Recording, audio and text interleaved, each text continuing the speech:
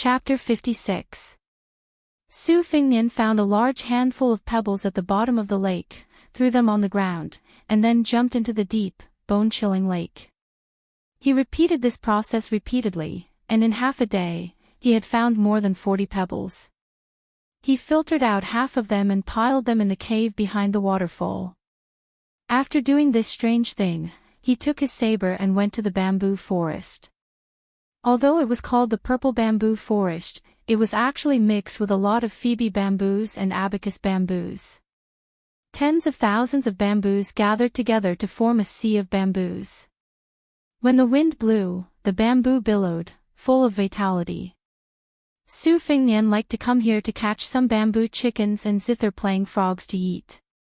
There was no reason for him not to take advantage of the situation. He heard from the bull rider that when winter came, the winter bamboo shoots here were the most delicious. Su Fingnian did not know if he could survive until that day. Wudong's #1 idiot lived in a simple bamboo house in the depths of the sea of bamboos. When he practiced his sword, he liked to walk on the waves above the bamboo forest. The power of his sword was like a wave, truly irresistible. As soon as Su Fingnian entered the bamboo forest, he took out the embroidered winter, always on guard against that sword maniac Wang Xiaoping's inexplicable sword. But today, for some reason, even when Su Fingnian saw the bamboo house, Wang Xiaoping still had not made his move. Su Fingnian's clothes were already soaked through. No wonder His Royal Highness was walking on thin ice. That sword maniac was a real idiot. He did not care about Beiliang's 300,000-strong cavalry, did not care about the Great Pillar State Su Shao, and did not care about the 4-character memorial arch at the foot of Mount Wudong. In his heart, there was only the sword. Therefore, every time he only made one move, Su Fingnian had to concentrate all his energy and be careful to deal with it. Wang Xiaoping slowly walked out of the bamboo house and sat on a bamboo chair. He did not carry the shinshu that was the treasure of the mountain. Su Fingnian returned the embroidered winter to its sheath and walked over to sit on the chair opposite Wang Xiaoping. The sword maniac who did not carry a sword was just a handsome middle-aged uncle with a stiff expression and plain Taoist robe. Wang Xiaoping became a Wudong Taoist very late. It was rumored that before he came to the mountain, he was a rich man's playboy who did not seek an official career. He was infatuated with beauties and swords. After he was hurt, he regarded beauties as a tiger and wolf. In anger, he spent all his family's wealth and joined Wudong.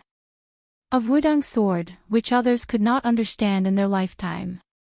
But, of Wudong's of Wudong. Of Wudong, sword, he. Of T sword of Wudong's. Wang's, and, of the T he. T. Of. Su Fingnian sat there for a few hours. He only saw the #1 fool of Wudong Mountain chewing the tea leaves slowly.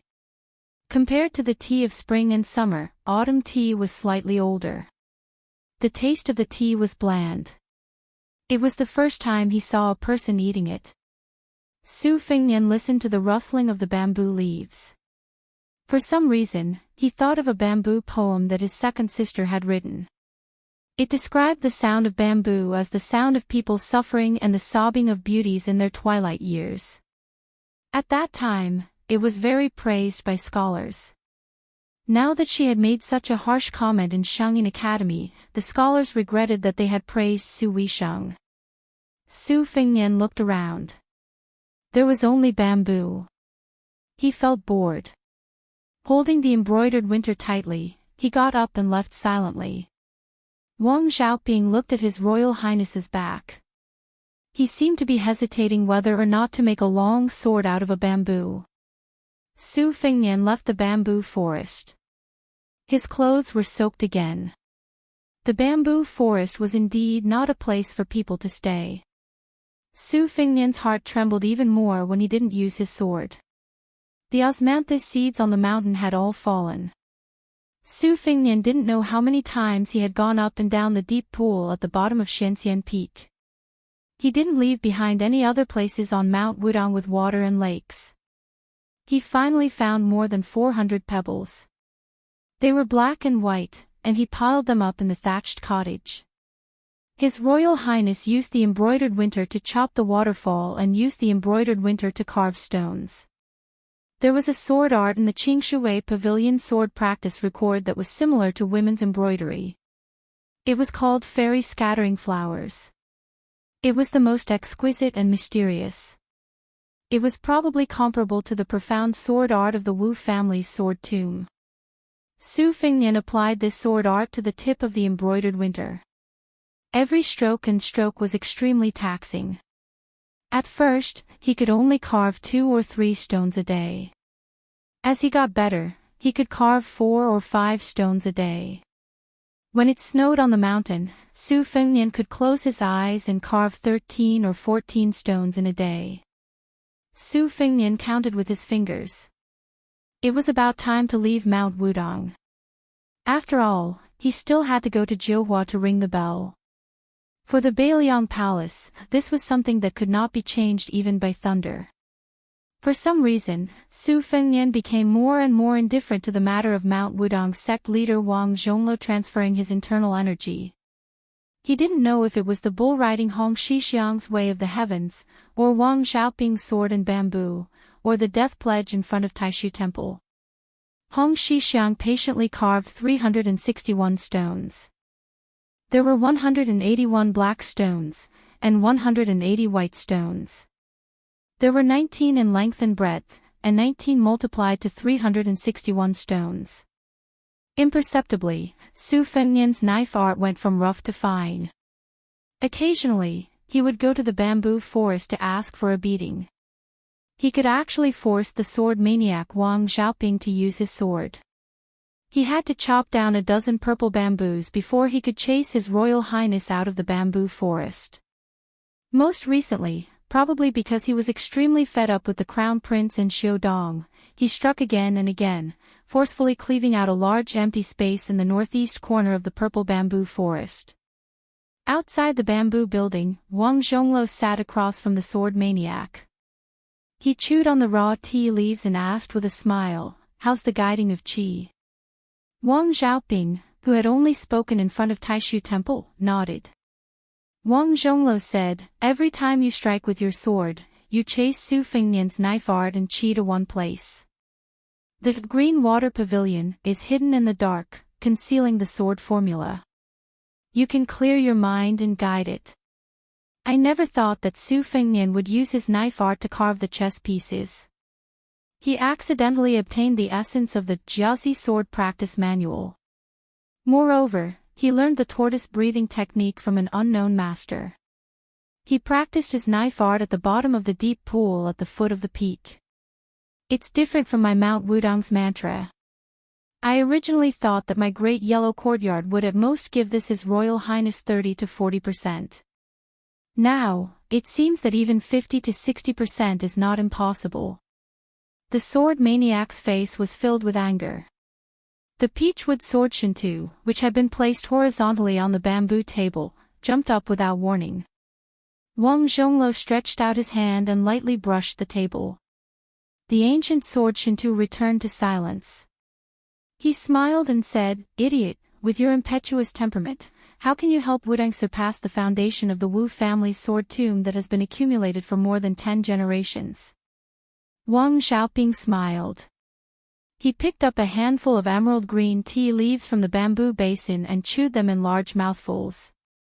Wang Zhongluo joked, "Do you really have the heart to let your little shitty carry the heavenly Tao of martial arts alone? In the end, Shixiang is only a young man who hasn't even reached 30. Aren't you afraid of tiring him out? Among us seniors who only have age but not comprehension, you are the closest to the heavenly Tao. Therefore, don't look at your unpleasant expression when you talk about Shixiang. I know that among the seniors, you think the most highly of this little shitty. Therefore, when His Royal Highness leaves the mountain, you have to be more diligent. Carry the burden and learn from Wu Luding of the Wu family's sword tomb. Walk around the East China Sea, the South China Sea, Bailiang, and the Western barbarians. Walk around and maybe your sword Dao will be completed. Sitting down and discussing the Dao is not a good way to put it. Wudang's number one idiot nodded. His gaze was lonely as he looked at this senior apprentice brother who spoke so casually. Wang Zhongluo saw this gaze and laughed heartily. It's just a small yellow court. Compared to Wudang's 1,000-year plan, what is it? Sword maniac Wang Xiaoping shook his head. He probably wanted to say that this yellow court was not small. Wang Zhongluo ignored this and chuckled. I had Xisheng secretly hide a few chess pieces. At this time, His Royal Highness probably couldn't find our little shitty. He can only bitterly go to the bottom of the pond to look for stones. I have to hurry. The sword maniac subconsciously reached out to grab the peachwood sword. The Wudang sect leader shook his head. He slowly got up and walked out of the purple bamboo forest. Wang Xiaoping sat in front of the bamboo building in a daze. He turned around and slashed down the bamboo building. Chapter 57. An expert would pay attention to qi, a dynasty would have its luck, and a sect would have its atmosphere. There were 3 sects in the world. Mount Longhu was highly regarded by the Liang dynasty and had been the leader of the orthodoxy for hundreds of years. Each of the 4 celestial masters was more profound than the other. Mount Longhu produced many geniuses, and almost every generation there would be 1 or 2 geniuses who had the potential to become the sect leader. In the last 100 years, there was Gu Hong, who wrote the Tai Chi Jindan, who denounced external alchemy as a heretical school. She wrote a voluminous 200,000 incantations, pointing the spearhead at Wudang, criticizing Wudang's danding pie until it was completely black and blue. 50 years ago, there was Qi Xuanjun who single-handedly slaughtered 6 demon sect protectors. It was a pity that until the demon-slaying platform of Mount Longhu, this Shinren was never able to compete with Wang Xinji. Otherwise, the title of number 1 wouldn't be empty. 30 years ago, there was a celestial master protector who was proficient in internal alchemy. He forcibly extended the old emperor's lifespan by 15 years. It was rumored that this was a method of exchanging one's life for another. This celestial master, who once said in his prime that he would live for 60 years, passed away before reaching 70. However, he brought 100 years of glory to Mount Longhu. 10 years ago, there was a debate between Buddhism and Taoism that lasted 100 days. In the end, it was decided by an unknown Taoist from Mount Longhu. His eloquence was brilliant, and his teachings were exquisite. The 2 Zen temples who had victory in their grasp could only admit defeat. As for Wudang, it seemed that in the last 100 years, there wasn't anyone or anything worth mentioning. Where did the grand atmosphere come from? If Wang Zhongluo hadn't cultivated the great yellow courtyard, this mountain would have been forgotten by the world except for the devout Bailiang pilgrims. There were still big and small lotus peaks, jade pillars, and the black tortoise. Today, Hong Shixiang was concocting pills with the oldest senior on the mountain, Song Jiming. However, it wasn't the blue cloud peak with the largest pill furnace in the world, but rather the little lotus peak. The bronze furnace was only half the height of a person, and it didn't consume much charcoal, sulfur, or dan stones. They didn't pick a good day, didn't build an altar or draw scrolls, and didn't set up any treasured swords or ancient mirrors to ward off evil spirits. From an outsider's point of view, it didn't look like they were concocting pills at all. But Song Jiming was extremely nervous, 100 times more so than when he was on the blue cloud peak. He squatted on the ground and personally controlled the fire, not even noticing that his 2 strands of white eyebrows were drooping to the ground. At Song Jiming's age, he had concocted countless pills, and many of them were sent to the hands of high officials and dignitaries through various channels, even to the imperial relatives in the capital. The Knowing Destiny pill was quite famous throughout the dynasty, but the old man knew that concocting pills was like cultivating the Tao. His comprehension was limited, and he lacked the perfect harmony of yin and yang. Therefore, when the Taiji Golden Pill was first published, Song Jiming could only smile bitterly, unable to refute it. But after little junior brother came up the mountain and read all the books, he found a new path. He didn't restrict himself to inner and outer elixirs, and cultivated both inner and outer elixirs. Therefore, in these years of concocting pills, it wasn't Song Jiming who taught Hong Xixiang how to subdue dragons and tigers, but senior brother who was willing to be the fire boy for little junior brother. In the eyes of His Royal Highness, this bull rider was the most idle person, but in the eyes of all the senior brothers, Hong Xixiang was the reincarnation of the Zhenwu great emperor who had a chance to turn the tide. In the eyes of the sect leader Wang Zhongluo, the 4,000-word deed of thorough comprehension was the most profound secret scripture in the 500 years of Taoism. How was it teaching people how to concoct pills? It was teaching people how to attain the supreme great Tao. Wang Zhongluo never hid anything, and it was precisely these 4,000 words that gave him the confidence to practice the great yellow court pass. There was also the fish technique that Su Fingnian learned, which was clearly the highest realm of combining the Jade Pillar mantra and Wudong swordsmanship. It wasn't found in the pavilion of scriptures as Hong Xixiang said, but was comprehended by this young Grand Marshal uncle in his boring daily divinations. It was the most compatible with the Tao of heaven. How would the young Taoist priest know how shocking his actions were? Perhaps even if he knew, with his cowardly character of being scolded by His Royal Highness every day as a coward, he would only nag that the bottom of the mountain was too scary, and that he wouldn't leave the mountain until he became number one in the world. Hong Xixiang furrowed his brows as he stared at the pill cauldron. He suddenly pulled senior brother Song and shouted, "Retreat!" Song Jiming knew something was wrong. No matter how precious a cauldron of pills that cost countless gold and silver was, how could it compare to junior brother? He immediately rolled up his sleeves, bringing Hong Xixiang with him as he swiftly floated backwards. With a boom, the pill cauldron exploded.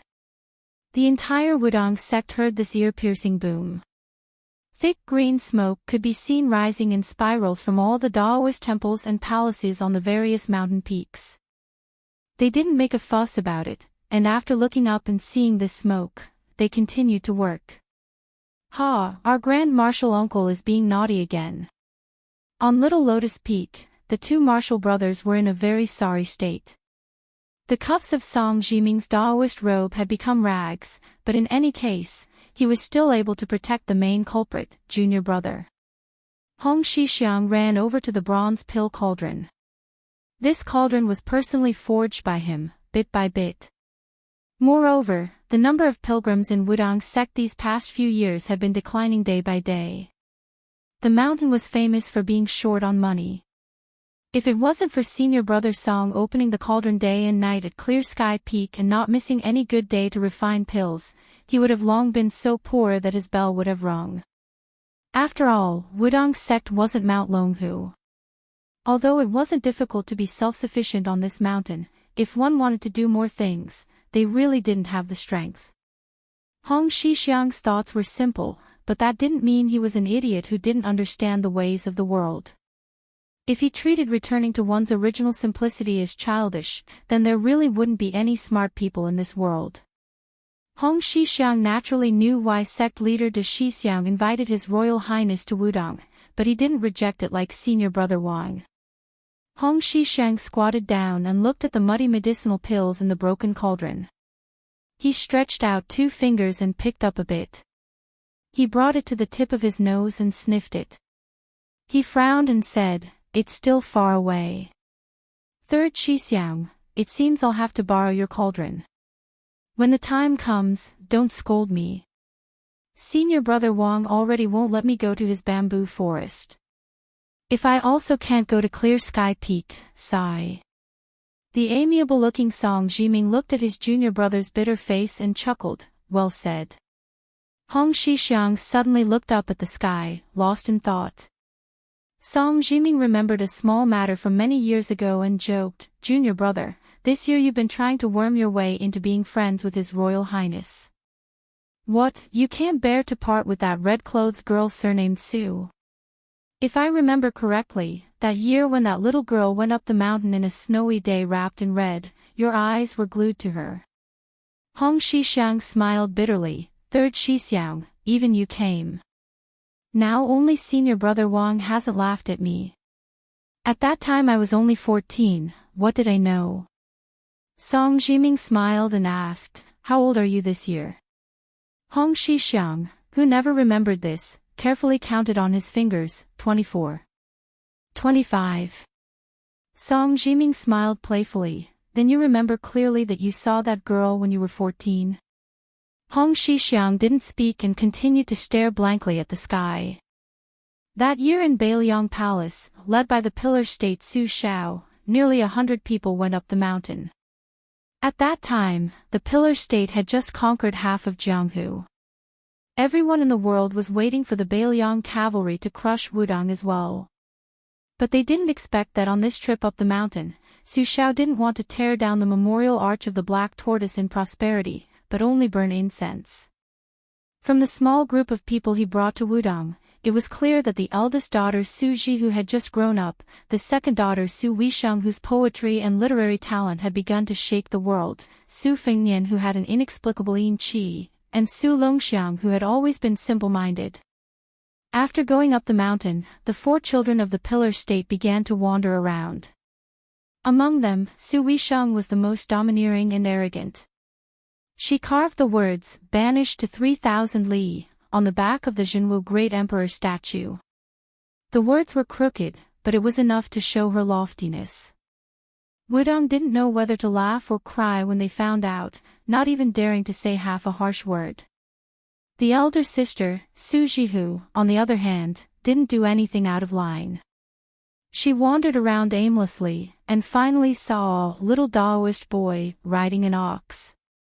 The first thing she said upon meeting him was, "Hey, little Daoist boy, how old are you?" The little Daoist boy on the back of the green ox thought for a long time with a red face. By the time he was sure of his age, the exceptionally eye-catching red-clothed girl in the snow had already walked away impatiently. Only Hong Shixiang, who was already the youngest martial granduncle of Wudong at that time, was left behind. He muttered, 14. The second time they met, she was about to get married thousands of li away in Jiangnan. The red-crowned crane circled in the sky. It was a paradise on earth. Near the turtle camel tablet on the little lotus peak, she saw Hong Shixiang. She smiled and asked, "Hey, little Daoist boy, this mountain is so boring. Why don't you marry me?" How interesting. His face was still red, and he couldn't say a single word. Afterwards, there was no afterwards. They never saw each other again. He only knew that her name was Su Jihu, and that she liked to wear a dazzling red dress. In the end, he only heard her mutter to herself one day, "I really want to ride a yellow crane." Hong Shixiang once again pinched his fingers. He made an exception and counted twice a day. He was counting whether or not he could leave the mountain in this lifetime. He was counting whether or not he could ride a crane down to Jiangnan. He didn't know that if he could leave the mountain in such a way that no one before or after him could do so, he would definitely be treated as an immortal. The peak of Wudong Mountain was shrouded in dark clouds. One could faintly hear the sound of thunder. Hong Shixiang suddenly raised his head and stood up, looking in the direction of the hanging immortal peak. Chapter 58. On the little lotus peak, Song Jiming discovered that his second martial brother Qinyao, fourth martial brother Yu Xingrui, and fifth martial brother Wang Xiaoping, who were in charge of the Tao of virtue and purity, had all gathered behind him. Together with his junior martial brother Hong Shixiang, they looked in the direction of the hanging immortal coffin. They saw a man riding an ox madly galloping towards the tortoise camel tablet. With a single leap, he stood on top of the tablet, his 10 fingers moving in a daze. Although his junior martial brother was unable to remember his own age, his attainments in the art of divination were profound. He was thoroughly familiar with the 4 classics of the Book of Changes, and had mastered them through a comprehensive study. In the field of divination, he was far superior to his senior martial brothers of the same generation. Even the headmaster of the previous generation, who had divined that the black tortoise would prosper for 500 years, admitted his inferiority. Sweat seeped out of Hong Shixiang's forehead as he fell onto the tablet. The group of senior apprentice brothers also became nervous. Yu Xingrui stood under the tortoise camel tablet and carefully asked, "Is there a change?" Hong Shixiang wiped his sweat and smiled evilly. "There's no mistake about it. It's just that this thunderstorm is smaller than I expected. It's not enough to scare those sneaky people from Mount Longhu." Yu Xingrui and the others felt as if a heavy burden had been lifted from their shoulders. They looked at each other and smiled. Their eldest brother had cultivated the Great Yellow Court and had already spread the word. Their arch-rival, Mount Longhu, naturally wanted to send people over to investigate. They hoped that Wudong's sect was just putting on a show of strength out of desperation, and that their eldest brother had quietly come out of seclusion. The people from Mount Longhu, who had been hiding on Mount Longhu since a long time ago, probably did not think much of it. They thought that Wudong's sect's so-called cultivation of the Great Yellow Court was just a publicity stunt. Their youngest brother was so angry that he purposely picked a day like today. It was Wudong's sect's Shenwu Demon Subduing Day, which happened once every few decades. The Dehuang Ting Pass, in short, was the formation of the Dehuang Ting Pass in the hut. The tortoise drew qi to the spiritual root, and the qi dynamic resonated with the heaven and earth. Daoist priests were called Jinren, from the ancient saying in the Dehuang Ting Sutra, "Immortals and Daoist priests are not gods, they accumulate energy and qi and believe it to be true." Only after cultivating the Dehuang Ting Pass could one be considered a Jinren. Nowadays, people like to call any Daoist priest a Jinren whenever they saw one. Buddhism and Taoism had been fighting for hundreds of years, but there was one thing that was extremely common, and that was that Buddhism and Taoism came from the world. They cultivated the ways of the world, and did not advocate the level of martial arts. Therefore, when Qi Xianzhu, who was widely recognized as having boundless supernatural powers, appeared in Longhu Mountain back then, his reputation was like the sun in the sky, but he only subdued demons and exorcised devils, and did not compete with Wang Xianji for fame. A few years ago, Wang Zhongluo broke the Kanglan Sea with one finger, and was listed as one of the top 10 masters by busybodies. Longhu Mountain despised and spurned him, and said a lot of unpleasant things in public and semi-public. Even the immature little Taoist children in Longhu Mountain were reciting a song about the Wudong sect leader. In this regard, Wang Zhongluo did not argue, and did not say anything. After breaking the river and saving the people who fell into the water, he went up the mountain to cultivate the yellow courtyard. Yu Xingrui smiled and asked, "Little junior brother, how much of the yellow courtyard can His Royal Highness achieve?" Hong Shixiang sighed and said, "About 50 to 60%. Yu Xingrui said in shock, "Then doesn't this child's internal energy surpass Wudong's?" Hong Shixiang shook his head and said, "That still needs a long time to digest." Chen Yao said helplessly, "These days, Wudong has spent a lot of effort to expand Su Fingnian's meridians and acupoints, wasting countless medicinal pills. It's like digging a deep pool in his body, and the sect leader's senior brother's internal energy is like the waterfall of the hanging immortal peak, rushing down, full to the point of overflowing. Absorbing half of it is already a great fortune. This is also good, big senior brother can still leave half of the yellow courtyard." Hong Shixiang still shook his head, "Not necessarily." Chen Yao was puzzled, "What do you mean?" Hong Shixiang revealed a secret that the sect leader Wang Zhongluo told him before he went into seclusion. Back then, sect leader's senior brother cultivated according to the acupoints of His Royal Highness, so no matter how much of His Royal Highness can accept in the end, big senior brother's yellow courtyard will only disperse, not a drop will be left. Yu Xingrui's face was pale. He muttered, "What should we do, what should we do?" Chen Yao smiled bitterly, "Why bother sect leader's senior brother? No matter how weak our Wudong is, we don't have to be so afraid of that great pillar country." Wang Xiaoping looked at the sky, turned around and left.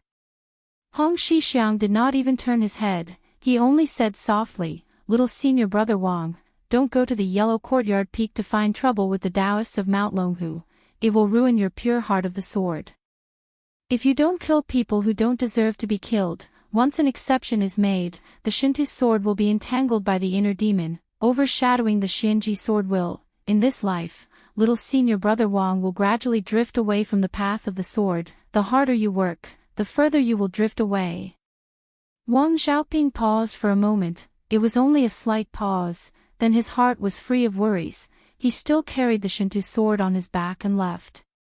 In the elephant washing pool, His Royal Highness, who had pierced into the deep pool to pick pebbles to use as chess pieces, slowly bent down and groped around at the bottom of the pool, except that his speed was slightly slower than walking on land. Other than that there was nothing unusual. The pool was 1,000 feet deep. It was even colder than the bottom of the lake in the prince's mansion. Su Fengnian thought that he had only learned how to swim. He did not know that this strange breath-holding was the same as the Taoist's return to the origin breath. Not to mention that Su Fengnian's internal energy was still thin, he still found the right path. The difference was huge. From afar, a mountain man could not compare to a mountain climber, but after climbing a mountain and not finding the path, he could not compare to a person who found the path. As for the thousands of paths up the mountain, which path to take and which step to reach, it all depended on fate, opportunity, and personal hard work. Su Fengnian picked up a dozen or so smooth pebbles. He was not in a hurry to float to the surface of the water. Looking at the scenery at the bottom of the pool was also very interesting, otherwise His Royal Highness would not often go to the bottom of the lake to visit the white-haired old man. It's just that the pool was deep and serene. The scenery he could see when he looked up or down was blurry. Su Fengnian did not know about the thunder and lightning on the summit of Mount Wudong. He only felt that the waterfall's power had increased a bit. The bottom of the pool was getting colder and more unbearable. Walking to the edge of the huge rock rooted at the bottom of the pool, Su Fengnian carried his spoils of war and sprinted to the surface of the lake. Above the elephant washing pool, a white waterfall poured down like a vase of guanine. Wudong sect leader Wang Zhongluo flew to the huge rock, bent his knees and sat down. Looking at the bottom of the pool, he smiled slightly. Closing his eyes. Gently exhaling, gently inhaling. The mist on the surface of the water rose and diffused. Chapter 59. As the leader of one of the three major Taoist sects in the world, the old Taoist priest did not have many ups and downs in his life. He was born poor and lonely. In order not to starve to death, he was sent to the mountain by his parents at the age of 12. Other than morning and evening classes, he was on duty at the Taishu temple. Every day, he swept the floor until the incense burned out. Day after day, year after year. At that time, his master, Cheningning, had not yet become the leader of Wudong, but he had more than 20 disciples. Among them, Wang Zhongluo's aptitude was below average. He was only willing to immerse himself in reading scriptures. When he swept the floor, he would hold an introductory classic. Only at the age of 24 was he qualified to read The Fortune of Pilgrims. At the age of 40, he could barely be considered to have achieved a small success in Taoism. Therefore, when the previous leader, Cheningning, passed away and Wang Zhongluo took over Wudong, the world was in an uproar.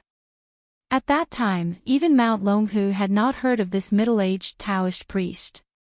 Unexpectedly, most of the immortals of Wudong's generation had amazing skills when they were young, but stopped when they were old. Only the inconspicuous Wang Zhongluo gradually reached the Great Way and skyrocketed. Wang Zhongluo waved his sleeves. His Taoist robe surged and fluttered. It actually managed to pull the waterfall that was falling down with great force over. The waterfall tilted like a bridge. The deed of thorough comprehension surpassed the Taoist classic, the verses of Old Man on the River, which proposed that the 5 viscera hid the spirit. It was in the first sentence, 3 parts, 8 scenes, and 24 spirits. The old immortal breathed into his dantian, closed his eyes and entered meditation. He was full of spirit.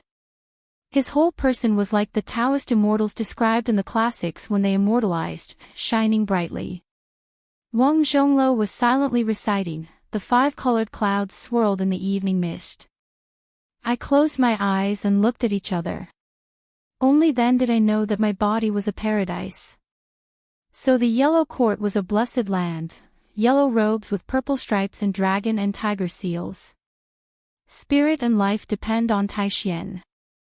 3 breaths, 2 breaths, and 4 qi are connected. The world loves grains and the 5 tastes. Only I eat the Taihe yin yang qi alone.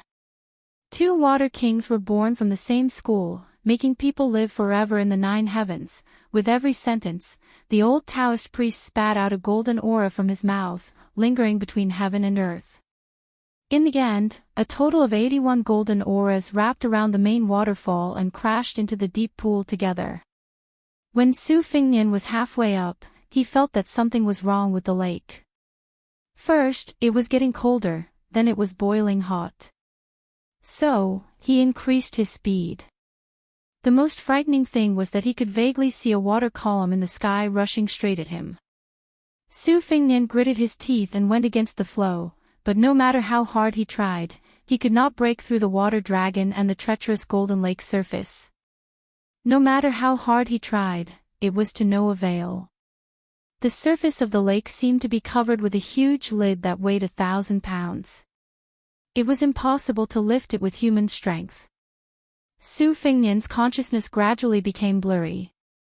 He still held tightly onto the pebble that he was going to use the green water pavilion sword formula to carve a chess piece. In his unconsciousness, he suddenly remembered the words of his second sister, Su Weisheng, who doesn't burn in the furnace of heaven and earth. He also remembered how he almost drowned in the lake when he was young and playful. He also remembered the first time he used a knife to kill someone. Was he going to die? Su Fingnian fainted. The pebbles in his hand fell to the ground. Wang Xiaoping went to Huangting Peak, but did not kill anyone. The 3 from Mount Longhu tactfully left the mountain. The sword maniac's sword was truly terrifying. It wasn't that the 3 of them didn't have the strength to fight back, but Wang Xiaoping had all the advantages on Mount Wudong. Her chances of winning were too slim. Wang Xiaoping came to the elephant washing pool and sat down with his eyes closed. The peachwood on his knees jumped and buzzed. His Royal Highness was held up by the golden aura. He floated above the waterfall crashing down on his head. Wang Xiaoping did not look. With his temper, he wanted to cut the waterfall in half.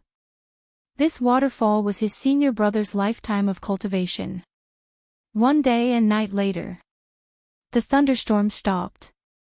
The atmosphere on the mountain was fresh. His Royal Highness was carried by Hong Xixiang to the hut. In the middle of his forehead, there was a red date mark. Wang Xiaoping went down the mountain with his sword. Hong Xixiang and Wang Zhonglo came near the tortoise camel tablet. The old Taoist priest looked normal, but Hong Xixiang knew very well that his senior brother was in his twilight years. He had at most 2 or 3 years left. The young martial granduncle said bitterly, "Must Wudong rise like this?" The old Taoist priest said calmly with a smile, "Not necessarily. It's just that whether I cultivate the great yellow courtyard or not, what's the benefit to Wudong? We can't always stand in the latrine and not take a shit. Having me as the Taoist priest is really a big use for a small talent. You have a light personality that goes with the flow. Me doing this can give you a bit of pressure. It's always a good thing. Look, even your little senior brother Wang has gone down the mountain. If nothing goes wrong, with his talent and this trip, he will be able to suppress the Wu family sword tomb. When the time comes, you'll be on the mountain and he'll be at the foot of the mountain. Let's not talk about our master's black tortoise will rise for 500 years. In any case, we'll have more incense money. You've been wearing this Taoist robe for 7 or 8 years and you can't even bear to change it. When the time comes, you'll be able to change into a new one." Hong Xixiang squatted on the ground and sighed again and again. He said helplessly, "You only dare to say this to me. If the other senior brothers hear this, they'll be angered to death. The old Taoist priest laughed loudly, without any dispirited or dejected expression. Hong Shixiang was silent. He held his chin and looked at the distant mountain in a daze. Wang Zhongluo said softly, Su Fengnian's evil tendencies are strong, but he's not a bad person. I won't say much about your association with him. I'm just afraid that in the future, Jianghu and the imperial court will not be peaceful. Hong Shixiang said softly, I can't control that. Wang Zhongluo sat beside his junior brother and said guiltily, once I let go, you won't be able to leave the mountain for the time being. Do you resent your senior brother? Hong Shixiang laughed, of course I resent you. But if you don't let me be the sect leader, I won't resent you. Wang Zhongluo snorted, don't even think about it. If you resent me, then resent me. When the time comes, I won't be able to see or hear you. Go ahead and resent me. Hong Shixiang shook his head, senior brother, can't you act like a sect leader a little? The old Taoist priest did not agree. He was not those old fellows of Mount Longhu. Everyone below immortals were humans. Seniority and status were all empty things. If one could not uphold virtue and stand up for himself, everything was just an external object that could not be brought into the coffin. Why bother to put on a stern face and look at people for decades? Wang Zhongluo suddenly said softly, Junior brother, let's have a competition. It's been many years since we've had a competition. It's a competition. Hong Shixiang looked as if he was facing a great enemy. He said nervously, that's not good, right? The old sect leader tried to goad him, you don't dare. Hong Shixiang said with youthful vigor, then let's have a competition. Two of Wudang's most senior Taoist priests were at the edge of Little Lotus Peak's cliff, doing a shocking thing. Peeing. The old sect leader sighed, back then, I peed 10 feet in the wind, but now I'm old and my shoes are wet. I'm old, I can't help but admit defeat. Hong Shixiang laughed loudly, how is it? Farther than you, right? The old sect leader patted his junior brother's shoulder and said earnestly, this matter, when Master lost to me back then, he told me that if I lose to junior brother one day, I can put down my burden. Hong Shixiang's face was bitter. The old Taoist priest looked into the distance and sighed, it's not about the height of the mountain. It's a pity that I won't be able to see the day when Wudang prospers. Hong Shixiang nodded and wanted to sneak over to pat his senior brother's shoulder. There was a bit on his hand just now, he had to wipe it clean. Why did his senior brother pat his shoulder? Hong Shixiang was clear about it. The old sect leader skillfully dodged and said angrily, your Taoist robe is older than mine. Senior brother's is brand new. Hong Shixiang withdrew his hand and said angrily, that's too unfair. The Wudang sect leader laughed heartily and left Little Lotus Peak. From afar, he said, Junior brother, if you really go down the mountain in the future, you have to be more imposing and give your senior brother some face. Chapter 60. When Su Fengnian woke up, he had a splitting headache. He sat up shakily and picked up the bamboo flask from the bedside to drink some spring water. He went to the table to pick up the celadone bottle and poured in the last 2 pills. He drank the cold water from the bamboo flask in one gulp. The headache lessened and he immediately felt refreshed. He caught a glimpse of the embroidered winter saber lying on top of a pile of secret manuals. He reached out to grab it and heard the saber vibrate with the sound of metal and stone. Only then did he realize that the Jinqi in his body was circulating and nourishing his bones, as if he had endless strength. Su Fengnian subconsciously wanted to pull out the saber, but he suppressed this impulse. When he arrived outside the hut, he saw the bull rider making a fire in front of the stove and cooking a pot of winter bamboo shoots. Su Fengnian asked, did you steal those chess pieces of mine? The young Shishizu pretended to be stupid and said, I don't know. Su Fengnian frowned. Before he even pulled out his saber to threaten him, the bull rider ran away with a guilty conscience. He had dug out 2 to 3 caddies of winter bamboo shoots with great difficulty, but running for his life was more important. He did not have time to care about the delicious winter bamboo shoots. Su Fingnian walked to the stove and cooked the winter bamboo shoots. He picked up a pair of chopsticks and slowly ate it clean. Only then did he go to the cave under the immortal hanging peak and found a small pile of uncarved pebbles. He must have been the bull rider to make up for his mistake. He smiled and sat down against the wall. Following the superior sword style described in the Green Water Pavilion sword practice record of Jia Zi, he used the embroidered winter saber to carve the chess pieces. However, the first strike was too fast and the hard pebbles were cut in half. Su Fingnian was stunned for a moment. He was no longer in a hurry to use the saber. He sat down cross-legged and meditated, breathing in and out. Along the way, Su Fingnian had already noticed that his 5 senses were unusually sensitive. At this moment, he felt that the divine qi in his body was abundant and clear. He felt a bit of a mysterious empathy for the Taoist chant of breathing in and out is embryonic breathing. Su Fingnian opened his eyes and said to himself, "This is the great yellow courtyard." The bull rider cautiously appeared at the entrance of the cave and smiled. "This is the great yellow courtyard. His Royal Highness can't be wasted." Su Fingnian mocked himself, what a waste. The one riding the bull shook his head and laughed, "You said that too early." Su Fingnian calmly said, "There are several hundred books in the thatched cottage. If I give them all to Wudong, will you accept them?" The young grandmaster laughed foolishly. "Keep." Su Fingnian laughed and said, "From now on, I will give Wudong Mountain 1,000 taels of gold as incense money every year. Do you dare to accept it?" The one riding the bull thought for a moment and smiled bitterly, "I wouldn't dare." Su Fingnian laughed it off and waved his hand, indicating that the bull rider could disappear. Hong Shixiang left the room and walked back in. He said softly, "His Royal Highness, don't hold a grudge against me for stealing your chess piece." Su Fingnian said softly, "Get lost." Su Fingnian spent half a day getting used to the strength of the knife. Then he went to carve the chess pieces. The shape was round and smooth. Looking at the 2 piles of black and white chess pieces, he let out a long sigh of relief. He accidentally blew the chess pieces into a mess and the black and white pieces mixed together. Su Fingnian scolded him in the Western Shu dialect.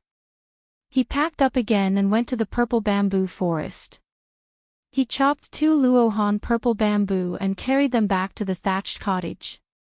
After splitting them, he spent a day weaving 2 chess boxes. To be able to do this, he had honed his mediocre skills from 3 years of traveling and weaving straw sandals.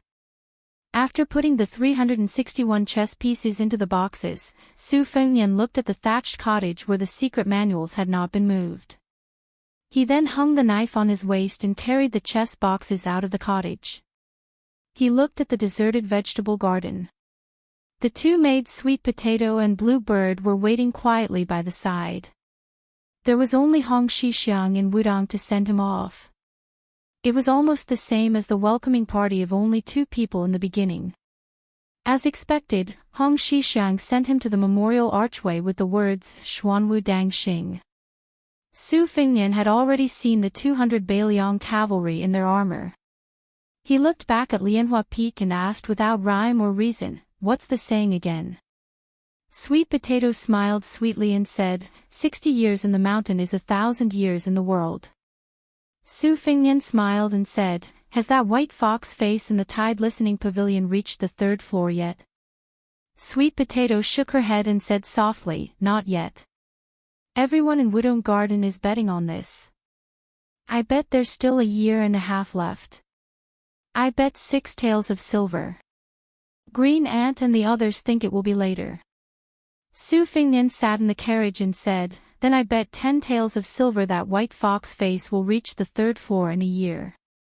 Sweet Potato massaged His Royal Highness' shoulders while Su Fingnian leaned against her chest. He opened the chess box and rubbed a chess piece with 2 fingers. He closed his eyes and said softly, "More important." Sweet Potato, whose natural body fragrance would fade in the winter, made a sound of agreement. Her eyes glanced at Bluebird and Widow Garden, who did not get along with her the most. Bluebird did not say anything. She only looked at His Royal Highness's forehead. Her eyes were bright and full of spirit. The thoughts of her 2 personal maidservants were unspoken. The 200 cavalrymen entered Liangzhou. The people on the main road consciously dispersed. Su Fingnian stopped the carriage halfway and asked Sweet Potato to buy some soy sauce beef to satisfy her appetite. The cooked meat here was the most delicious.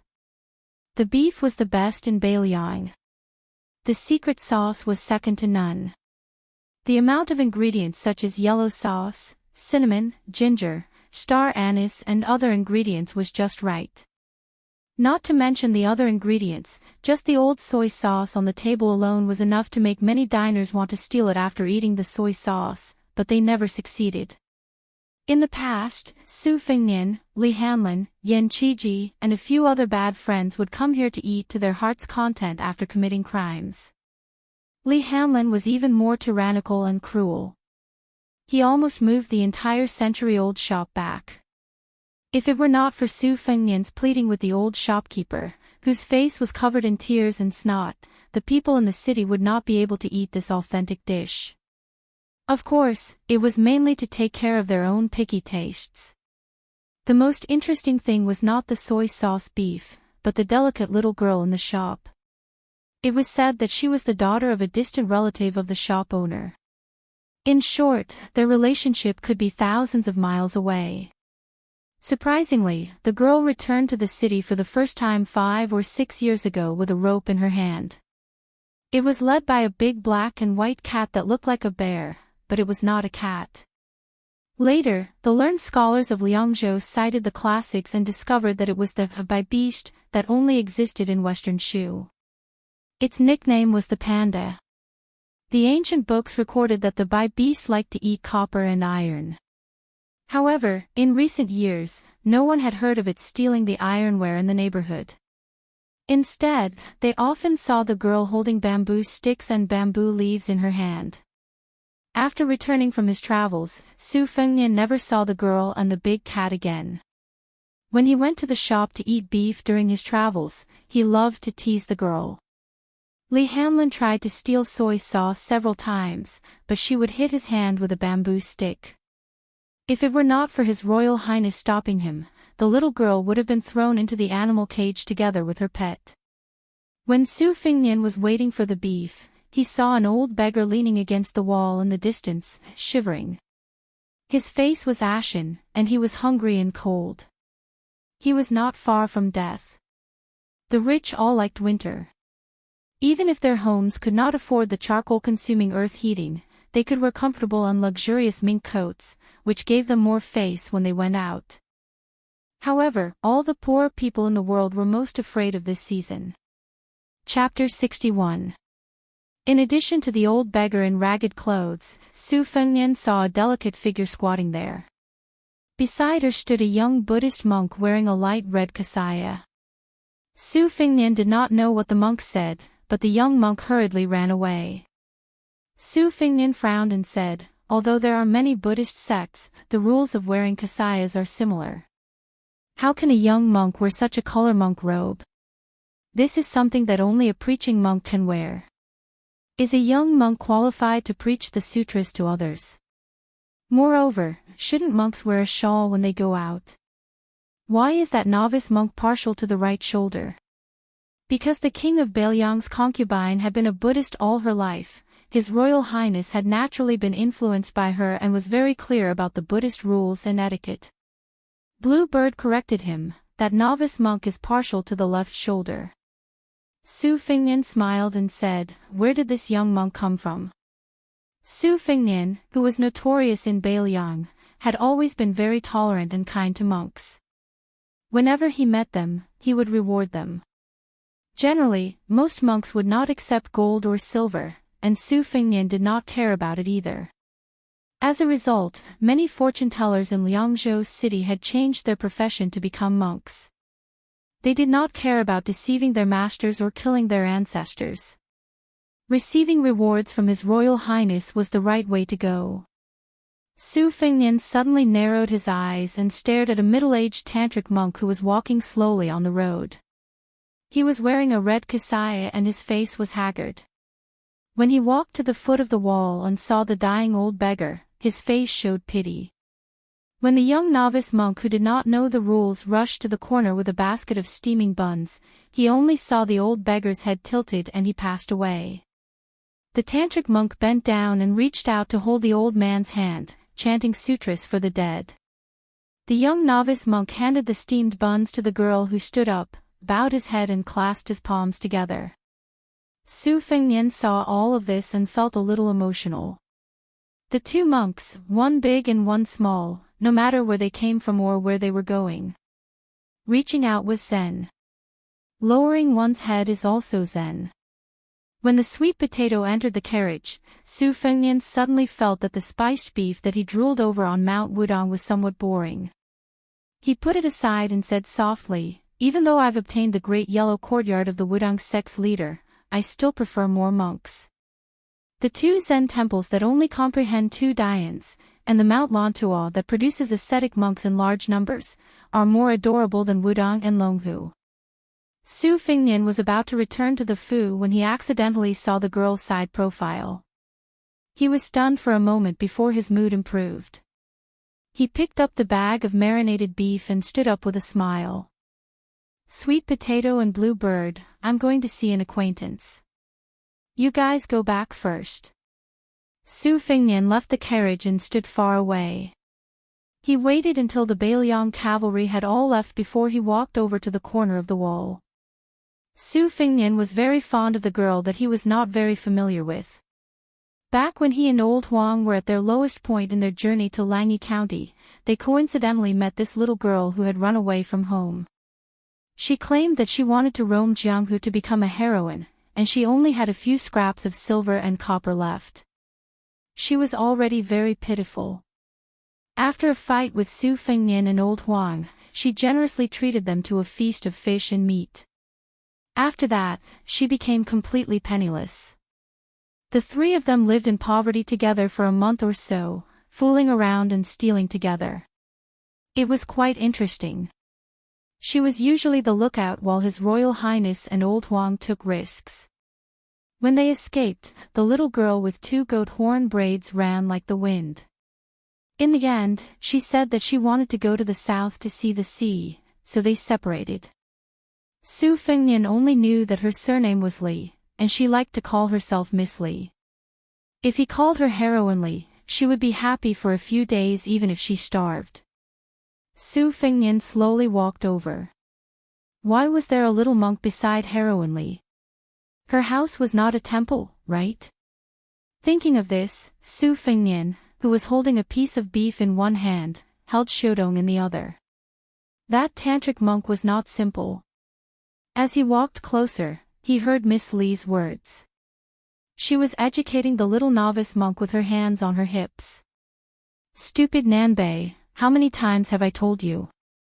You can call me Dong Dong or Cici, but you are not allowed to call me Thing. Thing, thing, thing, thing, doesn't it sound bad?"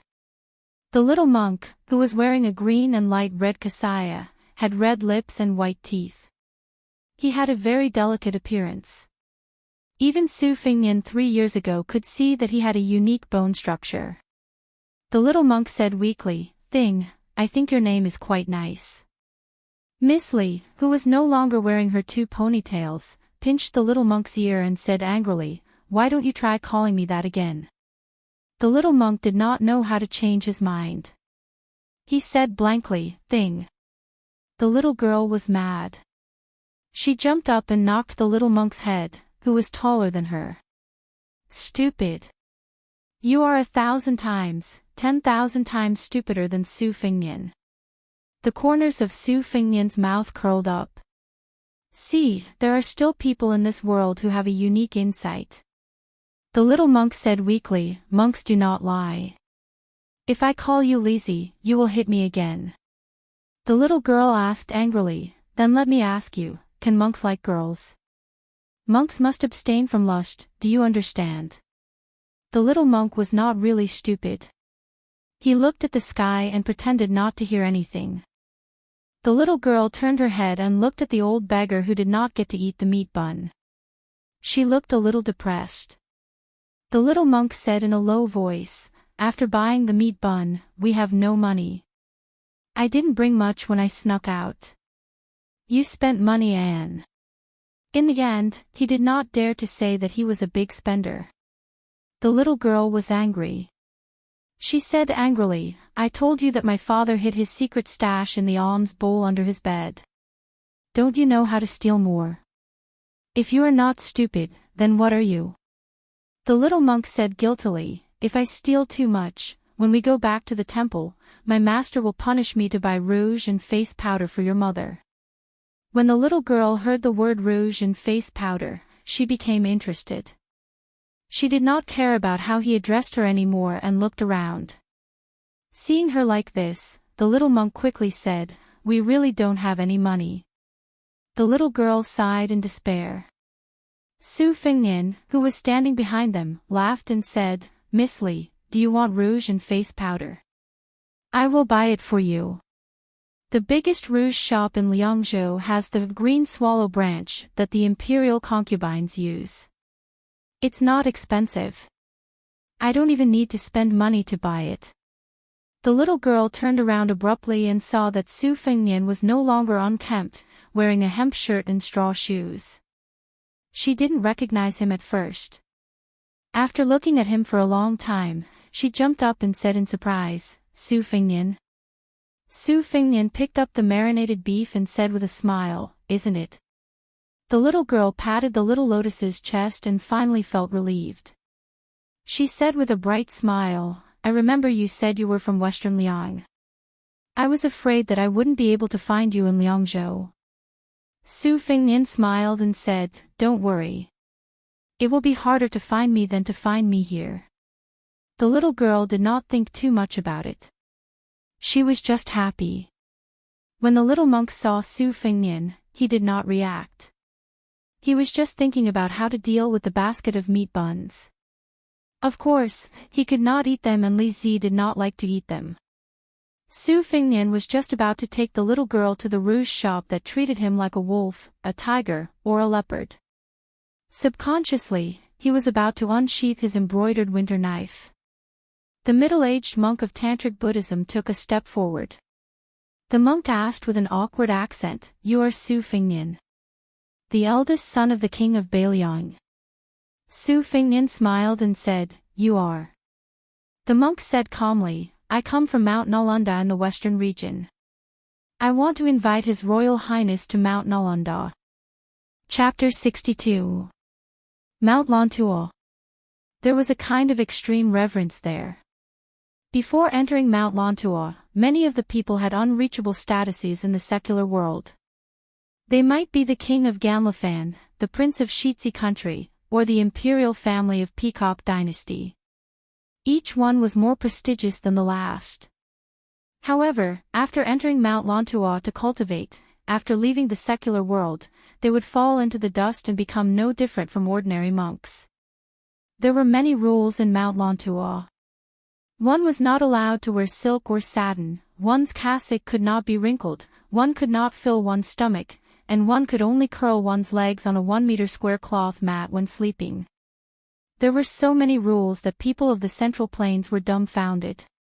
His Royal Highness had heard about the legends of Mount Lantuo. For example, there were traveling monks who saw a lost item on the side of the road. They would draw a circle around the item and then sit on the side. Often, they would wait for several days in vain. However, generally speaking, no one would be greedy for something that was drawn in a circle by a monk of Mount Lantuo. Furthermore, there was an old monk who had been imprisoned for 34 years in Mount Lantuo. The problem was that no one knew what the reincarnation of the living Buddha was waiting for. Therefore, monks who had cultivated in Mount Lantuo had a golden signboard embedded in them. They were popular everywhere.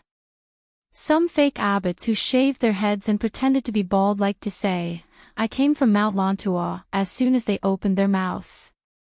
Cultivation in Mount Lontua was extremely difficult and strict in accepting disciples.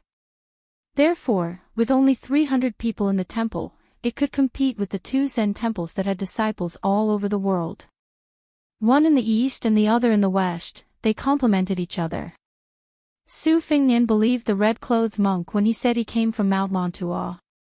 Half of it was because he had just reached out and recited the sutra, and the other half was because he felt the monk's chi flowing eastward like a great river. Judging from the monk's words and actions, he was as still as a mountain, but inside, he was like a river rushing into the sea. Although Su Fengnian had a good impression of Mount Lontua and the monks, there was no room for discussion if they wanted to kidnap His Royal Highness to the western regions. Therefore, he smiled sinisterly and asked, "What if I don't go?" The embroidered winter saber was about to be unsheathed. Su Fengnian was confident that this first strike would be able to break an entire wall. Who would have thought that the monk would only say in a lukewarm tone, "I can wait." Su Fengnian habitually rubbed the hilt of his saber with his thumb and asked, "Wait?" The solemn-looking monk circled around Su Fengnian and then quietly retreated into the distance. He had no intention of kidnapping or stopping His Royal Highness. Not only did Su Fengnian find it absurd, but even the little girl who was watching the show could not understand. She felt that the monks at home who freeloaded on food and drink were more interesting. That rotten mountain was too boring. The little girl finally came back to her senses. She looked at Su Fengnian and asked in a low voice, "Su Fengnian, are you that whose son? Then aren't you His Royal Highness?" Who was it? It must be Su Shao. Whether it was Taoism or Buddhism, men or women, old or young, as long as one was in Jianghu, it seemed that no one dared to call the name of the great pillar state Su Shao. He secretly paid attention to the flow of qi of the great monk of Mount Lontua. This was the so-called bull riding. Su Fengnian, who was still holding the spiced beef, asked with a smile, "Are you afraid? Do you regret knowing me?" The little girl laughed 3 times, but it seemed like she was emboldening herself. Su Fengnian found it very interesting, but he did not expose her. In the past, when they were in Jianghu together, when they encountered a situation, this little girl would always lose but not lose. She was the fiercest when she scolded people and ran away the fastest. The little monk said weakly, "Let's go. Anyway, we've already seen him. If we don't return to the temple, master and mistress will fight with the abbot again." The little girl looked at Su Fengnian and then at the little monk. She seemed to be making a difficult choice between going home and going back. Her limpid eyes subconsciously rolled around the fragrant spiced beef. Su Fengnian did not want to make things difficult for this simple-minded little girl. Without saying anything, he handed the spiced beef to the little girl and turned to leave. "Wait for me for a moment. I'll eat the beef first and let Su Fengnian give you a ride. There's no reason for you to go out of the city with an empty stomach after arriving in Liangzhou." Su Fengnian walked toward the rouge shop in the east of the city. As he passed by the beef shop, he saw a much taller girl with a still young face. She was holding a bamboo stick and sitting on the door sill looking at him. His Royal Highness was in a hurry to buy rouge, so he did not greet him.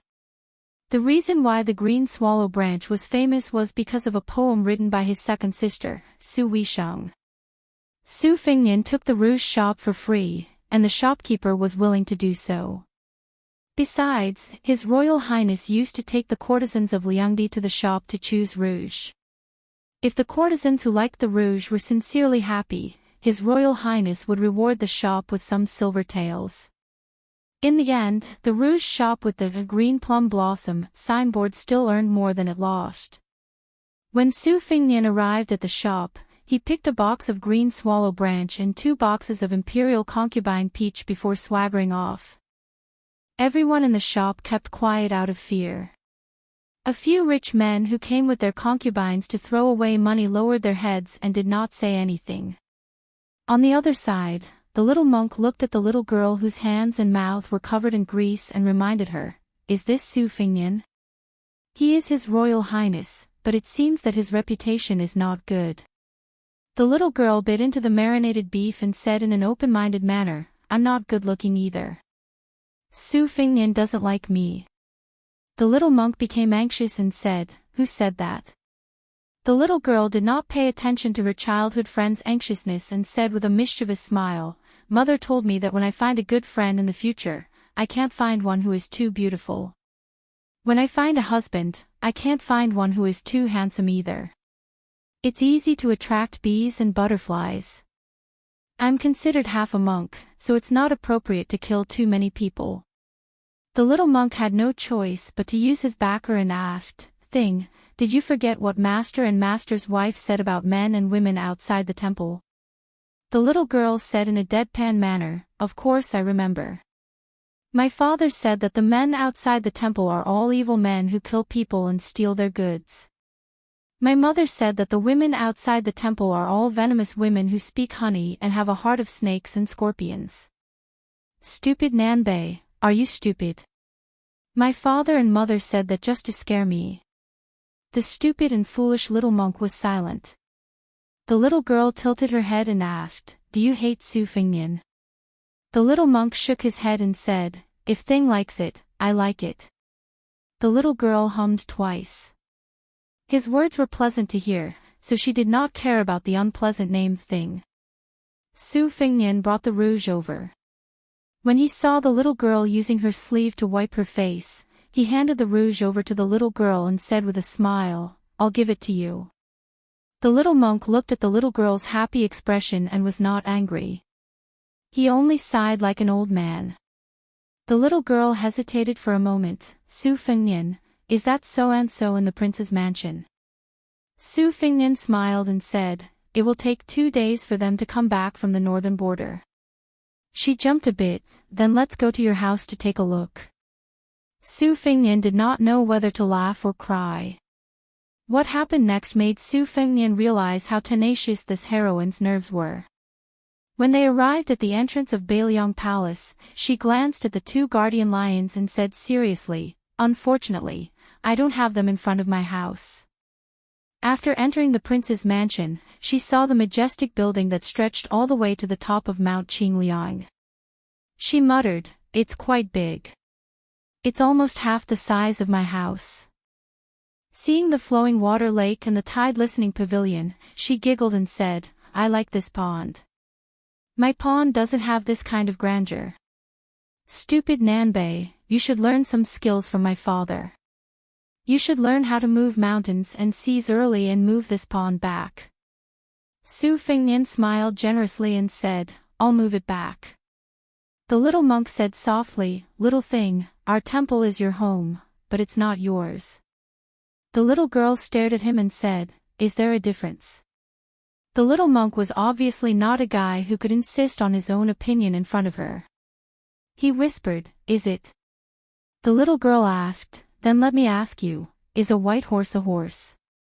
The little monk, who thought that he had mistakenly boarded a pirate ship in the temple and learned Buddhism from his master, was even more uncertain. He repeated, Is it? Su Fingnian had arranged for the 2 children to stay in a courtyard near Wudong Yuan, which showed how much importance he attached to the little girl. Along the way, Su Fingnian did not dare to look at her too much, for fear that he would frighten this little heroine who always liked to talk nonsense. Since he did not look at the little girl, he could only observe the little monk. The green and light red kasaya was unmistakably the attire of the preaching monks in Buddhism. Although it could not be compared to the scarlet and purple robes bestowed by the imperial court to the eminent monks, it was still quite rare. Those who wore this kasaya had 3 great virtues on their body: the protection of the heavenly dragon, the worship of all living beings, and the respect of Luo Cha. Su Fingnian became more and more curious about which temple was the little girl's so-called home. Su Fingnian sat in the courtyard. The little girl was very happy with her residence and excitedly ran around the house. The little monk, whose kasaya was not on the right shoulder but on the left, squatted beside a swing and stared at the clear sky in a daze. Sweet Potato quietly came behind His Royal Highness. After going down the mountain, Su Fengnian had already learned that the white-haired old man had defeated the hero Wei Beishan who used the Zamadeo. Both of them left Bailiang. In the Wulin world, the Xianyuan family had been struggling at death's door under the suppression of Yuan Zuozong and Lu Qiu. The little butcher Chen Jibao had gained great military merits at the border. Su Xiao was about to return to the mansion.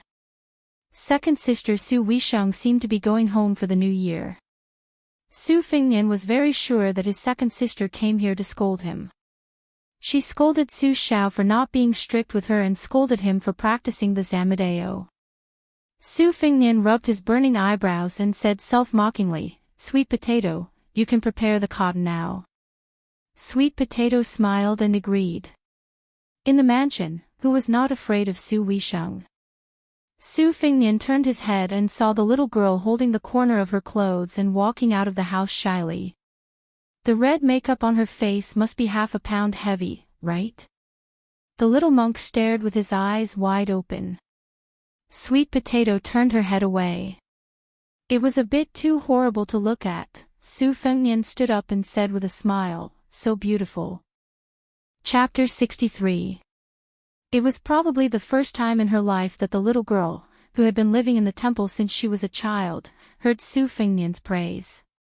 She felt relieved after putting on rouge for the first time in her life. Just as she was about to laugh, the rouge on her face fell. She felt sorry for her, so she put on a straight face again and stood timidly by the swing. The little monk was dumbstruck. He probably did not recognize that the fairy in front of him was the girl he liked the most. As the head maid of Wudong Garden, Sweet Potato was good at drawing eyebrows and applying rouge. Seeing the little girl wasting God's gift and Royal Highness helping the villain, Sweet Potato did not dare to laugh. She could only stand further away. Although the little girl's appearance, temperament, and behavior were ordinary, she was still a distinguished guest invited by His Highness. She could not be disrespectful. Su Fengnian still had to go to the Tide Listening Pavilion, so he asked Sweet Potato to slightly correct the little girl. A few boxes of rouge money were nothing. They could not really go out and scare people. It was still okay in the daytime, but at night. Before going to the top of the pavilion to see his masterly Ishan, Su Fengnian went to the second floor to find White Fox's face. He was standing on the ladder and reading the secret manuals on the bookshelf. His spring thunder saber was hanging on his waist with a red string tied to the hilt. The books that Su Fengnian brought to Wudong from the library were all picked by White Fox's face. Although both of them practiced the saber, White Fox's face was much better than Su Fengnian in terms of saber skills and attainment. Their cultivation was just like at this moment, one was at the bottom of the ladder and the other was at the top of the ladder. White Fox's face was very focused. No matter what he did, he strived to see through to the end. Su Fengnian waited for him to finish reading the secret manuals. White Fox walked down the ladder and looked at the idiot Su Fengnian whom she had not seen for a year. Finally, her eyes focused on the spot between His Royal Highness's eyebrows. Su Fengnian's appearance was undoubtedly very outstanding. He had the typical red phoenix eyes and silkworm eyebrows. When he smiled, he looked even more charming and elegant. It was just that he met White Fox during his travels when he was at the lowest point of his life. However, when he occasionally washed his face in the stream, even White Fox would be surprised. This idiot's appearance was indeed good, but his temperament did not match. Now, practicing the saber by hook or by crook seemed to be different. What exactly was the difference? White Fox did not ask any questions. Instead, he slashed out with his spring thunder in a domineering manner. Xiaodong, which was originally born from the same root, took the opportunity to strike down. When White Fox's face saw that his attack did not work, he exclaimed in surprise, "Did you learn the superior swordsmanship in Wudong?" Su Fengnian, whose right hand was numb from holding the saber, slowly put Xiaodong back into the scabbard. He smiled and said, "No, I didn't." It's just that Taoist Ox Nose gave me a book called Qingshui Pavilion Sword Practice Manual. When I was bored, I used the sword moves in it on my saber skills. Are you interested? This is a secret manual of Wudong swordsmanship. I can't bring it down the mountain, but I've memorized the contents. Can I make a copy for you? White Fox Face nodded his head without hesitation. Su Fingnian followed him to the corridor on the second floor. White Fox Face said softly, the world of the old 9 kingdoms of the Central Plains was almost the world of the rich and powerful families. The aristocrats were numerous. King Langjie, Jiayang Xie, Wukong Yao, Belinkui, Lujiang He were all rich and powerful. If the pillars of the country only destroyed cities and countries, killed hundreds of thousands of surrendered soldiers, stabbed or hanged the emperor of the enemy country to death, these would not be a big deal in the eyes of some people. However, Su Xiao did what he did to Mount Tai to surpass the North Sea. He destroyed nearly half of the 10 rich families. The entire Wukong Yao family of the southern Tang, regardless of age, died. The He family of the Donghua Lujiang only had about 20 orphans and widows left. Su Fingnian was puzzled by White Fox Face's words. He said, I know all these. Master mentioned them before. White Fox Face smiled and said, don't worry. I'm from the Nangong family of Beimang. I have no grudges with you. I'm telling you this because I want to talk about the 9-grade system that has been maintained by the aristocrats for 200 years. Su Fingnian nodded and said, the masters in the world now seem to follow this system to rank. It saves effort. White Fox Face said softly, like the number 1 in the world, under normal circumstances, the 9-grade system does not rank the upper grades. In the eyes of the world, only the saints are qualified. Su Fingnian smiled and said, yes, but I heard that a few decades ago, there was a scholar of the Xia family who was talented and outstanding. His martial arts attainments were even more extraordinary. He and my master commented on the rivers and mountains. Li Shan commented on the generals and rouge. The mainstay of the Xia family commented on the martial arts, which was even more important to the people of Jianghu. As for the literary commentary, he only finished half of it and died. My second sister seemed to have the intention to continue the commentary. However, she also said that she was unable to do it for the time being. There was still a long way to go before the great talent of the Xia family. The limelight of the northern Xia and the southern Li had attracted the attention of the world back then. White Fox Face said calmly, that person is my father. He's dead. Those who are on the martial arts ranking list want to kill him. Those who are not on the martial arts ranking list also want to kill him. There's no reason for him not to die. Su Fingnian was shocked. He smiled bitterly and said, no wonder you want to be the number 1 in the world. White Fox Face looked at Su Fingnian and said slowly, your moves are now at the middle lower grades, the blade force is at the middle upper grades, and the inner strength is at the lower grades. It's not impossible for you to catch up with me. Su Fingnian was stunned. Really? White Fox Face's lips curled up slightly. If I stagnate after the age of 40, it's possible for you. Su Fingnian leaned on the railing and said softly, you're still as honest as ever, just like old Huang. White Fox Face glanced at the winter embroidery blade that was not covered with dust. The last bit of regret in her heart disappeared. She said softly, how many more years can you fool the world? Chapter 64. Su Fingnian sighed, at the very least, I'll have to wait until I completely take over the northern Liang's 300,000 cavalrymen. If I wasn't a prodigal, how could that person in the capital sleep peacefully? If he couldn't sleep peacefully, how could he let the Su family sleep comfortably? After all, this entire world was still under his control. Su Xiao had accumulated this family business, so he could go against all the scholars in the world and become enemies with the Jianghu. There were not many reliable allies in the imperial court. Over the years, northern Liang had been constantly divided. Yan Qiji's father, who hurriedly received the imperial decree and rushed to the capital, was not the first, and definitely not the last. Li Shan said that if I'm too smart, I won't live long, or at least I won't live a happy life. The best outcome is to go to the capital as a hostage. But if I'm too stupid and overdo it, the Bailiang cavalry will disperse before Su Shao dies. To put it simply, even my 800 cavalrymen only know about Qin Jibao. They don't care about His Royal Highness at all. White Fox smiled and said, every family has its own difficulties. It seems that the aristocratic families are even more so.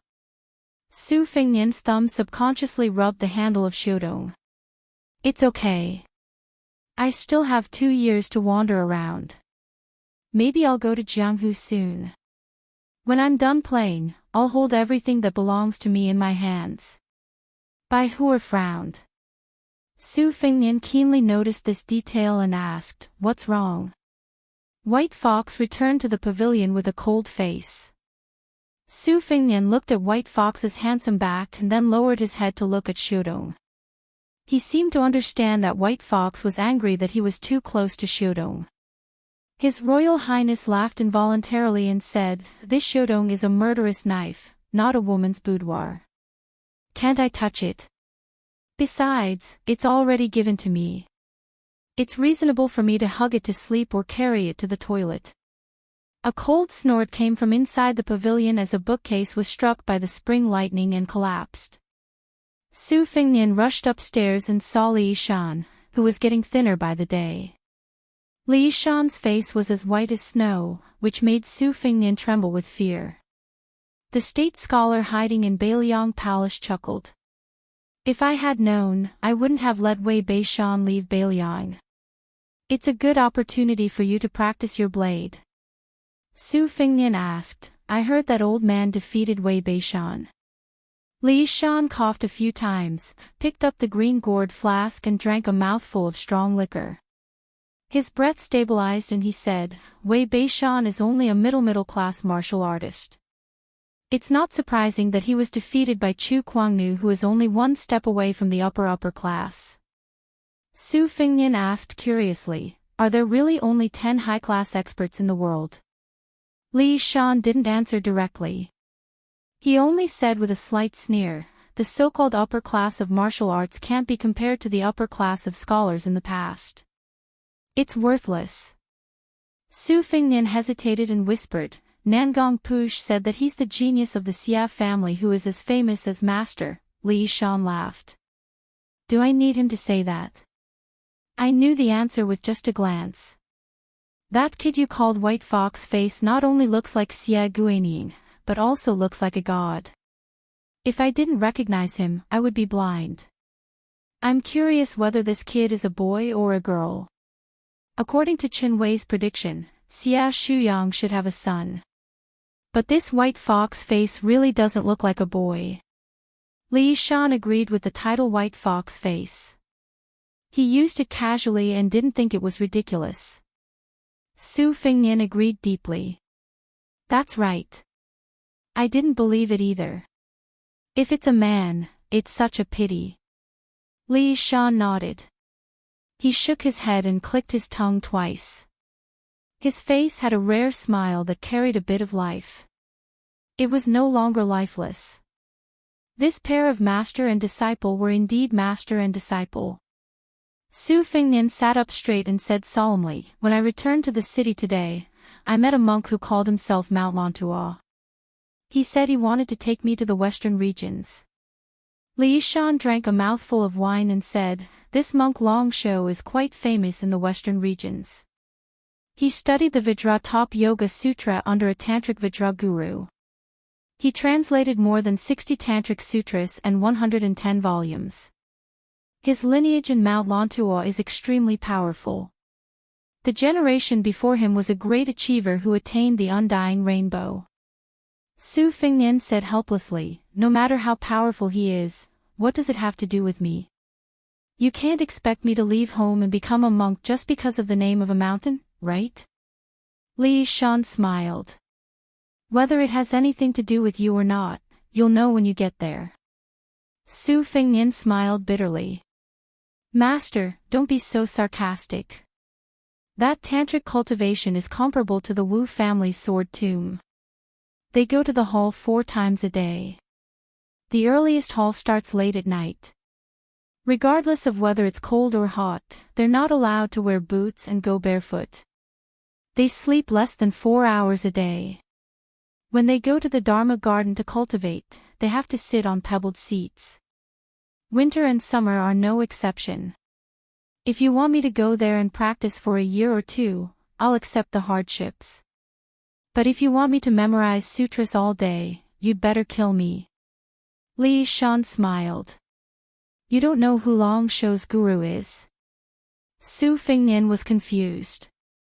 Li Shan laughed. This person is the only female tantric guru in Mount Lontuo. It's said that not only is her dharma boundless, she's also extremely beautiful. She's known as Guanyin in the human world. She can attain the Tao after dual cultivation. After Su Fingnian recovered from his shock, he smirked. If that's the case, it's best if she has something to do with me. Li Shan's smile was strange. Su Fingnian asked cautiously, what's wrong? Does this Guanyin Bodhisattva of Mount Lontuo kill without batting an eyelid? Li Shan shook his head. What a merciful heart. Su Fingnian was even more curious. Li Shan laughed and coughed. This Bodhisattva is 42 years old this year. She's exactly twice your age. What a coincidence. Su Fingnian stood up abruptly and was about to go out with his saber to fight the death monk of Mount Lontuo. Chapter 65. To the common folk, Mount Lontuo had 2 things that tempted them the most.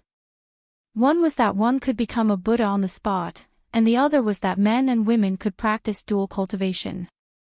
As for whether it was true or false, people were too far away from Mount Lontuo, so it was hard to avoid spreading false information. Plus, no one from Mount Lontuo had come out to explain, so it became an unsolved mystery. Su Fingnian supported Mount Lontuo's silence. Instead of saying it out loud, it was better to leave it as a memento. Su Fingnian first went to the 3rd floor of the armory to find the old Taoist Wei Baoxiang, who was guarding the pavilion. On this floor, there was a list of characters that was updated regularly. Su Fingnian found the Buddhist book first. There were more than 20 Buddhist sects, big and small. Mount Lontuo ranked first among the esoteric sects, so it was the first book of esoteric Buddhism. Su Fingnian easily found the master of esoteric Buddhism. Her title was very long, such as Great Mercy Dharma King, Mending Temple Bodhisattva. Looking at her posture, she was about the same as the 2 old monks in front of her. She was born in the royal family of central India.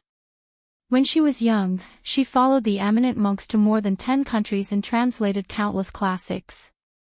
The most famous one was Mahayana Rising Faith. According to historical records, other than learning from Wang Zhongji and Xiangzi, she also went to the Central Plains to learn astronomy and calendar. She had contact with the 5 schools and 7 sects of Buddhism in the Central Plains. There was a portrait of a female bodhisattva when she was young in the album. It was vivid and lifelike, and it was indeed bright and moving. Su Fingnian exchanged the secret record with the old Taoist surnamed Wei and sighed, 42. She's just a little old. He sighed all the way out of the Tide listening pavilion. Qing Niao was waiting respectfully on the table. She was dressed in a green robe. In His Highness's opinion, the only thing this head maid lacked was a good sword. Qing Niao's bearing and elegance were incomparable to the heroines outside. When she saw Su Fingnian, she said respectfully, "That monk is standing at the gate of the prince's mansion." Su Fingnian walked to the pavilion in the middle of the lake and smiled, "Bring him here. I want to meet this esoteric monk. By the way, get the servants to prepare some vegetarian food. No one is allowed to come near the lake." While waiting, Su Fingnian closed his eyes and concentrated. First, he thought about the secrets of Mount Lontuo collected by the secret agents of the prince's mansion. Although there were only 200 to 300 people in Mount Lontua, there were many factions with thousands of followers. For example, the Red Sect branch of esoteric Buddhism that monk Longsho belonged to only had 3 representatives in Mount Lontua, but there were millions of followers outside the mountain. Finally, Su Fingnian's mind settled on the portrait of the female esoteric Buddhism master. He shook his head and put this matter aside for the time being. Since he had already left the mountain, he had to start planning carefully for himself. The arsenal was dead, but people were alive. Imitating White Fox's face to read all the secret martial arts manuals, he was not afraid of biting off more than he could chew. When facing an enemy in the future, knowing more moves and routines would increase his chances of survival. This was the same principle as beginners who had to memorize Go moves by rote. Naturally, the more routines one had, the better. Su Fingnian did not dare to say how good his comprehension was, but his memory was indeed better than his second sister, Su Weisheng. Otherwise, he would not have been able to play chess with Li Yishan in the air without chess pieces or a chessboard. Su Fingnian muttered to himself, "It's not realistic to read all the martial arts manuals like White Fox's face, but it's not difficult for him to select and give me 2 or 3 books every day. There will be a day when I will read all the secret martial arts manuals of all the sects in the world." When I left the mountain, I rode an ox and sent a message to the supreme leader, Wang Zhongluo. The tortoise of the Great Yellow Court lives in the body. If I want to convert it all into my own use and cultivate the 3 great yellow halls, I need a few books on Mount Longhu. Borrow? They are all secret things, most likely I can't borrow them. Steal? With my current bladesmanship, it's difficult. Rob? These 2 holy lands of Buddhism, without 6,000 to 7,000 elite Baliang cavalry, don't even think about charging up the mountain. If you want to flatten it, you need at least 13,000 to 14,000 men. Without fighting, if you think 10,000 men can crush the entire Jianghu several times, you're looking down on the heroes of the world. Even if it's Su Shao, without the imperial decree of the capital, mobilizing more than 500 men without authorization is tantamount to a rebellion. If Jiang and I was here and heard this crazy talk linking the cavalry with Jianghu, he would most likely have the urge to poke a hole in His Royal Highness's body with the divine talisman. Sweet Potato with a graceful and voluptuous body brought some exquisite vegetarian dishes over. There was no one around the lakeside. No matter how ridiculous His Royal Highness's words were, in the prince's mansion, more effective than the imperial edict. Su Fingnian did not have any misgivings about this servant sister who grew up with him. He said to himself, "It's time to cultivate henchmen. Without a solid team, how can I roam Jianghu? I'll find a chance to talk to Su Shao." Monk Long Shou of Mount Lontua was led into the pavilion by Blue Bird. Su Fingnian gestured for the monk to help himself. The monk in the large cassock did not stand on ceremony, but he only picked up some food and put it into his mouth, chewing slowly. Not to mention filling his stomach, it was difficult to even fill the gaps between his teeth. Just this point of tantric cultivation was unspeakably painful. In the western regions, there were 14 small countries, rejecting the various schools of learning, only worshipping tantric Buddhism. There were the red, yellow and white sects. In the past, when the 9 countries of the Central Plains were in chaos, it was traced back to the war of words between the Confucian faction of Shangyin Academy. However, in the western regions, it was the red, yellow and white sects, more like a fight between immortals. The yellow and white sects had always been powerful. The red sect was more inclined to follow the ancient teachings, the 9 forms of 3 sects, meticulous in their teachings, and most of their focus was on the cultivation of full-circle cultivation. Monk Long Shou's master was the first female Dharma king in the history of Tantric Buddhism. No matter how high the status of those concubines were, they could not be compared to her. Su Fingnian went straight to the point, saying, "Master 6 Jewels wants to dual cultivate with me." Chapter 66. Monk Long Shou looked calm as he nodded. The monk was expressionless when he talked about dual cultivation. On the contrary, His Royal Highness, who had been through a lot, found it ridiculous. Even Sweet Potato and Blue Bird looked at each other in disbelief. Su Fingnian asked curiously, do all the Tantric masters not practice dual cultivation to achieve Dharmakaya Buddha and Sambhogakaya Buddha? The middle-aged monk in the red cassock was still expressionless as he answered, only those who have renounced their desires can achieve supreme yoga. Supreme yoga is the ultimate root of all. Su Fingnian felt a headache coming on. He asked, why me? The monk shook his head. It was obvious that even he did not know the details. If that was the case, Su Fingnian would only go to Mount Lontua if his head was caught in the latrine door. 42 years old was nothing to the Bodhisattva, but to a living woman, it was not young at all. No matter how well she took care of herself, it was not something Su Fingnian could accept. This was not the most important thing.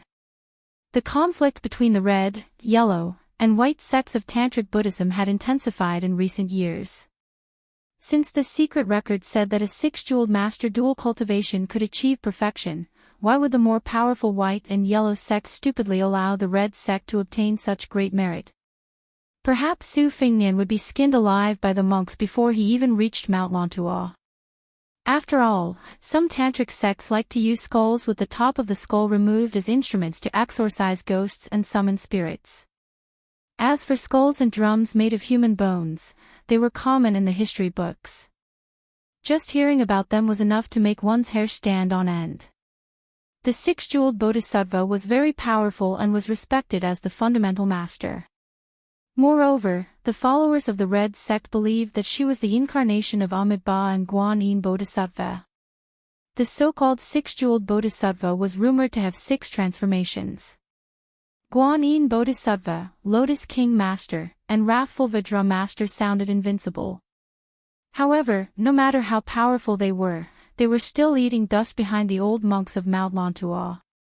Su Fingnian did not trust the red sect that was struggling to survive between the yellow and white sections. Other than being afraid of death, he did not wish for Mount Lontua and the female Dharmaraja to disrupt his embryonic plan. It was one thing to refuse to go, but it was another to offend the Crimson sect for no reason. It would be best if he could deal with them. Moreover, the monks from Mount Lontua were all treasures. Su Fingnian forced a smile and explained, I can't leave for the time being. The monks still said the same nonsense, I can wait. Su Fingnian asked curiously, how long can we wait? The monk said slowly, there are still 31 years. Su Fingnian almost vomited blood. What perverted patience. In the future, he would try his best not to have any dealings with Mount Lontua.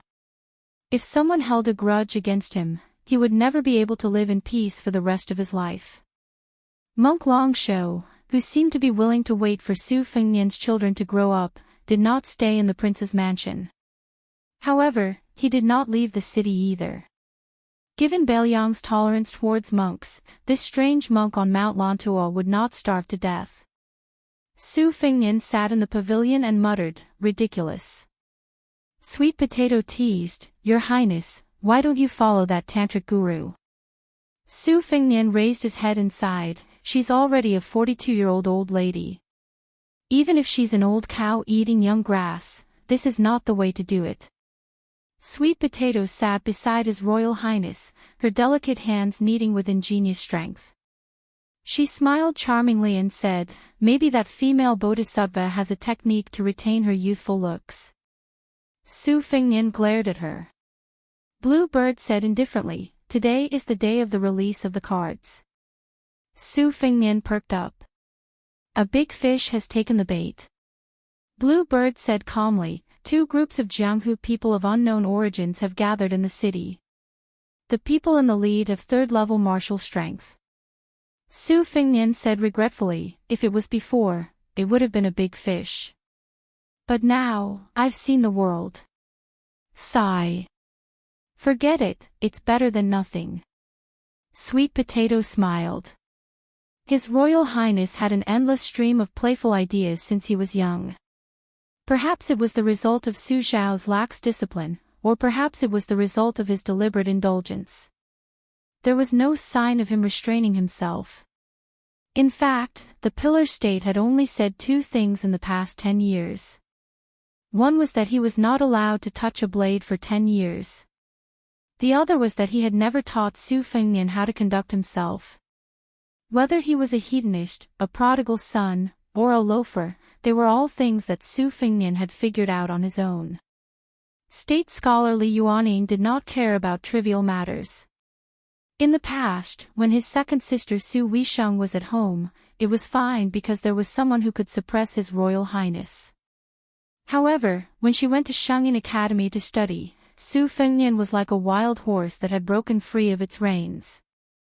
He did whatever he wanted, flirting with women, spending a lot of money to buy poetry and literature, keeping evil servants and retainers, closing the door to his enemies and letting their dogs out. He had a lot of fun. No wonder the scholars who had left Liangli and achieved success all cursed His Royal Highness for being ignorant and incompetent. Su Fengnian smiled and said, "Pass down the order. Tonight, don't play any tricks of being loose on the outside but tight on the inside. Let them all in at once." Since these fishes and shrimps took advantage of Su Zhao's absence to sneak into the city, they are most likely coming for me. When the time comes, I will wait here. Blue Bird, please invite one swordsman and one machete man from the residence. I want to watch the battle. The moves that these desperados use when they are on the brink of death are the most flexible. Compared to the rigid words in the secret manual, it is much more useful.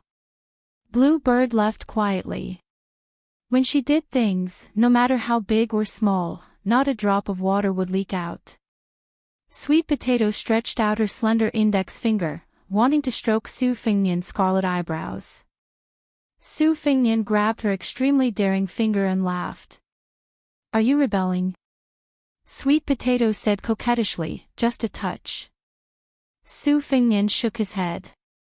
Sweet Potato's eyes were filled with resentment. Su Fengnian did not show any tender feelings for the fairer sex. He restrained his expression and frowned bitterly. "Second sister is coming. The residence is going to thunder and rain." Chapter 67.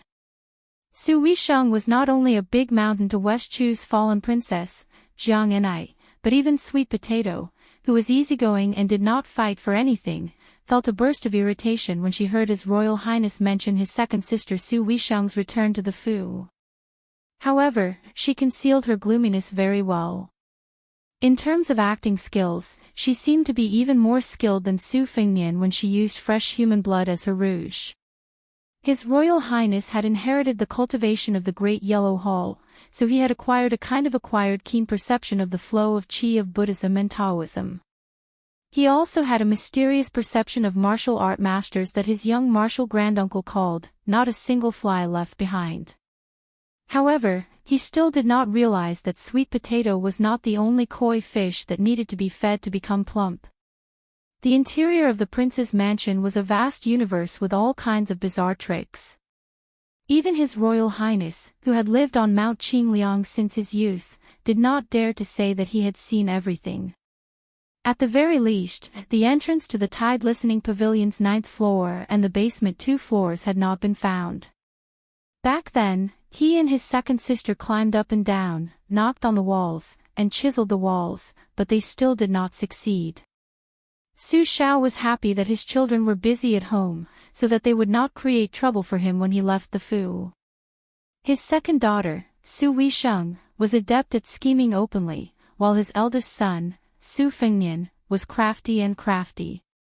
As long as these two fellows stayed together and whispered to each other, even the de Zhuguo would be frightened.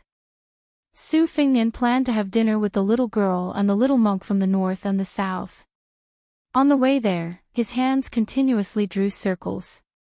The Fu's servants and maids only found it amusing, but they did not understand the slightest bit of it. However, they all praised His Royal Highness's martial art as matchless. Whenever Su Fengnian came across a servant girl with an above-average beauty or a graceful figure, he would take advantage of her. Sweet Potato followed behind him, unconcerned. If a little servant girl dared to fight for a man's favor, she would be beaten to death by a stick if she was not careful. Sweet Potato was not stupid enough to be arrogant just because she was pampered. She did not want to, nor did she dare to.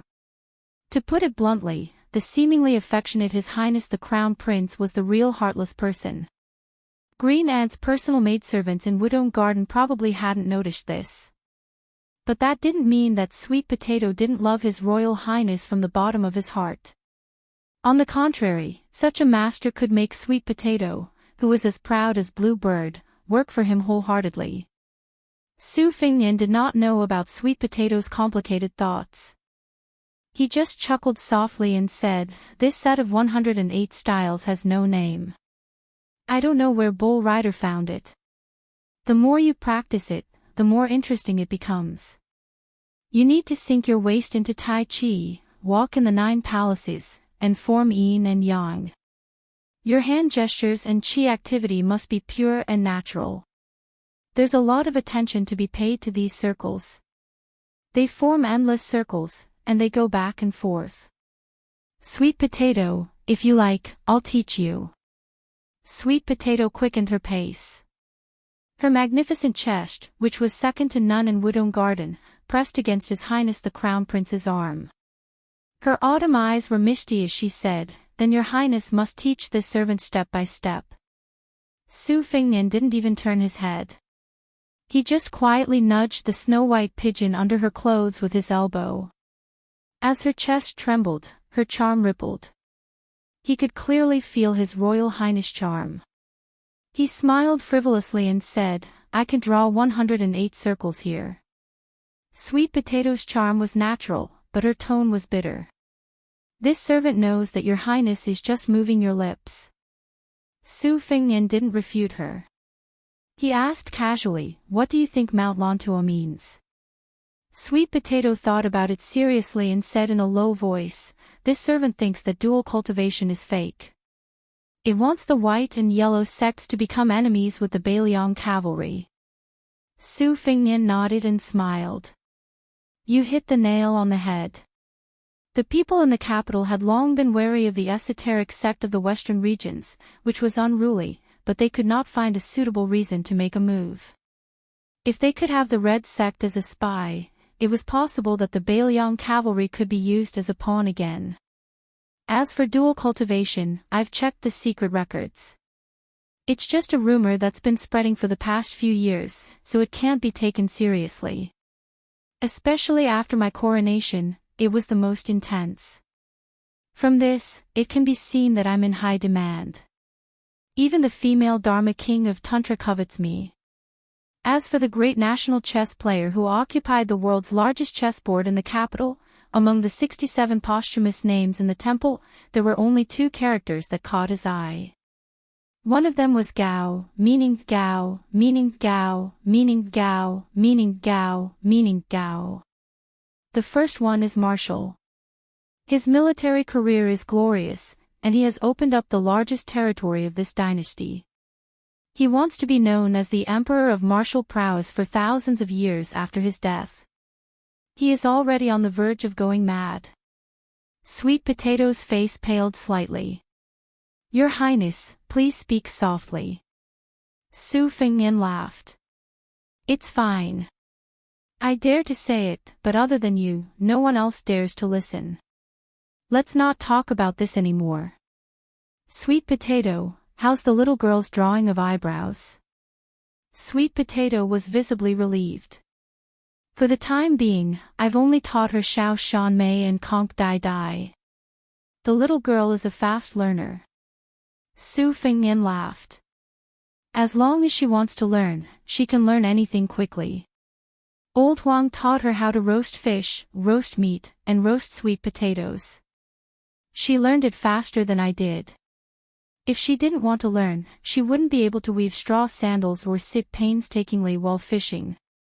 Sweet Potato stared blankly at His Royal Highness, who was different from his usual self. Even though they had been together for a long time, she rarely saw His Royal Highness like this. Her original name was Red Musk. She bit her thin lips, then smiled. She was a natural seductress. Su Xiao of the Great Pillar State once joked that this little girl would not be defeated even if she entered the palace as an imperial concubine. After scraping off half a jean of powder, the little girl imitated Sweet Potato and put on light makeup. As expected, she was much more gorgeous than when she didn't put on makeup.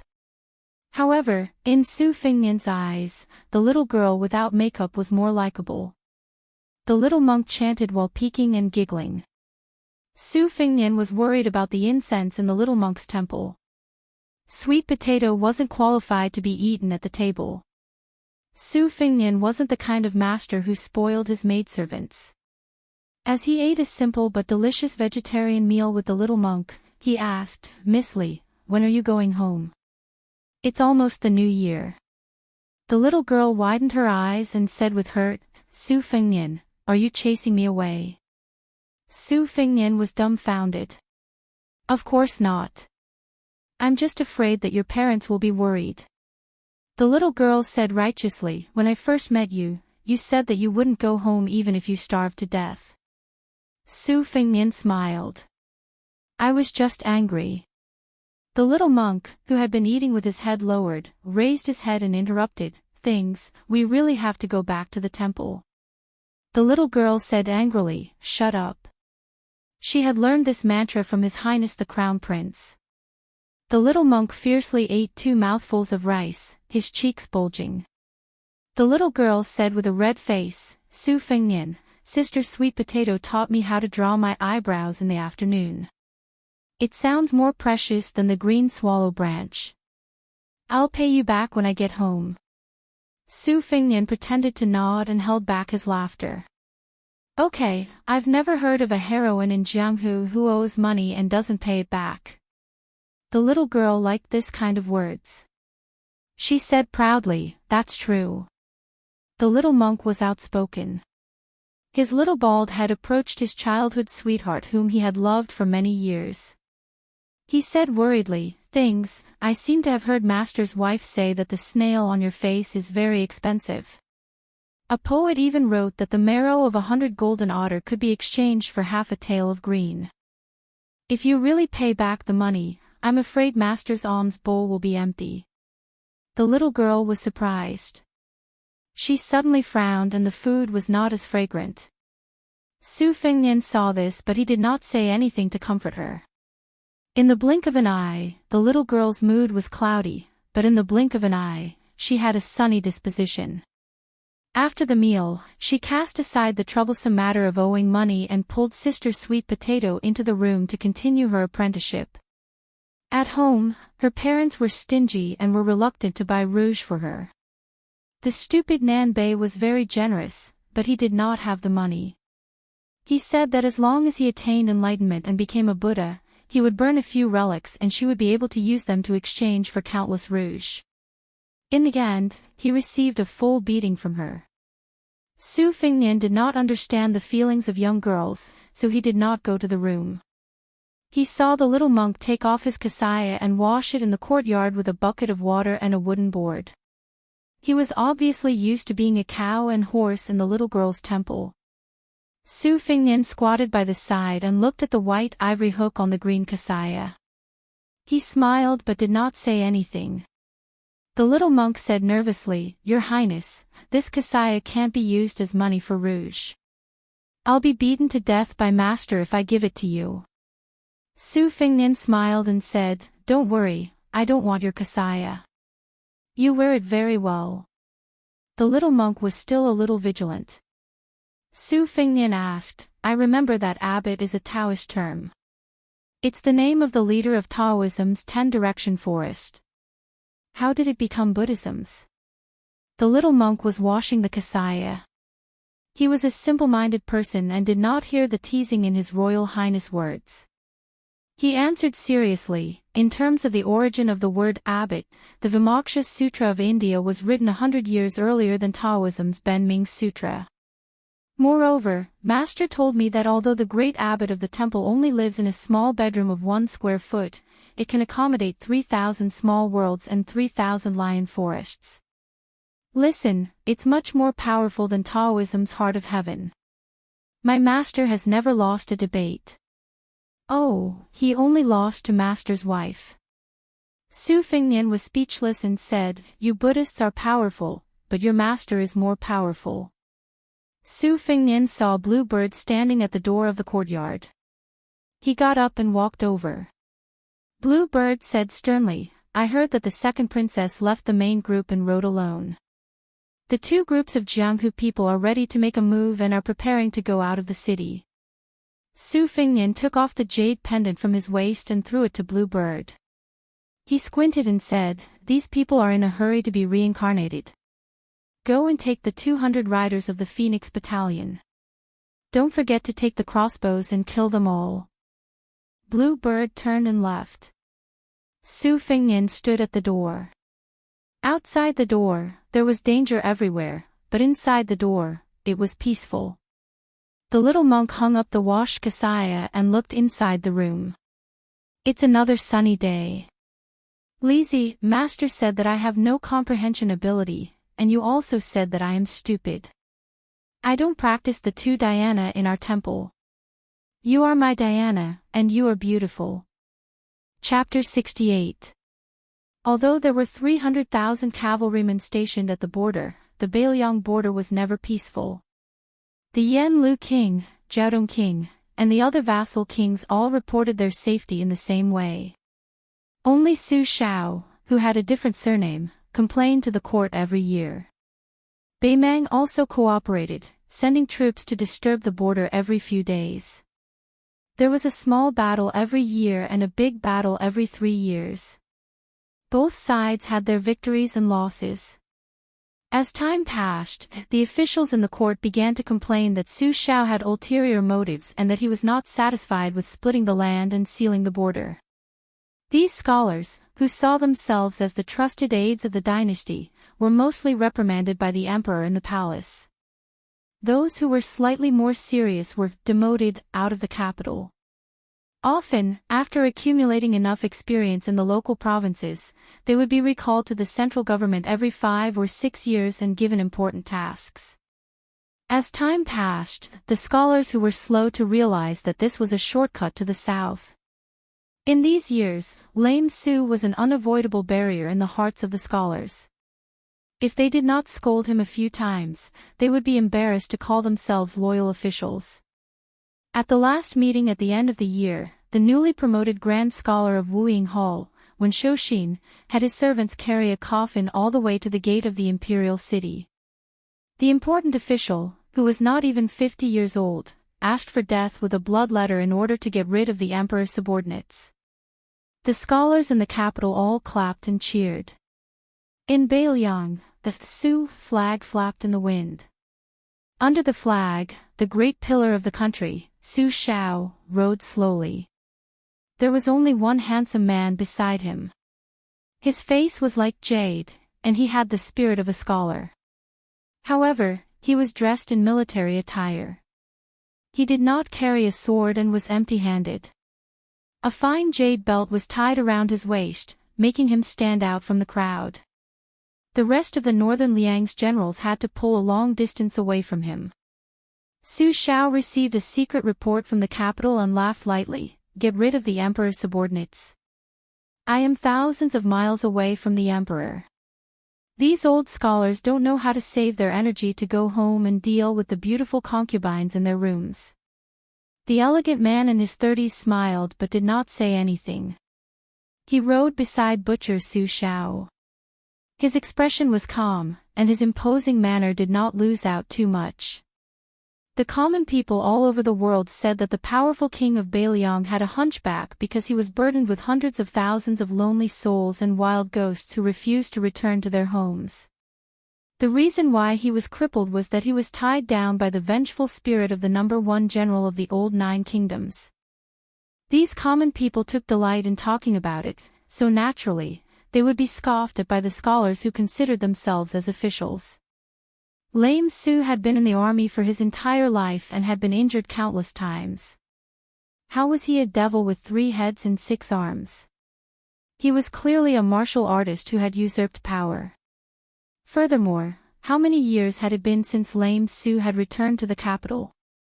Other than the older officials in the court, most of them had never interacted with the pillar state before. They had never even met him. Under the heavens, who would be intimidated by this false reputation? Su Xiao gripped the reins and looked toward the northeast. With the horsewhip in his hand, he raised his arm and pointed to several places. He sighed ruefully, I have not been there for too long. The old fellows who opposed me for several decades are either old or dead. It seems like no one remembers my vicious and merciless methods. Right now these young people are remonstrating with death. It is indeed lively, but it lacks a bit of sincerity. If this goes on, sooner or later these scholars will harm the country with their idle talk. What happened to West Chu in the past? They won the hearts of the people and the hearts of the scholars. Right now Beimang is valiant like wolves and tigers. They have coveted the country for a long time. I dare say that as soon as the Beiliang cavalry retreats, just relying on those cowardly generals of Yan Lu and Jiaodong, they will cry for their father and cry for their mother after several charges. The barbarians in the southeast are hard to tame. Suppressing them will lead to peace, retreating will lead to rebellion. Rebellions are unpredictable. It is hard to guarantee that there are no traitors or traitors fanning the flames behind the scenes. The Western region's military, civil and religious forces are integrated into one body. They are known to be a solid piece of iron, virtually impervious to oil and salt. I don't care, the well water does not interfere with the river water. Alright, now even that esoteric Buddhism's red sect is starting to have designs on my son. Go to her place for Shuangshou. Won't that make me a son-in-law who lives in his family? This woman is really tired of living. Do you believe that Laozi will take the cavalry and kidnap her from Mount Lantua to Beiliang and make her my son's slave? The elegant-looking man's smile deepened. He did not doubt that the pillar state would march straight into the western region for thousands of li. It was not appropriate for the cavalry to go east, but if the horses' hooves were to go west, the imperial court would be very happy to see it happen. This man did not speak much. He held the reins with one hand and put the other hand on his waist buckle. This dragon-patterned jade buckle had a very deep history. It was carved with two dragons fighting over the Ganoderma. It was the favorite of Yi Baikue, the head of the four great generals in the past. It was only taken off after his death and Su Xiao personally gave it to the man beside him. This trusted subordinate was Chen Jibao. The prestige of Beiliang's 300,000 cavalry was second only to Su Zhao's little butcher. It was he who had single-handedly forced him and Yi Baikue into a life-or-death situation. Before the final battle where the two armies were evenly matched, Chen Jibao rode out and dragged two peerless beauties with two ropes. In the end, he stabbed the wife and daughter of the unparalleled general to death. After this almost certain battle, Chen Jibao, who had already killed countless surrendered soldiers, became famous again. Su Xiao smiled and asked, Jibao, how long has it been since you last saw my family's Wei Xiong? Little Butcher's face was sharp and determined, but there was a subtle gentleness in it. However, his tone was still respectful. Reporting to Godfather, it has been 4 years. Su Xiao urged the horse to gallop. He laughed and said, then you have to be careful. She rushed back to Beiliang this time and is not in a good mood. Chen Jibao swung the reins and followed. Northern Liang's valiant generals were as numerous as clouds, and their ferocious soldiers were innumerable. The only one who could stand shoulder to shoulder with the great pillar state was Chen Jibao, who always wore a white robe when he was not wearing armor. A horse galloped. The horse was the red snake that appeared in the ancient painting, 9 Horses painting. Even experts who knew horses did not think that such a spiritual horse really existed.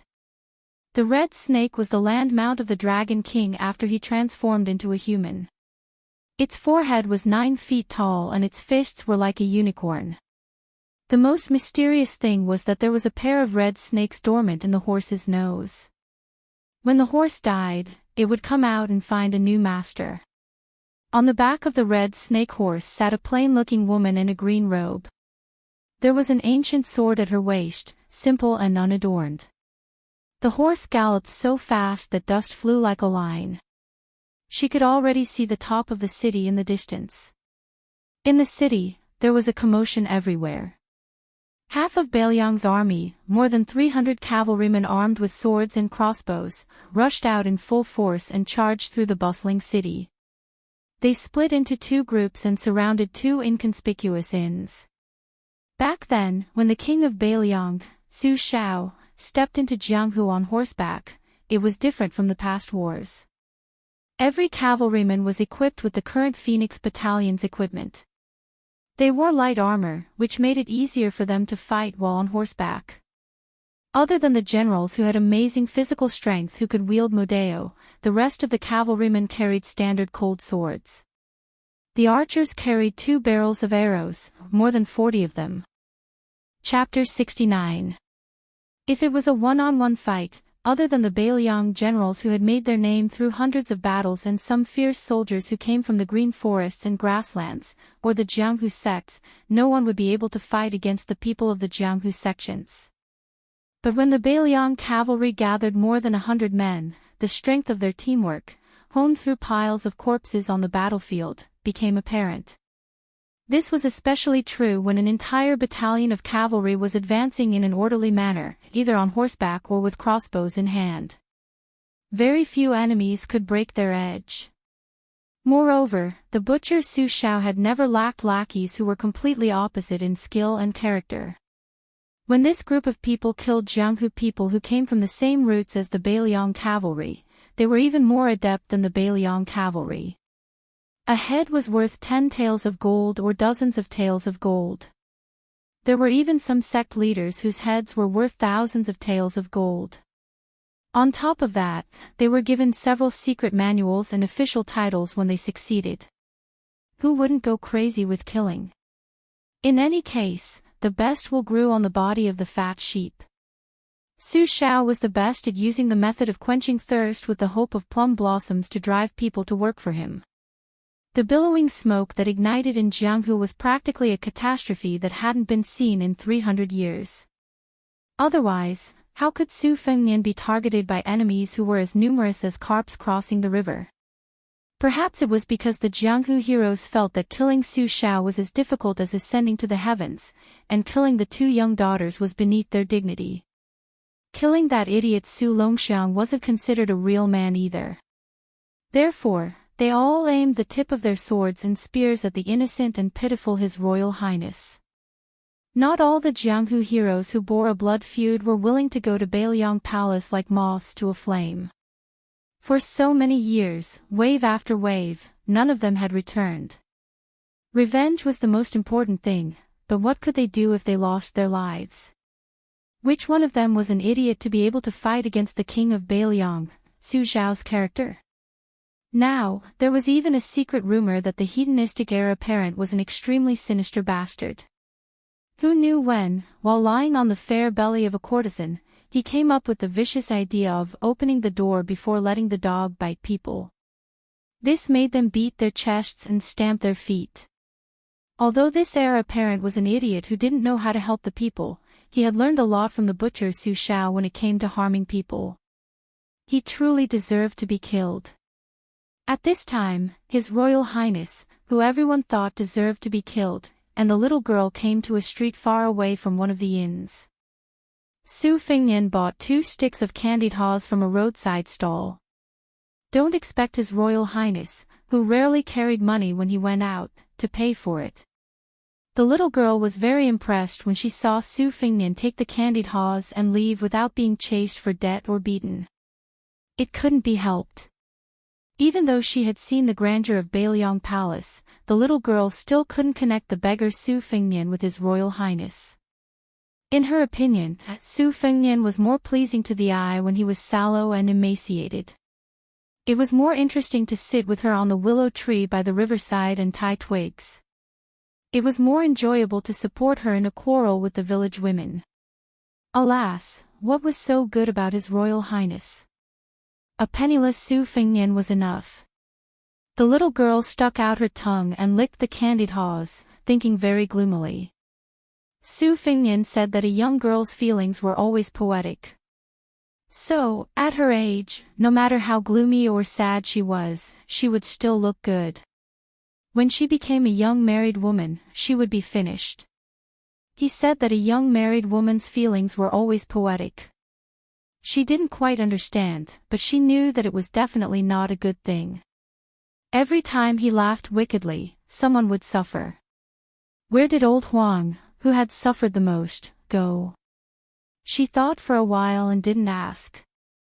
Su Fingnian chewed on the candied haws and was in a good mood when he heard the cold whooshing sounds of crossbows in the distance and the mournful wails that followed. He wasn't worried about scaring the little girl beside him who wanted to go out with him. In the past, Su Fingnian and old Huang had worked hard to set a trap and catch a small wild boar. At first, Su Fingnian didn't get the hang of it, and his knife wasn't sharp enough. The wild boar with rough skin and thick flesh didn't die after a few stabs. She couldn't stand it and took the knife to stab the wild boar to death. No wonder she said that she wanted to be a heroine and not one of those noble ladies who smiled without showing their teeth. Su Fingnian liked her as if she was his own sister. So, as she was different from anyone else in the prince's residence. She was probably old Huang's only close friend when he was alive. Su Fingnian stopped chewing on the candied haws and stared at the young man and woman at the corner of the alley in front of him. The little girl looked up and saw Su Fingnian laughing wickedly again. She only pulled on his sleeve and cleverly didn't say anything. Su Fingnian blinked and shook his head at the little girl, then walked forward alone. The young woman held the young man's hand tightly and shook her head. "Senior don't go. The matter has already been exposed. If we go, we will die. 1 or 200 Bailiang cavalry is not something we can deal with." The man surnamed his eyes were red and his face was pale. He said with grief and indignation, "Junior sister, your father and mother are there. If not for master and mistress taking me in, I would have starved to death on the streets. A master for a day is a father for life. Even if I die, I will go." Facing the tragedy of her parents dying, the woman was still calm and cold-blooded. She tightened her grip on her senior brother's wrist and gritted her teeth. "Senior if you die, you won't even be able to see Su Fingnian and Su Weisheng's faces. How can you die like this? Is this filial piety or filial piety?" That senior martial brother was still determined to meet his death. The beautiful woman let go of his hand and slapped his face. She sneered, "Then you can die." Without her senior brother, she spat out a few words with every step she took. "I want to live. That Su Fingnian is weak but lustful. Even if I enter a brothel, I won't regret it. I will first give my body to His Royal Highness a few times until he is completely numb and careless. After being played by him a few times, I will stab him a few times when I kill him. This prince doesn't know what's good for him and claims that he never destroys flowers. I want him to die in the land of warmth and tenderness." The senior brother's heart ached, but he still walked forward. Jianghu grudges end in Jianghu, and Jianghu men die in Jianghu. This may be stupid, but Jianghu is not like the palace. There are many fools who only know filial piety. They don't care about foolish filial piety. After he walked away, the woman said disdainfully, "My parents raised this kind of trash for more than 20 years for nothing." Well scolded. He doesn't understand the big picture at all. He will die in vain. "Miss, you are the one who can endure humiliation. If I were His Royal Highness, I wouldn't be willing to kill a beauty like you." The woman turned around in horror and saw a young master in brocade clothes leaning against the wall. He had a smile on his face and held a stick of candied haws in his left hand. She had seen a portrait that she was almost tired of looking at. Therefore, she recognized the man in front of her, even if he turned into ashes. However, in the portrait, His Royal Highness's eyes were frivolous and weak. At this time, he should be called Su Fingnian. Why did he have a domineering aura? Before she could use her glib tongue, the winter-embroidered knife was unsheathed. A crack several feet deep appeared on the thick wall behind her. The woman's head fell to the ground. Su Fingnian threw away the stick of candied haws and looked at the head on the ground. He said calmly, "Who said I don't kill women?"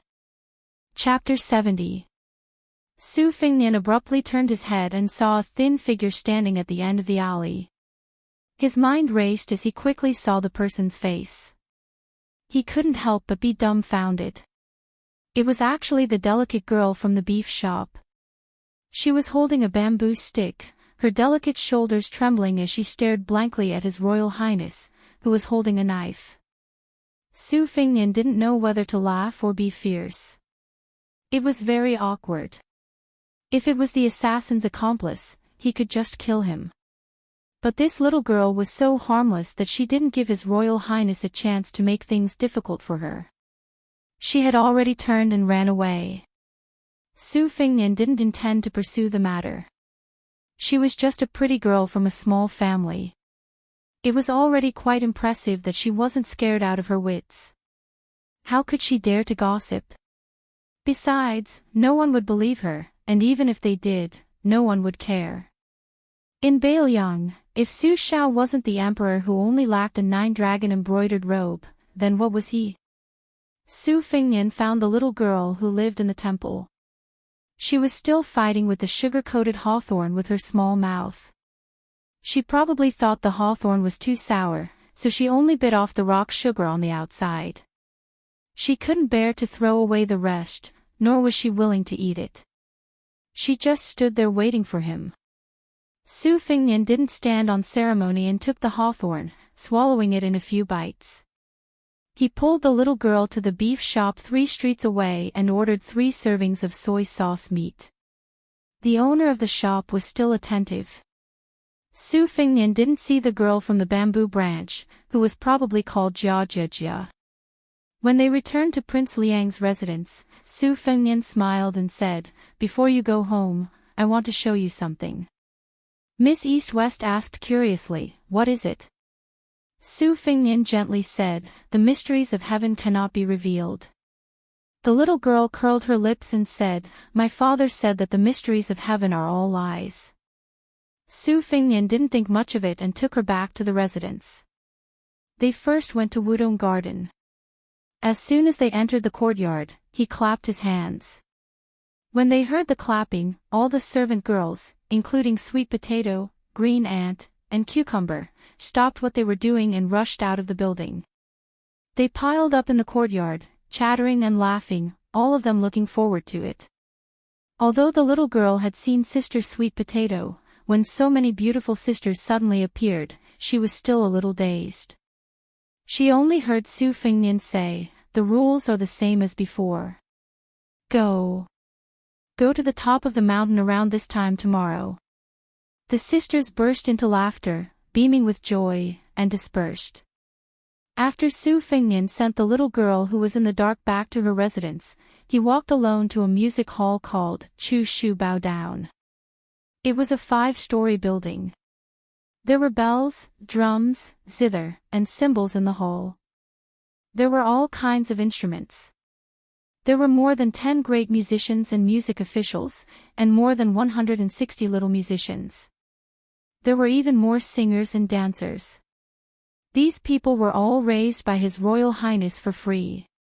In the entire Liangdi, other than him, no one else could afford to raise this music hall. On the first floor, there was a large set of bells. There were as many as 8 sets of 65 bells. The bell racks were 2.5 meters high and were divided into 3 layers. They were arranged in a curved ruler shape, looking magnificent. The largest bell was as tall as a person and almost 500 caddies. This was the so-called bell chime that signified the height of wealth and rank. The bell chimes were here. The Liang dynasty followed the ancient etiquette.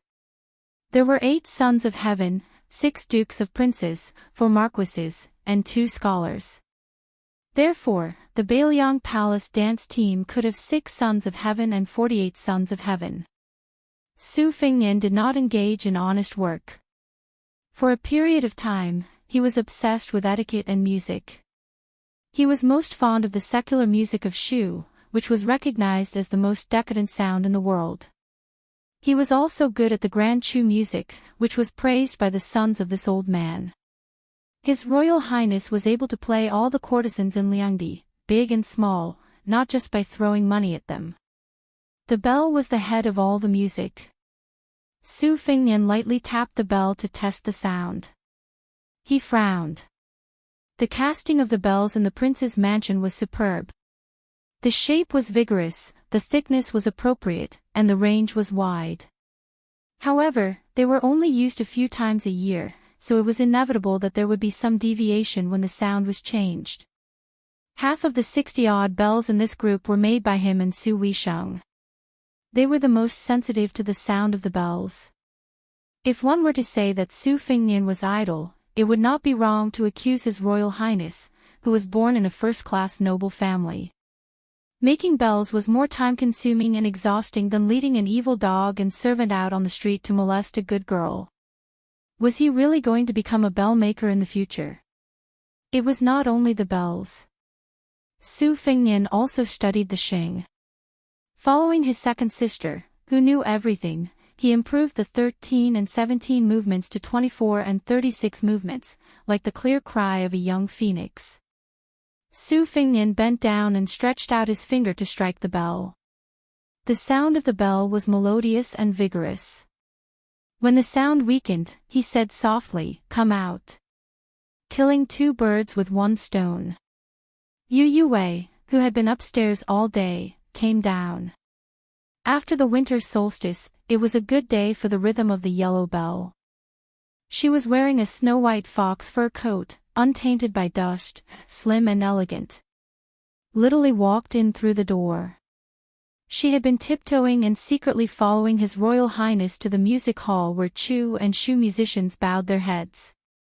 She could barely be considered a girl next door who had just grown up, but in the Bailiang Palace where beautiful maids were everywhere, she really did not stand out. Even the dancers and singers who were kept as playthings by His Royal Highness could not compare to her. Fortunately, the little girl had not reached the age where she would consciously be jealous of others.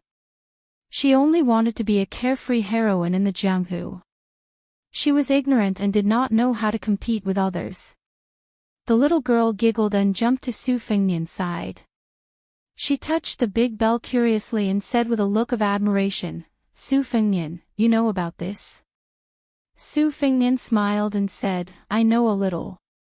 The little girl said regretfully, "I'm far from it. My mother said that I'm tone deaf since I was young. It's worse than the chanting of the monks at home." Su Fengnian joked, "I already learned about it when I taught you how to whistle." The little girl raised her foot to step on Su Fengnian, but her foot was dodged. The little girl was unwilling to give up and began to chase His Royal Highness. Yu Yue, who was standing at the stairs, sighed softly, "This little girl is really brave." After fooling around for a while, Su Fengnian saw a blue bird standing at the door with an unnatural expression. Chapter 71. Su Fengnian's heart skipped a beat. He held the girl's head with one hand and pointed at Yu Yue with the other. He smiled and said, "Lizzie, you play with this fish sister first. I have to go pick up someone." The girl made an "oh" sound. Su Fengnian turned to look at Yu Yue at the door and ordered, "You take care of Lizzie." "Oh right, I need you to practice the sword for the next 2 days." Yu Yue frowned but did not refuse in the end. Su Fengnian flew to Wudong Garden, picked up 2 boxes of chess pieces, and ran towards the lake.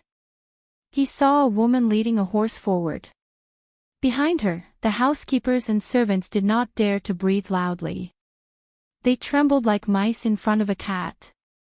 Su Fengnian jogged over and threw a glance at the servants. The group of silent servants immediately scattered like birds and beasts as if they had been granted amnesty. Su Fengnian smiled and said flatteringly, "Second sister, are you tired? Are you hungry?"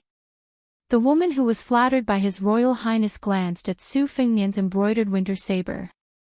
Her eyes became colder and she did not make a sound. Su Fingnian was not discouraged. He carefully accompanied her and said, "Second sister, I carved a set of chess pieces for you on Wudang Mountain. According to your 19 paths, there are 361 pieces. Take a look." In the palace, the servants all knew that First Junju was afraid of De Zhuguo was afraid of His Royal Highness, and Su Fingnian was afraid of Su Weisheng. Everything had its vanquisher. When it came to Second Junju, there was nothing to be afraid of. As a woman, she dared to use a sword to kill people on the battlefield of Bailiang.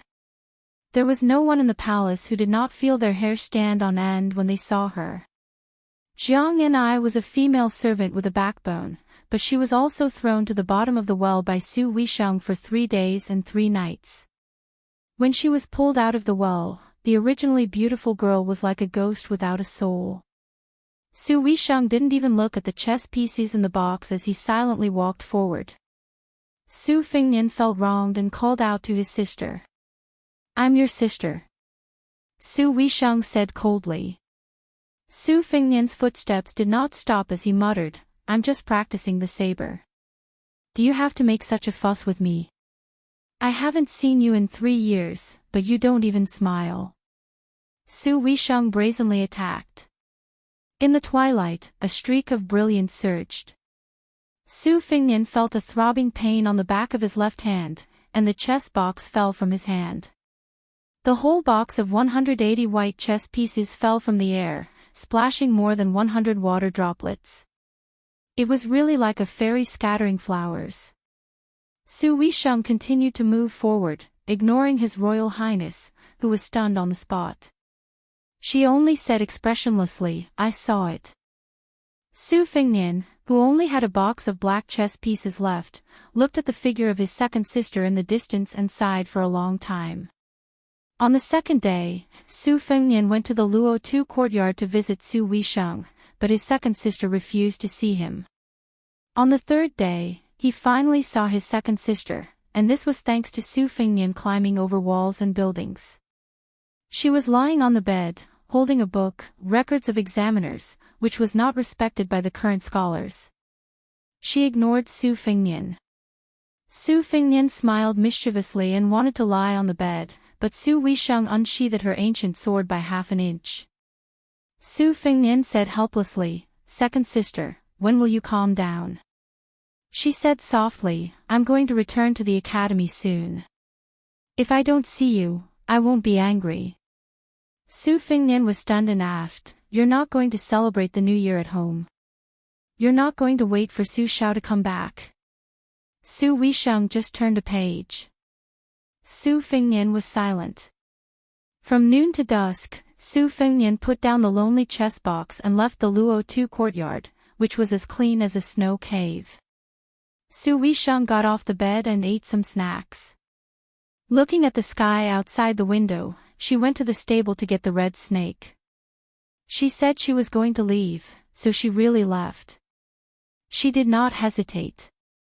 Su Weisheng let out the psychic horse that she had tamed by chance. After hesitating for a moment, she returned to the courtyard and took something small. Su Fingnian stood at the entrance of the prince's mansion, watching the horse, the man, and the sword leave resolutely. Su Fingnian did not need to go to the Luo-Tu courtyard to know that the box of chess pieces was placed in the distance. Why bother? How could there be a woman in the world who liked to travel alone? Su Fingnian walked to the top of Mount Qingliang. Under the yellow crane tower, there would be a song and dance that was rarely seen in the world. It was originally for little Li Zi. He did not expect to give it to second sister. The brilliant Bailiang soul-suppressing song was written by the departing Su Weisheng. Su Fingnian composed the song. Tonight, there would be Yu Youwei's sword dance.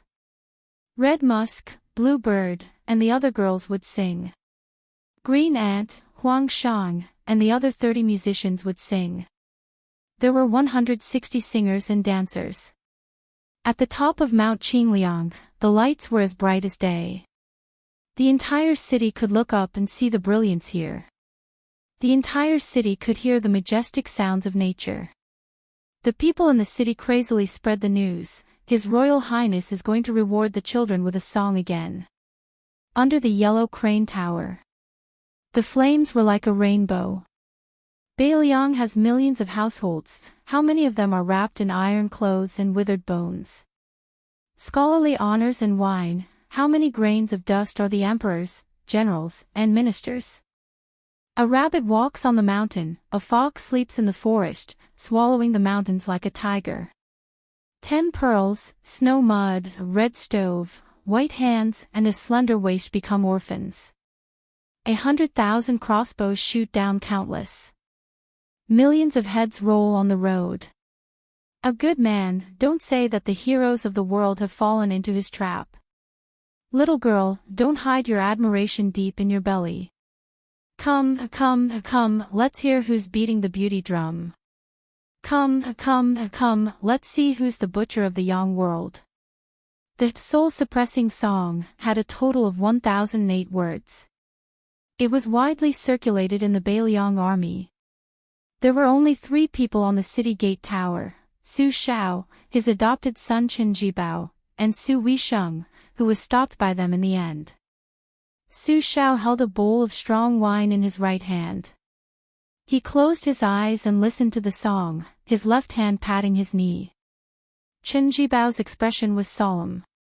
Su Weisheng heard half of the song and went downstairs. She held a round, pitch-black chess piece in her hand. Yellow Crane Tower. This was the first time the little girl had seen such a vast and brilliant battle array. She was so shocked that she couldn't speak. The timid and stupid Nanbei beside her was so scared that he ran away and disappeared without a trace. Li Zi stared blankly at His Royal Highness, who was reclining on a couch not far away. He was slowly drinking wine, wearing a purple and gold crown on his head, dressed in a white robe, and a scarlet mark between his eyebrows. He looked like a celestial being who had forgotten his worries. Chapter 72. On the 4th day, she finally ran out of ideas. The little monk, Bei Bei, was also on the verge of going crazy. The little girl could only sigh and groan as she walked to the carriage that Su Fengnian had prepared for her. The carriage was filled with her favorite snacks and fruits. She put them all on the bill, so the next time she saw Su Fengnian, she would have to pay him back. As for whether or not the copper coins in the bowl under her father's bed were enough, she didn't care at all. The little monk, Bei Bei, was also about to go crazy. The little girl could only sigh and groan as she walked to the carriage that Su Fengnian had prepared for her. The carriage was filled with her favorite snacks and fruits. She put them all on the bill, so the next time she saw Su Fengnian, she would have to pay him back. As for whether or not the copper coins in the bowl under her father's bed were enough, she didn't care. The little girl saw that His Royal Highness didn't seem to be getting on the carriage, as if something was missing. She anxiously said, "Su Fengnian, you're not going to see me off?" Su Fengnian raised his head and gently said, "No, I'm afraid that I won't be able to resist snatching you back once we leave the city." The little girl immediately became happy. See, Su Fengnian still cared about her as a close friend. If he couldn't see her off, then so be it. He was still young, and she was still young. She wasn't afraid that she wouldn't have a chance to see him off in the future. Besides, Su Fengnian said that he would come back to her home to play in 2 years at the latest.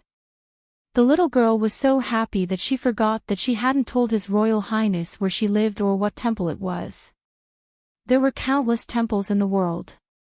No matter how resourceful His Royal Highness was, if he didn't have a clue, how could he find it? She sat in the car and lowered her head to play with a string of red sandalwood prayer beads in her hand. 108 beads symbolized the destruction of 6 roots and 6 kinds of worries in 3 lifetimes. This was a sacred object of Buddhism that His Royal Highness piously asked for from an eminent monk of Mount Jiuhua. The master of that eminent monk just happened to pass away at the age of 108. He held this string of Buddhist horse rope and chanted countless sutras. Naturally, it contained a kind of great merit that could only be understood. It could be seen that the heartless His Royal Highness cherished this little girl from the bottom of his heart. That night, the old soldiers in the city were filled with mixed feelings as they listened to the brilliant Bailiang's soul-suppressing song. The little girl ran to His Royal Highness's couch and was pulled into his arms. She wasn't shy at all. Listening to the song and smelling the scent of alcohol, she felt her heart was at peace. Before boarding the car, the little monk clasped his hands and bowed to Su Fingnian. Su Fingnian smiled and bowed back. The little monk was more familiar with the ways of the world than the little girl. He said many words of gratitude from the bottom of his heart. From the beginning to the end, the little monk didn't have any aversion to this notorious, heavenly playboy of Bailiang. Perhaps it was because he had heard Li Zi talk about how good and smart Su Fingnian was before they met, so he had a good first impression of him. In addition, during this period of time, he only saw His Royal Highness playing with Li Zi. He didn't see him being domineering or evil. In the end, he even brought him a few Buddhist scriptures that the temple lacked from that big attic. The little monk really couldn't hate him. The carriage moved slowly. The little girl lifted the curtain and waved her hand vigorously. Su Fingnian smiled and waved back. When she could no longer see Su Fingnian's slender figure, the little girl sat back down on the embroidered stool. She was a little annoyed and her heart was empty. The little monk asked, Li Zi, why didn't I see the coachman you mentioned, old Huang? The little girl, who was originally listless, immediately became radiant and said, Old Huang, he's the most interesting. When he smiles, I can see that he's missing 2 front teeth. Old Huang loves his ivory comb the most. He always hides it, afraid that Su Fingnian will sell it for money. But he's willing to let me comb his hair. Anyway, old Huang and I have a good relationship. As long as Li Zi was in a good mood, the little monk was in a good mood. Even if Li Zi was in a good mood because of old Huang or even Su Fingnian, the little monk didn't care. Stupid Nanbei. The little girl suddenly used her finger to knock the little monk's head and scolded, Who told you to call me Li Zi? The little monk held his head and said, Su Fingnian always calls you that. The little girl became angry from embarrassment and said, Are you him? Are you the same? The little monk said timidly, Okay, Thing. The little girl gritted her teeth and said, You're not allowed to call me Thing. Wu Nanbei, you stupid Nanbei. The little monk tactfully shut his mouth. She was really angry. Otherwise, she wouldn't have called him by his full name, Wu Nanbei. This was because her master used to hold on to Li Zi's braid and earnestly taught her that monks shouldn't talk about their names, Taoism, or longevity. She was not allowed to call her family by their original names before they were born. Alas, her master didn't have any strong points. This was the only good thing about him. Li Thing. Wu Nanbei. Although the little monk's face was reserved, he was actually thinking happily in his heart, You're Thing, and I'm Nanbei. As long as we're together, everything will be fine. Poor Su Shao could only appear in his mansion when the little girl and the little monk left the city. He sat with Su Fingnian in the pavilion in the middle of the lake. Only the father and son were there. Even Chen Jibao wasn't present. De Zhugua had 6 adopted sons. Chen Jibao, Yuan Zuozong, Yi Shizhen, Yao Jian, Qi Danghua, and Chu Lushan. Their personalities were very different. His Royal Highness also had a subtle relationship with them. Su Fingnian didn't get along with Chen Jibao since they were young. In the past, he didn't have a good impression of Yuan Zuozong and Qi Danghua, the 2 invincible generals. In the past year, their relationship had improved so much that they even drank together a few times. As for the scholarly general Yi Shizhen, his relationship with His Royal Highness was always mediocre. However, Yao Jian, who was proficient in the green pouch technique, was always able to talk to Su Fingnian. The young heir liked to watch Yao Jian gnaw on soil and seal acupoints the most. He always found it very interesting. Needless to say, the round Lu Qiuer bowed and bent his knees as if he was Su Fengnian's biological son. No one doubted that if His Royal Highness wanted him to kill his family's wife and children, Lu Qiuer would frown. Su Xiao said proudly, "I met your second sister near the city gate. This time, she didn't scold me. Isn't your father awesome?" Su Fengnian said gloomily, "She didn't scold you because she was sulking with me. She didn't take you seriously at all." Su Xiao, the dignified de Zhuge, was acting like a village farmer. He said shamelessly, "I don't care about that." Su Fengnian said angrily, "You don't even know how to hold your second sister back. In any case, she can spend the new year at home." Su Xiao curled his lips. "Then wouldn't I be asking to be scolded?" Su Fengnian shook his head. He had a stomach full of anger. He took a deep breath and asked, "I performed that illegal song and dance 2 days ago. Is it all right?"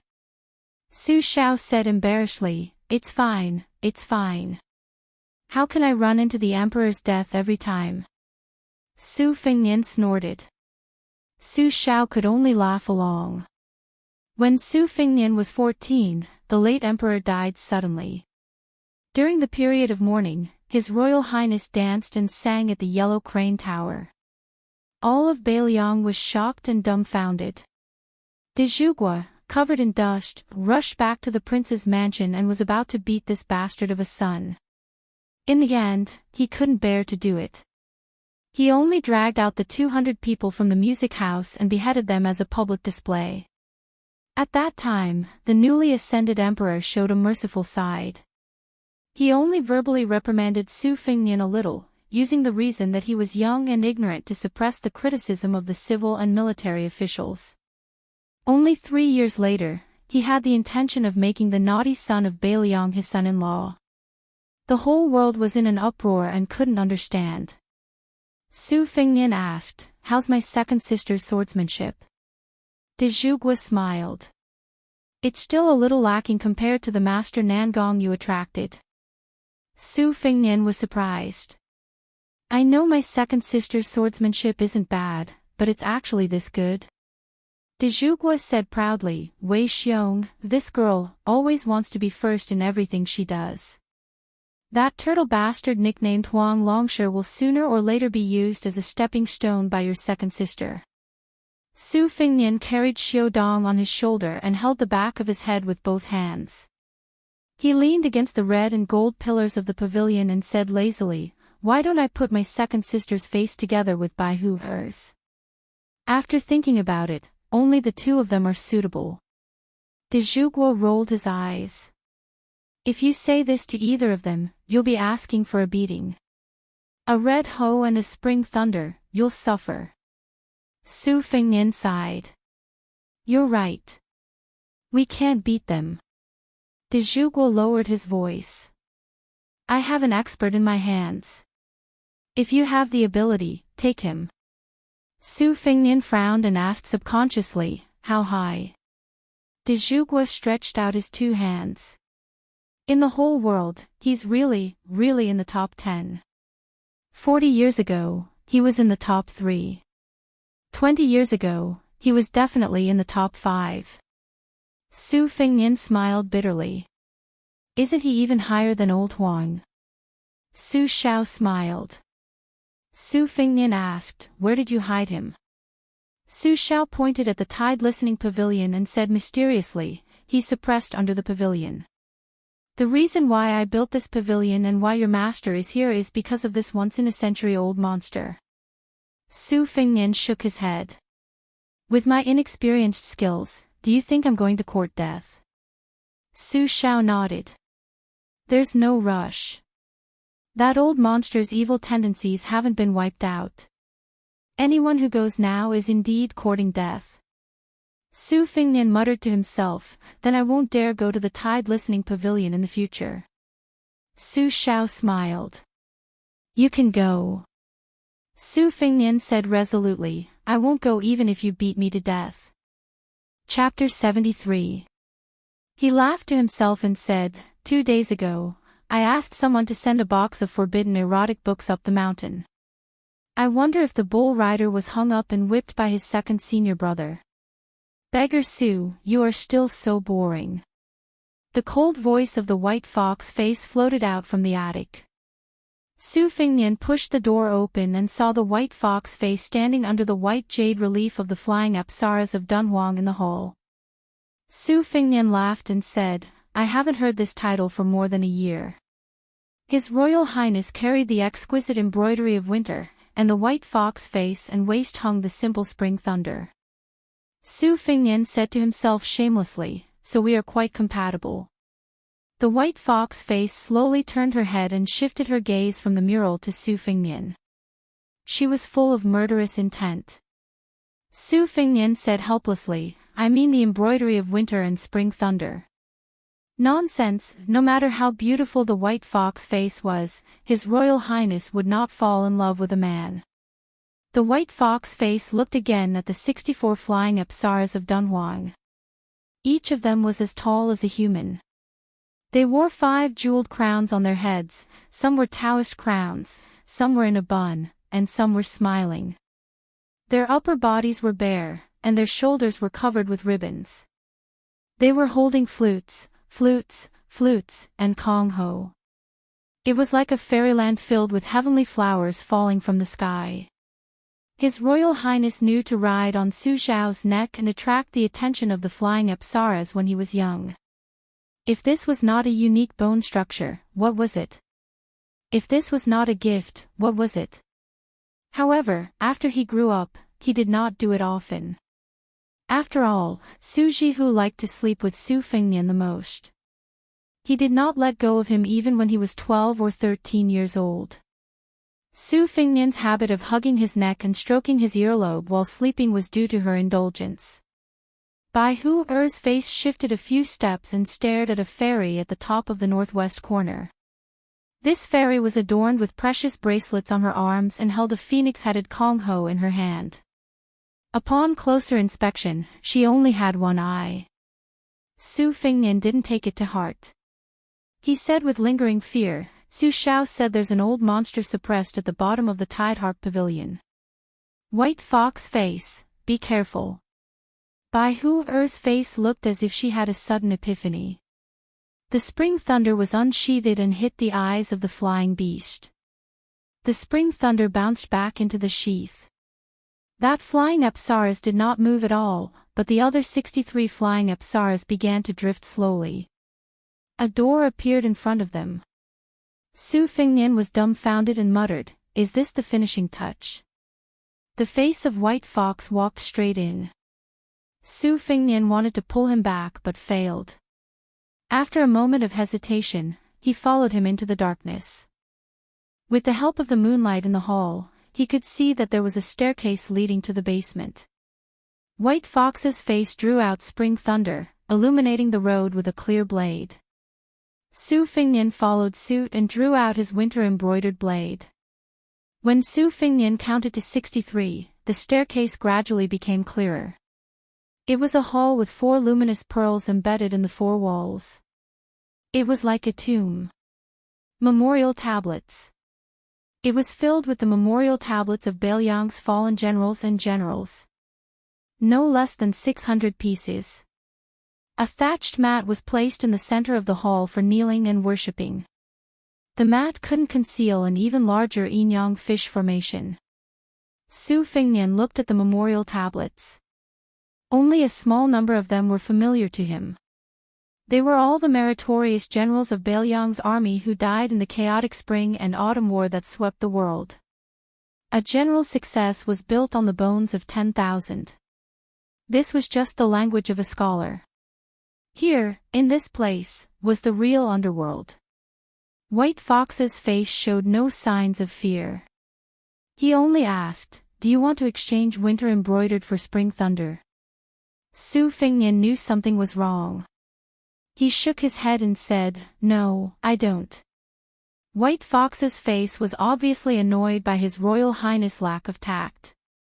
He narrowed his phoenix eyes and stared at Su Fingnian as if he was looking at a memorial tablet. White Fox's face could see that Spring Thunder was more suitable for his Royal Highness to practice his blade than Winter Embroidered. Su Fingnian pretended not to see anything. If he was not mistaken, the peerless master who had been suppressed for 20 years was lying dormant underground. Judging from White Fox's posture, he was obviously curious. With his temper, he would most likely go and find out. Su Fingnian didn't want to be a lamb in a tiger's den. His second Jianghu adventure wasn't so desperate that he had to take the risk. Bai Hu frowned and compromised for the first time. I want to go down another level. But this is your home after all. So, if you agree to my request, other than exchanging blades with you, I will also agree to another condition. Su Fingnian said without hesitation, okay. White Fox's face was even more straightforward. He threw Spring Thunder to Su Fingnian directly. Su Fingnian caught Spring Thunder. He was not in a hurry to exchange Winter Embroidered to White Fox's face. Instead, he asked seriously, can I state my condition now? White Fox's face nodded. Su Fingnian said seriously, the condition is that we don't go down now. If you want to go back on your words, you have to kill me first. No, you have to knock me out. White Fox's face widened his pair of limpid eyes and looked at his Royal Highness who was holding dual blades. Suddenly, White Fox's face smiled. If those Dunhuang flying apsaras were to be compared to the current him, they would not have the immortal Buddha Chi. Su Fingnian was stunned, but he did not dare to let his guard down. This was the first time White Fox's face smiled in front of him. He seemed to be angry. Yes, it was the anger of a woman. He said slowly, you win this time, scoundrel Su. Su Fingnian was finally relieved. The feeling of being on the brink of death was really unbearable. White Fox's face stretched out his hand. Su Fingnian's eyes were full of doubts. White Fox's face said angrily, give me Winter Embroidered blades. Go upstairs. We'll go down when you're braver. Su Fingnian was stunned. He threw the Winter Embroidered blades to White Fox's face. He was a little reluctant to part with them. He had been relying on this little lady since they were on Mount Wudong. They went upstairs together. White Fox's face took the Winter Embroidered blades and knocked the flying eyeballs. The mural miraculously returned to its original state. Su Fingnian was about to slip away. Unexpectedly, White Fox's face was not angry. He only said softly, drink with me. Su Fingnian ran to the Wudong garden and brought back 2 pots of good wine. The two of them sat on the edge of the magnificent platform of the Tide Listening Pavilion. White Fox's face sat cross-legged while Su Fingnian's feet hung in the air outside the platform. Bai Hu gulped down a mouthful of wine. The Prince of Northern Liang is the most ambitious man I've ever met, but I still don't understand how Su Shao became a powerful minister even though he's been promoting legalism and hegemony for the past year. When I saw more than 600 memorial tablets just now, I seemed to understand a little. With 600 people working for you, even if you're an idiot, you can still rule over a province. If these 600 people are all heroes who are willing to sacrifice their lives for you, then what? Everyone knows that the king of Beiliang, Su Shao, started out with 600 brave riders. Now there are only a few left, right? They're probably all there. Su Fingnian looked at the night sky. White Fox's face said softly, is it tiring to have such a father? Su Fingnian shook his head. White Fox's face shook the wine pot and mocked, your father's methods, scheming, and endurance are all top-notch, but you're a scoundrel. Su Fingnian smiled bitterly. Don't make fun of me, an idiot. Didn't I use embroidery winter to cheat you of Spring Thunder? If you're not satisfied, we can exchange it back.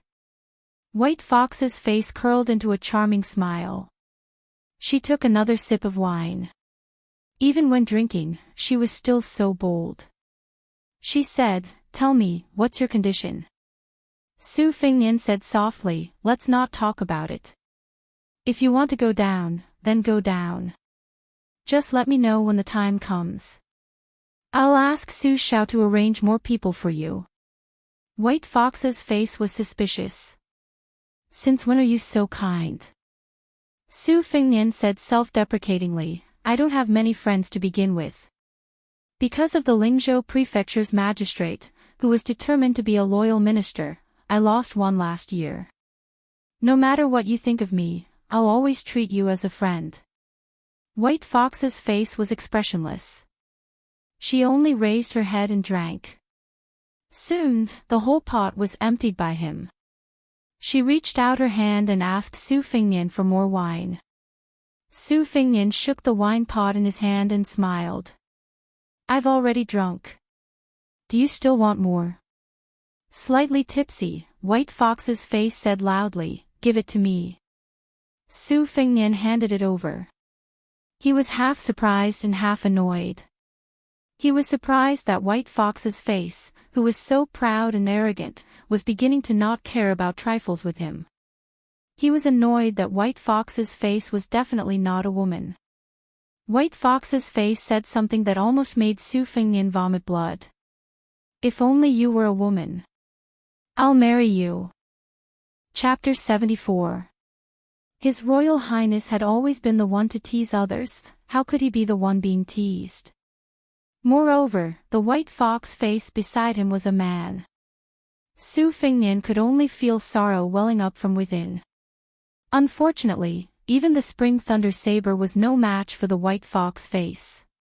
He immediately had the urge to go into seclusion to practice his saber skills. After practicing for a few hundred years, he would be invincible in the world. His Royal Highness had fallen so low that he could only hypnotize himself. Bai Huer continued to drink her wine. Her red phoenix eyes glanced at scoundrel Su from the corner of her eye and felt a sense of relief. Drinking 2 pots of wine warmed her stomach, but when she spoke, it warmed her heart. No wonder beggar Su was still so stubborn even though he was so poor during his travels. Sometimes, his words were the most infuriating, even sharper than the embroidery of winter and spring thunder. The White Fox face finished his wine and placed the 2 empty pots beside his feet. He looked at the calm surface of the lake and smiled. I listened to the brilliant Bailiang's soul suppression song that night.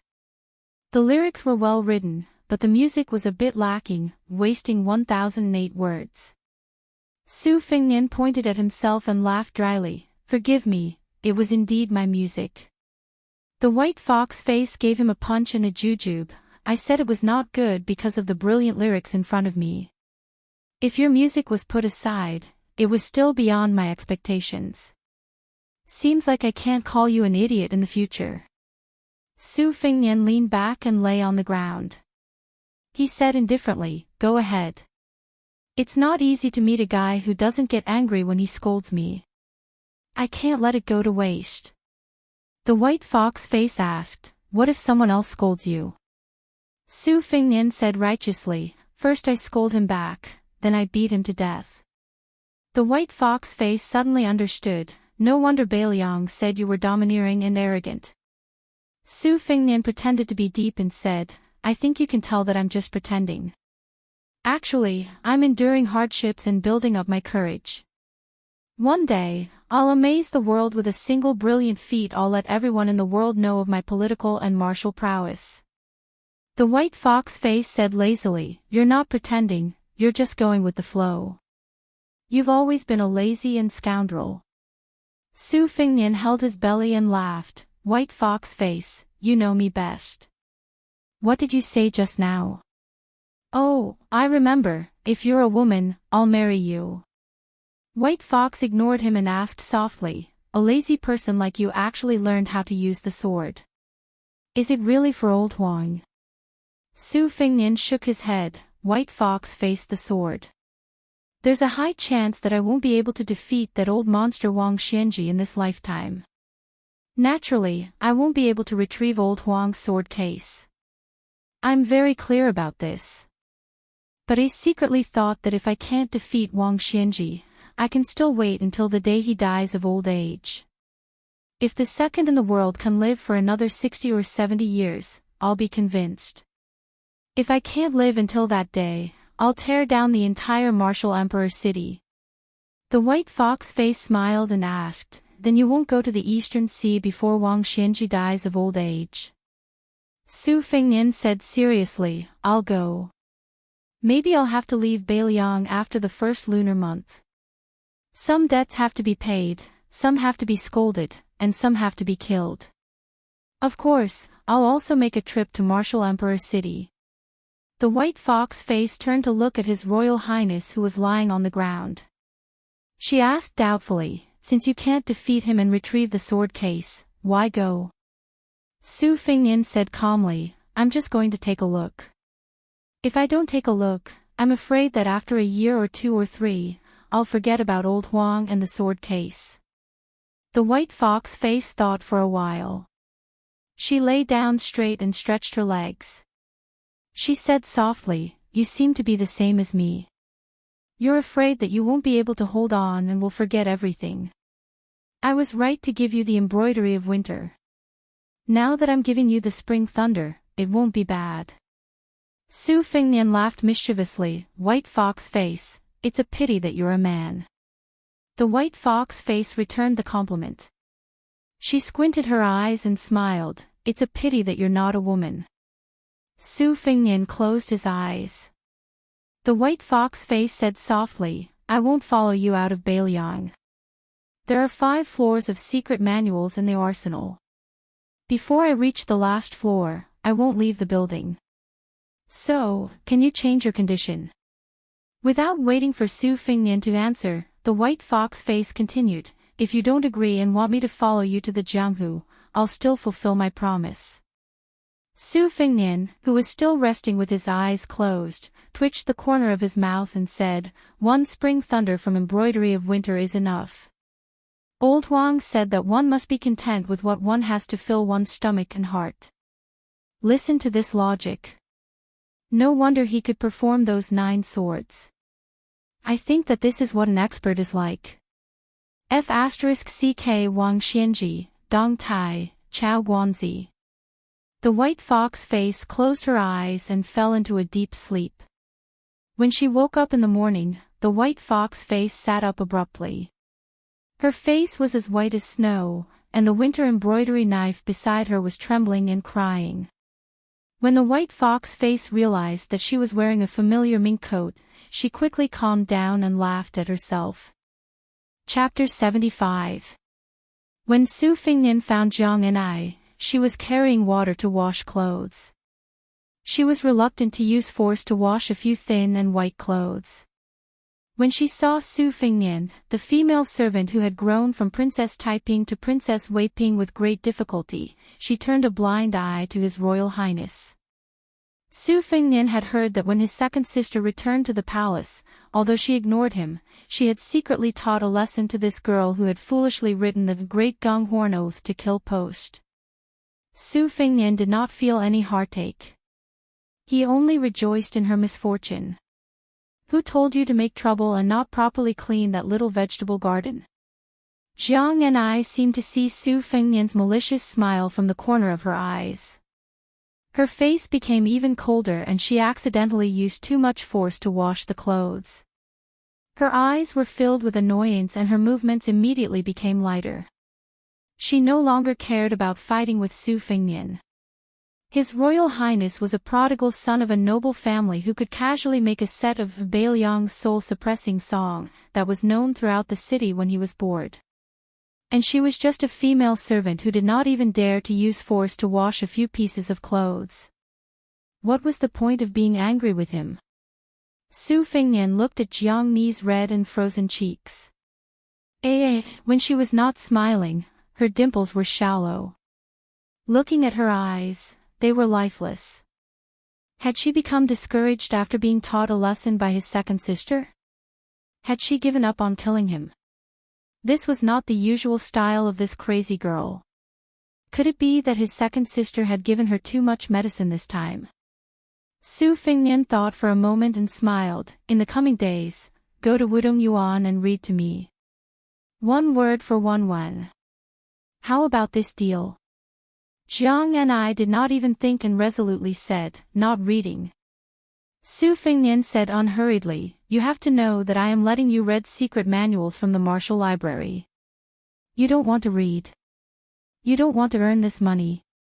Jiang Ni's brows furrowed and her movements of washing clothes became even more meticulous and slow. Su Fengnian turned and left. Jiang and I snorted and continued to wash clothes with her head down. She was not going to take the bait. Su Fengnian clicked his tongue from afar. 1 word is 1 won. 1,000 words is 100,000 strings of coins a day. Including rest, 1 year is 36,000 strings of coins of money. At the end of the year, 10,000 strings of coins of wealth. Just thinking about it, it is a pity. Jiang Ni's mouth twitched. To read 300 poems to write poems of gods. There is also an old saying, there to read 300 poems, even if you don't know how to compose poems, can compose poems, recite it. To be, I. Listen, my maids to my ears. To hear my. Turned head to Fengnian spat. And Fieri to Hin. Perhaps it was mixed with a lot of insignificant kindness, but Jiang and I ignored it or regarded it as a provocation. When His Highness Crown Prince disappeared from her peripheral vision, Jiang and I was in a daze. Although she was born in a noble family, how could a child who was only a few years old have any feelings for money? Later on, she was kidnapped and brought to the Northern Liang Palace. She lived a very poor life. Now, her monthly allowance was not even 2 taels. She had a lot of money. Even 10,000 taels of silver was something she did not even dare to think about. Jiang and I did not have much interest in earning money. What really attracted her was the martial arts manuals that she could only look forward to for many years. Of course, she knew that Su Fengnian, this mean and evil person, was practicing his blade with all his might in Wudong. He did not rest for even a moment. Jiang and I could not help but ask herself, what can she do with the talisman wrapped around her arm? A few years ago, she could not kill His Royal Highness.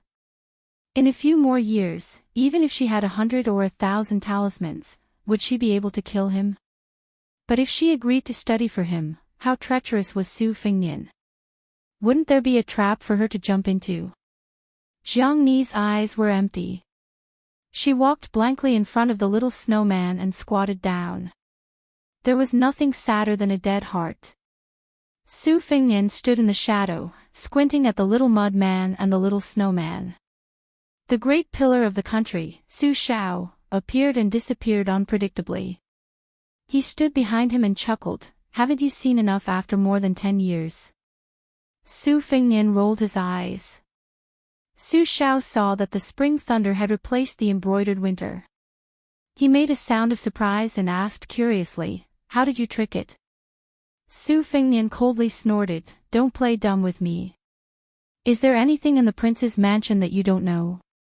Su Shao smiled faintly and said, since you and White Fox have found the knack of the underworld, why don't you accompany me to the morning hall again? Su Fengnian grunted in acknowledgement. He silently followed the hunchbacked Su Shao into the tide listening pavilion. Su Fengnian threw the spring thunder and opened the door. Seeing Su Shao enter empty-handed, Su Fengnian whispered, aren't you going to propose a toast? Su Shao did not even turn his head and said flatly, no need. I'm the only one alive. What's the point of proposing a toast? No one can drink it. When they arrived at the morning hall that Su Fengnian regarded as the netherworld, Su Shao sat on a cushion and beckoned Su Fengnian to sit down with him. Su Shao waited for his son to sit down before pointing to a memorial tablet in front of him. Chen Chang, Chen Jibao's father. During the Battle of Jinliao, he gave his life in exchange for mine. Otherwise, this spot would be his today. EK was defeated. This Wang Jian, who was known as the enemy of 10,000, held up the city gate with both hands and let me escape. His corpse was chopped into minced meat. During the campaign against West Chu, I faced off against the enemy at the Western Wall for 2 years. Everyone in the world believed that I would join forces with the West Chu Emperor and rule the world from north to south. Ma Ling, who was finally able to retire as a senior official in the capital, spoke up for me. He led a total of 14 former Bailiang generals and pledged their loyalty to me at the cost of their lives. Xing Qiu of the Eastern Yu family, who liked to sing with his hoarse voice when he drank, also passed away. Within Western Shu, just 10 miles from the imperial palace, military advisor Zhao Chongling died of illness. Just 10 miles, and he would have been able to kill the incapable ruler of Western Shu who had destroyed his entire family. Han Li originally did not have the death penalty. In order to establish military discipline, I personally cut off his head. Su Xiao pointed to the memorial tablets one by one. His voice was hoarse and calm but thunderous. Su Fengnian trembled all over. Su Xiao stood up with a limp and straightened his back.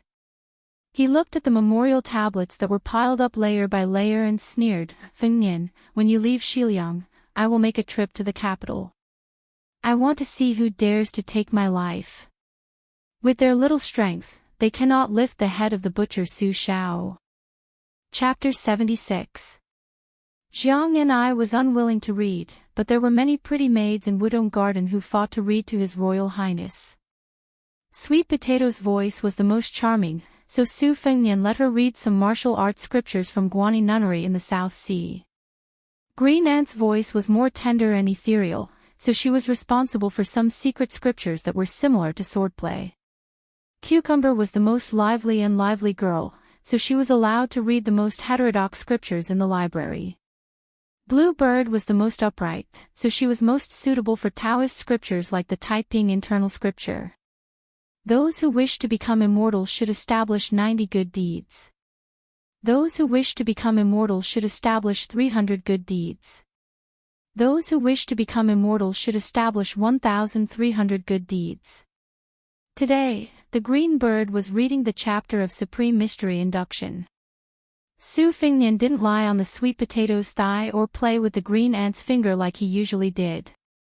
Instead, he sat upright and still by the window. Spring Thunder left its scabbard and one of his fingers slid across the blade. After obtaining the Taoist De Huang Ting, Su Fengnian's various instincts were wonderful beyond words.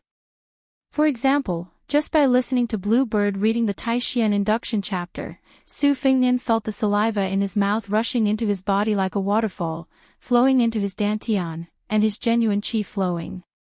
His head felt like it was steaming, his limbs and bones melted, especially the inverted red date mark between his eyebrows, faintly turning from red to purple. It actually had the grand atmosphere of the Taoist master of Longhu Mountains. Purple aura comes from the east. The reason why the De Huang Ting was called De Huang Ting was because the supreme embryonic breathing technique was different from the normal Taoist Nigong Heart Sutras. Instead, it was able to form 3 De Huang Ting in one breath, born from the ancestor of the Taoist book, Laozi's Yi Qi San Qing. Perhaps it was because Wudong sect leader Wang Zhonglo did not want His Royal Highness to waste his cultivation base by sitting on a mountain, so he entrusted Wang Zhonglo with 2 matters. Su Fengnian opened his eyes and said with a laugh, "Sect leader Wang said that the Great Yellow Court is a stream of flowing water. If I cannot continuously improve myself within 10 years and turn it into my own use, sooner or later it will vanish into nothingness." I don't think he was just trying to scare me. Furthermore, the old Taoist was afraid that I wouldn't know how to pick up the treasures after he led me into the treasure mountain, so he specially explained the 6 heavenly pavilions of the Great Yellow Palace, which are the 6 realms. This is very similar to the 6th floor of the Tide Listening Pavilion. Now that White Fox's face is about to go to the 3rd floor, I've only just stepped into the building. Blue Bird put down the bamboo scroll of Tai Xian and asked, "How much has your highness enlightened?" Su Fengnian sheathed the Spring Thunder saber that he was gradually getting familiar with. He pointed at his glabella and said with a smile, "For the great yellow court, it's not difficult to enlighten. The difficult part is to retain the three pure ones' chi. The more enlightened I become, the more I lose. If I slack off for even a day, I won't be able to make ends meet." This Wudang sect leader is ruthless to himself, but even more ruthless to me. Blue Bird was stunned for a moment, but she smiled without saying anything. Su Fingnian took a strand of Blue Bird's hair and silently recited, "Lotus blooms on the clear water of the jade pond, the body will not wither without sickness. Both the body and the spirit will not die, and the immortal will be able to ascend the heavenly gate with one step." Blue Bird was puzzled and asked, "Your Highness, which book did this prophecy come from?" Su Fingnian stroked her soft hair and said self-deprecatingly, "You don't allow me to make up some nonsense." Blue Bird was in high spirits. Second rank made Cucumber hid at the door sneakily, as if she was unwilling to come in. This was abnormal. Su Fingnian laughed and scolded, "Do you plan to stand there for the rest of your life?" Cucumber reluctantly entered the room and whispered, "Your Highness, that girl's surname Jiang is in the courtyard. Why don't I drive her away?" Su Fingnian didn't know whether to laugh or cry. He said, "Let her in. Don't think that I don't know that during the Mid-Autumn Festival, you acted on your own initiative and forbade Yue from picking the osmanthus flowers. How come I heard that in Wudong Garden, you love to eat the osmanthus cake she makes the most? You can eat a big box of food at a time. I was wondering why you gained so much weight this winter. Is it all because of the osmanthus cakes? If you continue to gain weight, you'll have to change out of your old clothes." Cucumber's face turned red. Su Fingnian waved his hand and the clever maid went out of the room to bring Jiang and I in. Blue Bird took the initiative to leave. Su Fingnian looked at Jiang and Jiang and I looked at Su Fingnian. Neither of them admitted defeat. It depended on who had more patience. When Su Fingnian calmly picked up the bamboo scroll, Supreme Mystery Sensing Chapter, Jiang and I said fiercely, "Is the deal you mentioned still valid?" Su Fingnian didn't play dumb and said directly, "It's still valid." Jiang and I didn't have the consciousness of begging and said, "I'll only read for you if you pay 2 copper coins per word."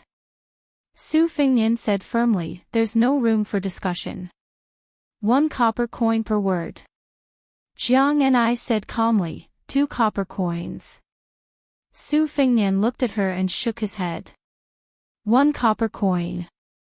Jiang and I turned and left. Su Fingnian smiled. 1 copper coin per word. You can read more books every day. You can still read me until I'm broke. Jiang and I walked to the door and hesitated. Su Fingnian smiled. The Supreme Mystery Sensing Chapter, in my hand has 6,000 words. After you finish reading it, I'll give you 7 copper coins. How about it? Jiang and I turned and went back into the house. The deal didn't break down.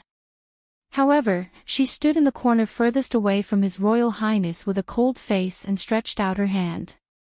Su Fingnian knew her bad temper and threw the Supreme Mystery Sensing Chapter to her. Jiang and I takes over the bamboo slips. The rope between the bamboo slips is badly worn. At first glance, he can tell that it is a treasure in any Taoist temple. He is even angrier. This antique is at least a few hundred years old. How can he throw it casually? What if it falls apart?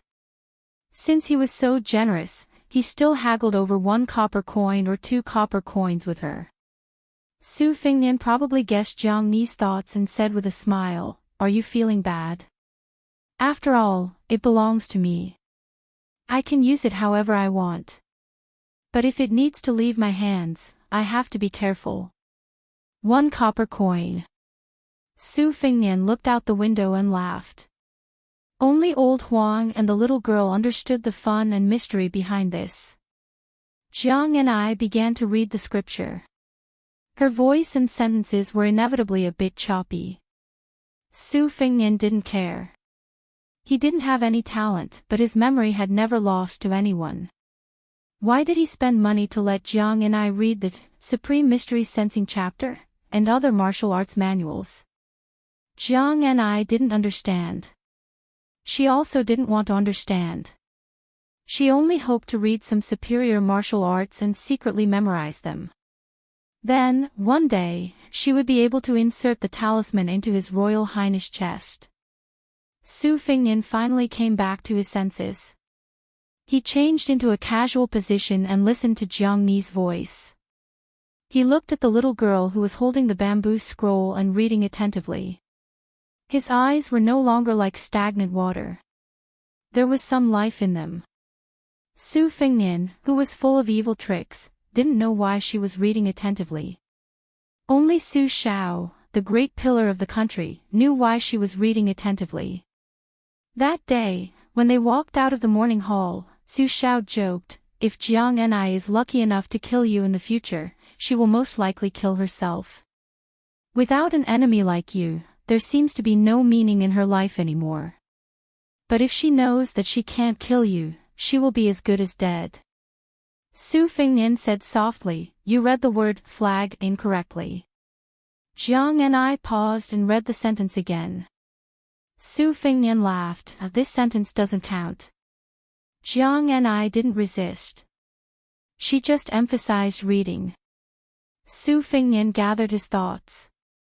He closed his eyes and breathed with the sentence, long and rhythmic. Seeing her pause, Su Fingnian opened his eyes. He thought for a moment and held back his laughter, reminding her, "Qi knew." Jiang Ni, who didn't recognize the word qi, blushed slightly. Su Fingnian said with a straight face, "Deduct 10 coins." Jiang Ni snorted. She was probably in the wrong and didn't argue. She didn't think that she would be deducted 60 to 70 coins in the blink of an eye because she didn't recognize 6 or 7 words. Jiang Ni, whose mouth was dry, first had red eyes. Finally, when she heard Su Fingnian's emotionless, "Deduct 10 coins," she suddenly burst into tears. Chapter 77. Taoism had a saying of 36 paradises and 72 blessed lands. In the previous dynasty, the 9 pecks of rice sect's-old immortal Ma Qingzhu was the most popular. At that time, Mount Longhu was only listed as the 26th blessed land of Taoism, and it didn't have any paradises. Compared to Mount Wudong, it seemed to be too inferior. However, since it became the ancestral court of Taoism, Taoist Master Zhao of Mount Longhu had been teaching in the Taoist mansion for 40 generations. Every Taoist master could be conferred a title by the imperial court. In addition to the title of Taoist master, he was also an official of the first or second rank. He could summon people and teach the emperor health and disease prevention techniques. This generation's great celestial master Zhao Danxia and the Grand Chancellor of the Shangyin Academy had both become state masters. The previous generation's celestial master was only in charge of the affairs of the various Taoist sects in Jiangnan. This generation's celestial master was in charge of all the Taoist sects in the world. Shaoyao Temple was a small temple on Mount Longhu. There were few people, let alone incense. Taoist mansion probably couldn't stand it anymore. They didn't want the oldest Taoist temple on the mountain to be short of rice, so they could only provide some silver every month. Shaoyao Temple didn't belong to Mount Longhu Taoist court. It was only 2 generations ago that it was under the name of Taoist Mansion. So far, there were no more Buddhist temples on Mount Longhu. Even an old temple like Shaoyao Temple couldn't support it. Taoists who were different from Jingyi school had moved out of Mount Longhu one after another. At this time, there was an old Taoist master surnamed Zhao living in Shaoyao Temple, Zhao Shituan. If outsiders heard it for the first time, they wouldn't take it seriously and would think that it was an old guy who entered Mount Longhu. There were 3 Taoist masters surnamed Zhao living in Mount Longhu, but don't think that the surname Zhao on the mountain was necessarily great. Only the Taoist masters of Mount Longhu and Taoist Mansion were the leaders of this Taoist capital. The headmaster of this generation of Mount Longhu was the Dan generation, followed by Jing, Ning, Ling, Jing, and Guan. In the temple, the old Taoist master Zhao Shituan looked at the courtyard full of hawthorns that had been exposed to wind, sun, snow, and rain. They had long dried up, so how could he eat them? The withered youth squatted in the courtyard, looking a little embarrassed. The old Taoist stood by the side. Today was a good day for a hero to talk about his past bravery. He leisurely said, "Long Xiang, when I was young, I loved to entertain the mountains and rivers. When I was young, I was well versed in the 8 trigrams. There were no books that I didn't read, and I floated out into the world. Back then, the ancestors on the mountain loved me so much that they were confused, but I didn't care about the false reputation of being a minister. I wandered around for more than 30 years before returning to the mountain. At the foot of the mountain, I did some things like imparting scriptures and writing seals to cure diseases and disasters. I was almost invited to the palace by the old emperor to talk about the Huang Lao Shu. Although many people in the Taoist mansion have been to the capital and entered the imperial palace, that's because they also have the surname Zhao. Long Xiang, don't look at the hawthorns. Talk to me. We don't talk much every day. Outsiders will think that I don't care about you. My disciple, why don't I teach you the great dream of spring and autumn that our ancestor only passed down to me? This is a Taoist immortal art that even my arrogant nephew couldn't comprehend. I'm only able to protect this carefree temple because of this great dream of spring and autumn. This mantra is comparable to Wudong's big yellow court. I can sleep for 3 years now because the old ancestor is amazing. It's said that it's not difficult to sleep for 60 years. I wonder if the old ancestor immortalized back then. The old Taoist saw the youth's expressionless face and felt a little bored talking to himself. He yawned and was about to fall asleep. His left leg was bent on the ground and his right leg was placed on top of his left leg. He held his chin with one hand and fell asleep. There was no chair under the old Taoist's buttocks, but his body swayed back and forth without falling. The old Taoist of Mount Longhu's Hope generation held his chin with one hand as if he was holding a sword while the fingers of his left hand were like hooks, forming the double yang meridian incantation. The old man's murmur could be heard, "Sleep in spring and autumn, sleep in spring and autumn, sleep in spring and autumn, sleep in spring and autumn, sleep in spring and autumn, sleep in spring and autumn. The stone root lies high and forgets the year. Without a blanket, without a quilt, heaven and earth as a bed, draped with a bright moon." Thunder rumbled, lightning flashed, and Mount Tai was destroyed. 10,000 feet of seawater fell from the sky. Black dragons screamed, and ghosts and gods were frightened.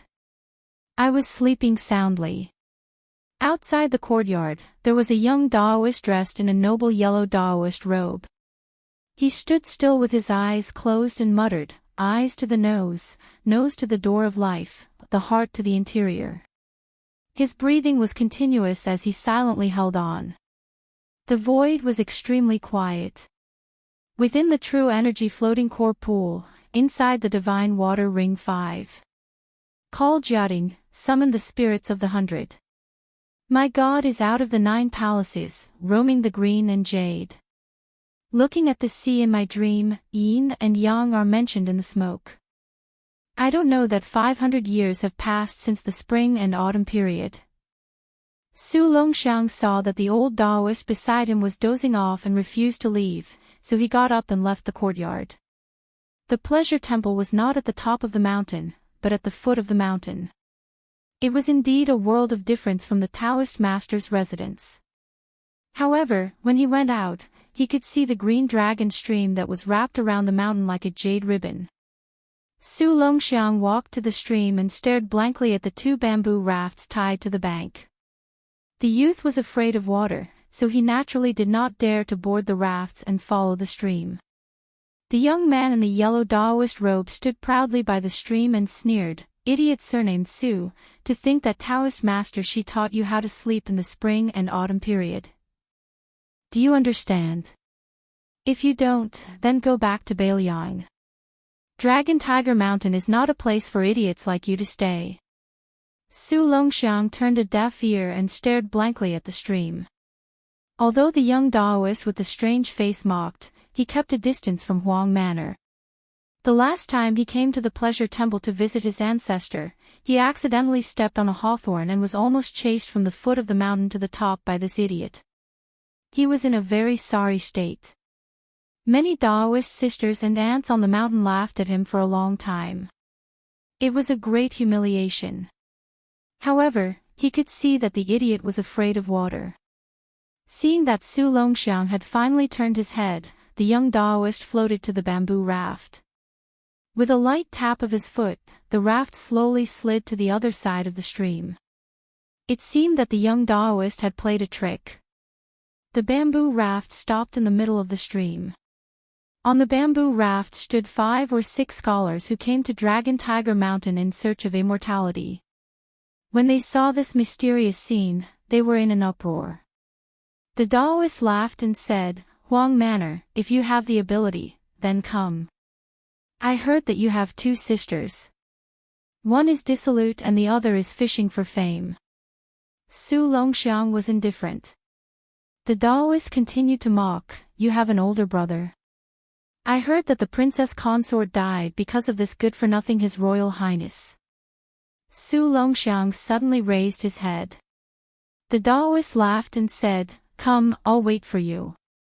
Su Longxiang, who was squatting, did not completely stand up. Like a leopard, he bent his waist and rushed forward. In an instant, he swept to the bank of the stream.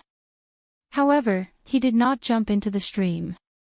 Instead, he stepped on the front of the bamboo raft. Immediately, the broad and sturdy bamboo raft was pried out of the water and stood upright. One of his hands was like a knife, cutting the thick ropes that held the bamboo raft together. With a push of his hands, he tore the bamboo raft apart. Su Longxiang quickly picked up the remains of the bamboo raft and threw them out. Just the sound alone was ear-piercing. It was like a tiger's roar. From this, it could be seen how great the strength was. The rain of arrows fell. The yellow-clothed Taoist's face was flustered.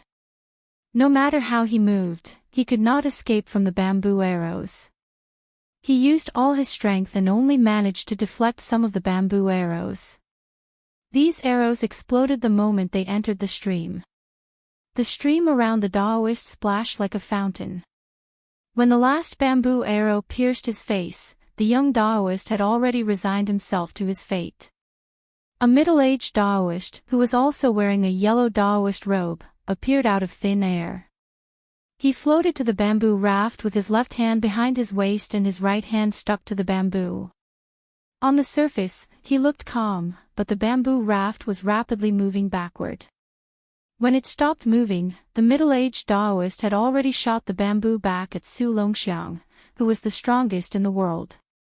Chapter 78. The first chapter. I stopped updating due to heatstroke because I couldn't update, not because I didn't want to. I thought my attitude was fine. So now that my soul has returned, I have to show my attitude. Let's see how many chapters one can update today, and see if I can make up for the missing chapters in the next 2 days. If Su Longxiang was honest and stupid, he was the kind of idiot who didn't hurt people or animals, who loved to do things like watching ants moving house. If he was in a good mood, even if the servant secretly called him an idiot, the second son of the king of Bailiang would always smile in response. However, if he was in a bad mood, he would be unapproachable. Seeing the bamboo shoot back, the ferocious-looking Su Longxiang didn't dodge. He just stretched out his claw and tried to crush the bamboo. Probably because he underestimated the speed of the bamboo arrow, Su Longxiang wasn't able to hold it. The bamboo pierced through the gap between his 5 fingers and went straight to his face. Su Longxiang wasn't shocked or scared, and he still let the bamboo hit his forehead like a sharp sword. On the contrary, the middle-aged Taoist in the yellow robe was shocked. He originally thought that this fool with the strength of dragon and elephant would dodge. Originally, the fight between children was just a quarrel. Regardless of his status or cultivation, he wouldn't interfere. However, the bamboo arrow shot by the second son of the Pillar of Bailiang was really ruthless. If he didn't make a move, he would end up paralyzed for life. Therefore, after landing on the bamboo raft, he couldn't help but increase the strength of his counterattack. It was inappropriate to fight with Su Longxiang. If he hurt this child, it would be even more troublesome. Not to mention that behind Su Longxiang was the king of Bailiang, who almost wanted to press down the head of the dragon and tiger, without permission. Even Grandpa Shituan in the Xiaoyao Taoist temple who didn't make a move was not someone he could disobey. So what if he wore the yellow robe of the Taoist master residence? His father, Xiao Danxia, was already a Taoist minister and the leader of the world's orthodoxy. Didn't he still have to call Grandpa Shituan uncle? Unexpectedly, the middle-aged Taoist realized that he had worried too much. When the powder scattered, Su Longxiang's eyes were scarlet red, and the 2 strands of yellow hair at his temples, which were longer than normal people's, floated up. From the first day he came to Mount Longhu, he had been wearing his hair down, and now it was even more fluttering. His clothes were round and shriveled in an instant. When he inhaled, they swelled, and when he exhaled, they shrank. The stream near him coincided with Su Longxiang's qi, faintly forming an absurd scene of rising and falling tides. His breathing technique was originally the most basic breathing technique of Mount Longhu. Who would have thought that this Huang manner would take half a year to master it? But once he had mastered it, it would be so frightening. Father, this idiot's appearance is too horrifying. Could it be that he is the legendary demon venerable? The young Taoist had regained most of his courage now that he had a backer. But when he saw the extraordinary phenomenon on Su Longxiang's body and suffered twice in a row, he couldn't help but feel a little scared. Before Grandpa Shituan went down the mountain, he said that this second son of the Great Pillar State who didn't open his acupoints was the reincarnation of Zhenwu Great Emperor. He wasn't Hong Shixiang, who was born with one more acupoint than ordinary people. Between the two of them, who is the immortal and who is the devil, the fate of Mount Longhu and Mount Wudong for the next 500 years is probably a gamble. The middle-aged Taoist carefully stared at Su Longxiang, who was bursting with murderous intent. He was just a little curious but not shocked. As the first Huangzi nobleman of the Taoist master's residence, Xiao Jingchen had seen too many things that ordinary people couldn't appreciate. As for the words of Grandpa Shituan, he actually didn't take it seriously. It was acceptable to tie the fate of a family to one person, but it was too childish to bet the fate of a country and a mountain on one person. As for his son Zhao Ningyun, who was naughty by nature but had great spiritual qi, Xiao Jingchen, who was nominally the first person of the Jing generation, was 80 to 90% satisfied with him. Therefore, he was willing to share some secrets. 500 years of fortune and misfortune is too big to be taken seriously. It's already good to have 50 years. Moreover, is it true that Hong Shixiang of Mount Wudong and Su Longxiang in front of us is the demon-rinsing primogenitor? According to the ancient records and calculations, Xuanwu Great Emperor hasn't been born in the world for 1,600 years. How could he coincidentally appear when Mount Longhu is suppressing Mount Wudong? Zhao Ningyun, who gradually came to his senses, chuckled and said, "If it's true, father, then we're doomed." Xiao Jingchen laughed softly and said, "Doomed? My Taoist master mansion of Mount Longhu has produced 64 immortals in more than 1,000 years. Can't we defeat Xuanwu Great Emperor?" At the mention of this, even the frivolous Xiao Ningyun felt a sense of pride. These 64 immortals were not the strange legends recorded in the countryside. When the great Taoist master ascended to immortality, the Taoist master mansion would record every detail in detail, including the mysteries of heaven, the geography, the relationships between people, whether they were riding on dragons, phoenixes, or rainbows. Everything would be recorded in order to ensure that not a single word was missing. There was no room for falsehood.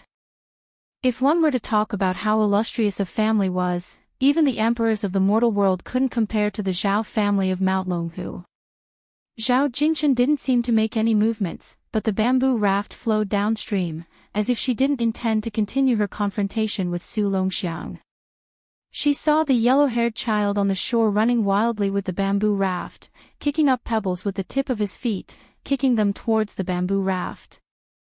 Zhao Jingchen stretched out a hand, sparkling and translucent like white jade, and gently pressed down, causing the pebbles to fall into the stream. Chapter 79. It was the same for more than 30 stones.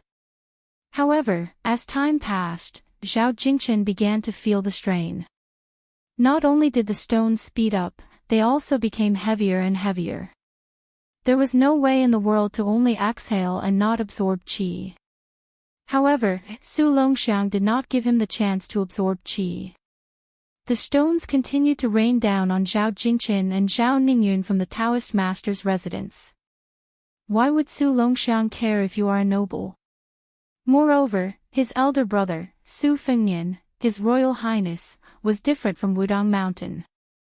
He knew that Princess Sui Zhu was a Princess Sui Zhu, yet he still pulled out his sword.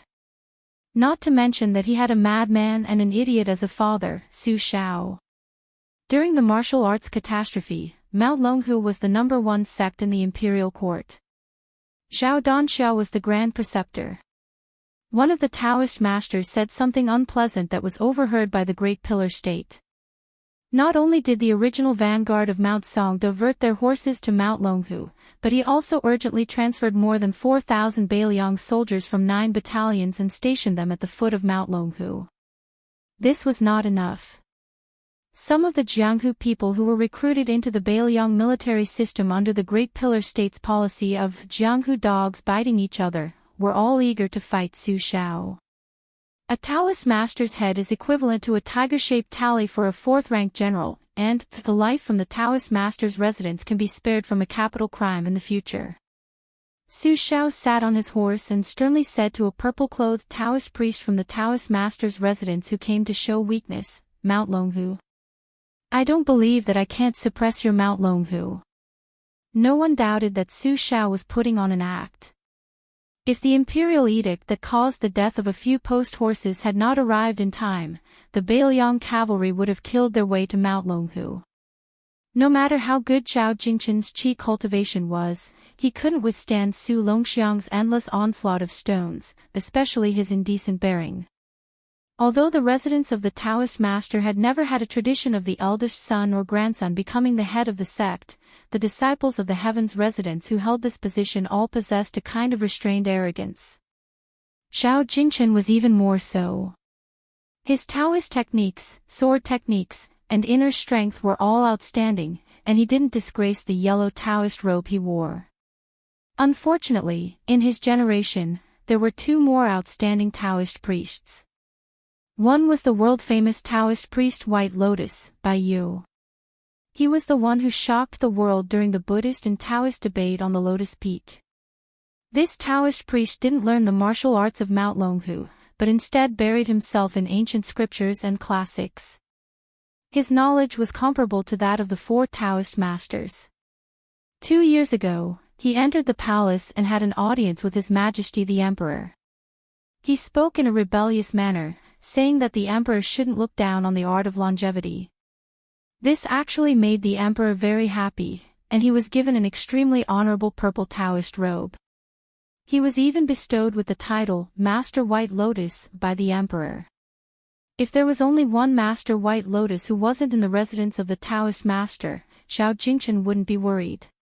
Unfortunately, there was a little Taoist master in the residence of the Taoist master. If his father and the other 2 heavenly masters were to hear that he was so calculative with Su Longxiang, what would happen to him? Zhao Jingchen smiled bitterly. Forget it, he reached out and lifted his son Zhao Ningyun's sleeve. He tried his best to knock down 6 or 7 stones, and the 2 of them floated to the shore. They were about to go up the mountain to the residence of the Taoist master. No matter how difficult Su Longxiang was to deal with, he wouldn't dare to go to the residence of the Taoist master. No matter how good Grandpa Shi Tuan's patience was, he wouldn't be able to sit still. When Su Longxiang saw that the two Taoist priests in yellow were about to run away, he roared and took a dozen steps back. Then, he took a few big steps forward. Dust flew and several new pits appeared on the ground. When Su Longxiang left the shore, he used the force to soar into the air and rush toward the father and son in yellow. After all, Zhao Jingchen was not a clay bodhisattva without anger. Seeing that this fool didn't know what was good for him and wanted to pester him, he snorted angrily and waved his sleeve. First, he slowly pushed Zhao Ningyun a few feet away. Then, he turned back to the shore. He sprinted in the same way as Su Longxiang, but only the dust on the ground was slightly floating. He didn't have the momentum of Huang Man or his footsteps. Zhao Jingchen didn't collide with Su Longxiang in the air. He tiptoed in the air and rolled up his sleeves. His body went up a level and appeared right on top of Su Longxiang's head. The number one person of the Jing generation in Longhu Mountain suddenly used the 1,000-catty fall. He stepped on Su Longxiang's shoulders and shouted, "Bold idiot, get down." Su Longxiang had nowhere to use his brute force and could only fall into the stream. "You're the idiot." Zhao Jingchen had just floated back to the shore when he vaguely heard a sigh. A sleeping old Taoist rose from the ground of the free and unfettered temple and swept into the sky like a hawk. He dived into the stream and splashed up endless water. The water flow stagnated as if the old Taoist had cut off the green dragon stream. The old Taoist picked up Su Longxiang and flew back to the free and unfettered temple. He said in a deep voice, "Quickly return to the top of the mountain." The old Taoist didn't seem to dare to carry Su Longxiang for a moment longer. He threw the disheveled-haired youth away and said sadly, "Alas, the 1,800 years of the free and unfettered temple can't be preserved." It was the first time Zhao Jingchen saw Grandpa Shituan so anxious and lost. He didn't dare to stay. He took Zhao Ningyun and rushed up the mountain. He heard a soul-shaking howl coming from the free and unfettered temple. It was very similar to the 6 demons barking on the devil-slaying platform at the top of the lotus flower. The hustle and bustle around the free and unfettered temple lasted from noon to dusk. In the twilight, the old Taoist's Taoist robe was tattered and his hair was messy. He sighed. The free and unfettered temple was mostly ruined. He sat on the broken walls. The yellow-haired youth who had finally calmed down was lying on the edge of an ancient well in the backyard. An old turtle with 2 or 3 little turtles appeared and climbed up the edge of the well. They seemed to have a good relationship with the youth. The old Taoist sighed. This ancient well was called Tongyu. It was obvious that it was very deep. The older generation of the free and unfettered temple once jokingly said that it was as deep as the 9 springs. Moreover, this well was connected to Wudong. It was a twin well with the Tong Xian on Wudong's little lotus peak. The old Taoist certainly didn't believe this saying. However, after learning from the letter that His Royal Highness was practicing on Wudong Mountain, he was happy to tell his disciple Su Longxiang that this well was connected to Wudong. Therefore, the yellow-haired Su Longxiang didn't pick hawthorns. If he was in a good mood, he would learn a bit of the Dragon and Tiger Taoist school's breathing exercises. If he was in a bad mood, he would lie by the ancient well and stare blankly. Su Longxiang grabbed a handful of hawthorns and carefully threw them into the well water. He said naively, "Brother, eat hawthorns." The old Taoist heaved a heavy sigh. How am I supposed to tell His Highness the Crown Prince about this? Should I tell him or not? The old Taoist, who claimed to be second in the Longhu Temple in judging people's physiognomy, hesitated for a moment. Thinking of the evil spirit behind Su Fengnian's smiling face, he said bitterly, "Just tell the truth. Take it as a reminder to the Taoist Master Mansion." Chapter 80. Second update. If Mount Longhu was the capital of immortals, then Shangyin Academy was the city of saints. With the end of the Spring and Autumn War of the 9 Nations, the scene of hundreds of schools contending no longer existed in the academy. However, the spirit of equal academic attainment was still passed down. Generally speaking, in the magnificent Shangyin Academy, except for the forest of merits that only the chancellor could enter, one could go anywhere and read all kinds of books. However, some unwritten rules had been deeply rooted for thousands of years. These rules were not established by generations of chancellors. Most of them were due to the great reputation of a certain grand scholar in the academy. The younger generation followed the rules out of respect. For example, Shangyin Academy had a great lake that planted countless green lotuses.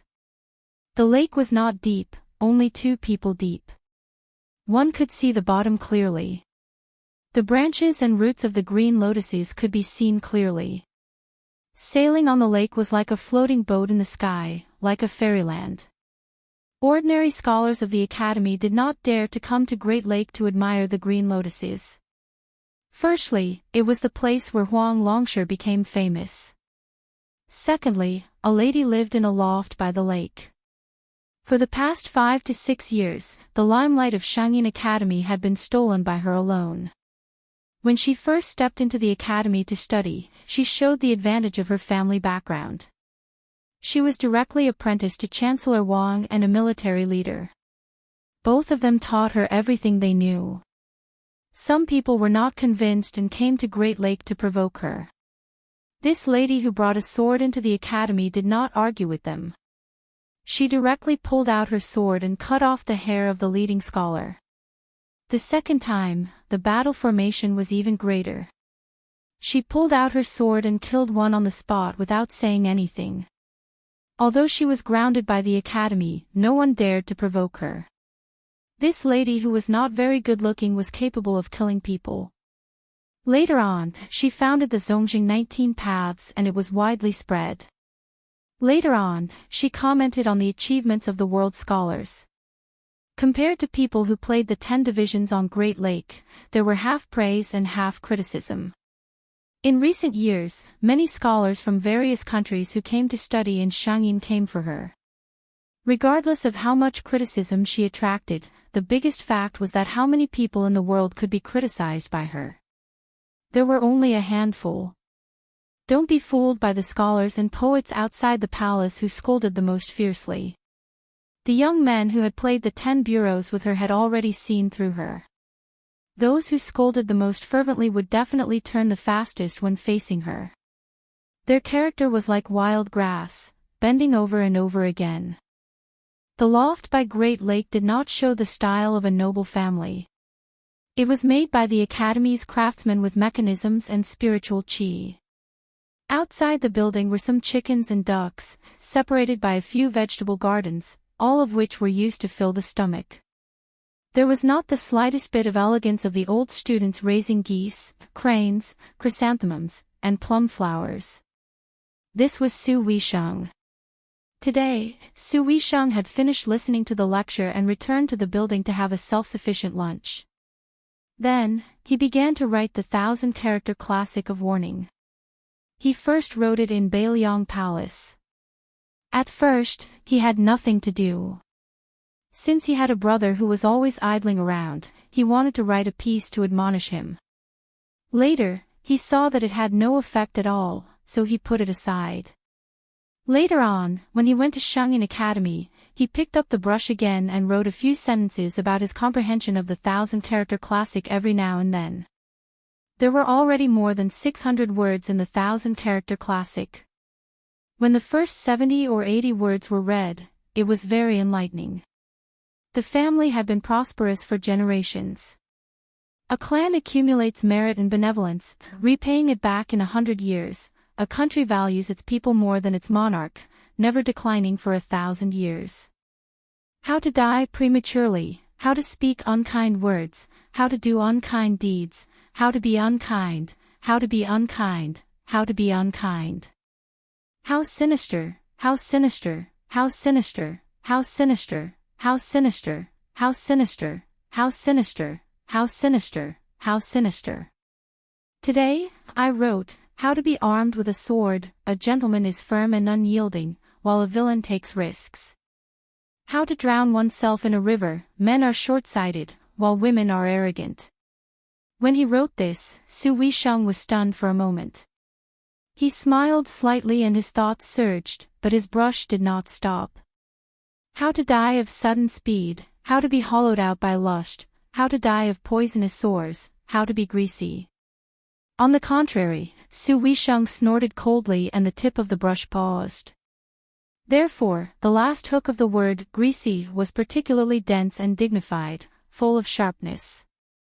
It seemed that he was thinking of his annoying brother. Su Weisheng was in a bad mood. He put down the brush and walked out of the attic. He untied the rope of the lonely boat and sailed on the lake alone. The lake rippled. There was only one person and one boat on such a big lake. If it were not for the thousands of green lotuses, it would indeed be a bit lonely. She lay in the boat and raised her wrist. There was a piece of ink that was drilled through with a string. This piece was just an ordinary cobblestone, which suited Su Weisheng's hobby. Other than the ancient sword that could cut iron like mud, she did not have any other precious items. Her brush and ink were the same as the scholars of the palace. The only difference was that her diet was not good. If she did not rely on her own talent and domineering aura to monopolize this lake, one would not be able to tell that Su Weisheng was a princess. Moreover, how could a princess be compared to a princess? Even the daughter of assassin Yen could compete with her. She was not even fit to carry her shoes. Su Weisheng used the sunlight to look at the rings of light emitted by the chess piece. He was dazzled. Far away by the lakeside, two people were sneakily squatting behind the green lotuses and whispering to each other. One of them had a boneless head, a sunken nose and exposed teeth. No matter how one looked at it, he looked like a short-lived person who had died early and reincarnated. He said with a troubled expression, "Junior brother, are you really going to senior sister Su? She is someone who can kill." The other person was elegant and had an extraordinary temperament. When he smiled, he was especially handsome and flirtatious. He said indifferently, "Senior brother Lu, look carefully. Senior sister did not bring her sword today." Chapter 81. The man who looked like he was destined to have a rough life became even more miserable.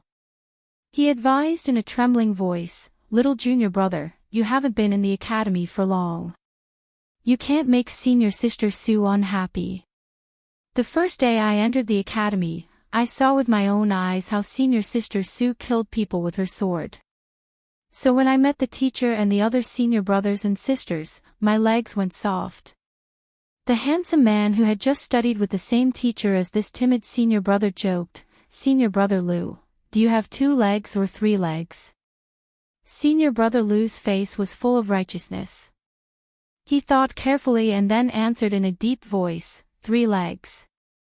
The little junior brother, whose appearance was hundreds of times better than his senior brother, laughed and said, "Senior brother, if I can board senior sister Su's boat, you can call me senior brother in the future. How about that?" Senior brother Lu nodded without hesitation and said, "No problem." The junior brother was the talented youth who had played 10 games with Su Weisheng. Even if the chessboard did not have 19 pieces, he was not unhappy at all. He had thought that he had an 80% chance of winning on 19 pieces, but when Su Weisheng brought out 15 pieces, he was only pleasantly surprised. This was his eccentric nature. Face and whatnot could not be sold for a few taels of silver. As long as he won the 10 games, he would not touch 19 pieces even if he was beaten to death. He would not even touch a chess piece for the rest of his life. No matter how invincible Su Weisheng's chess skills were in the future, what could he do? Wouldn't it only make him more invincible? Unfortunately, he could not even beat Su Weisheng with 15 chess pieces. But he was still very happy. It was good that he did not lose or win.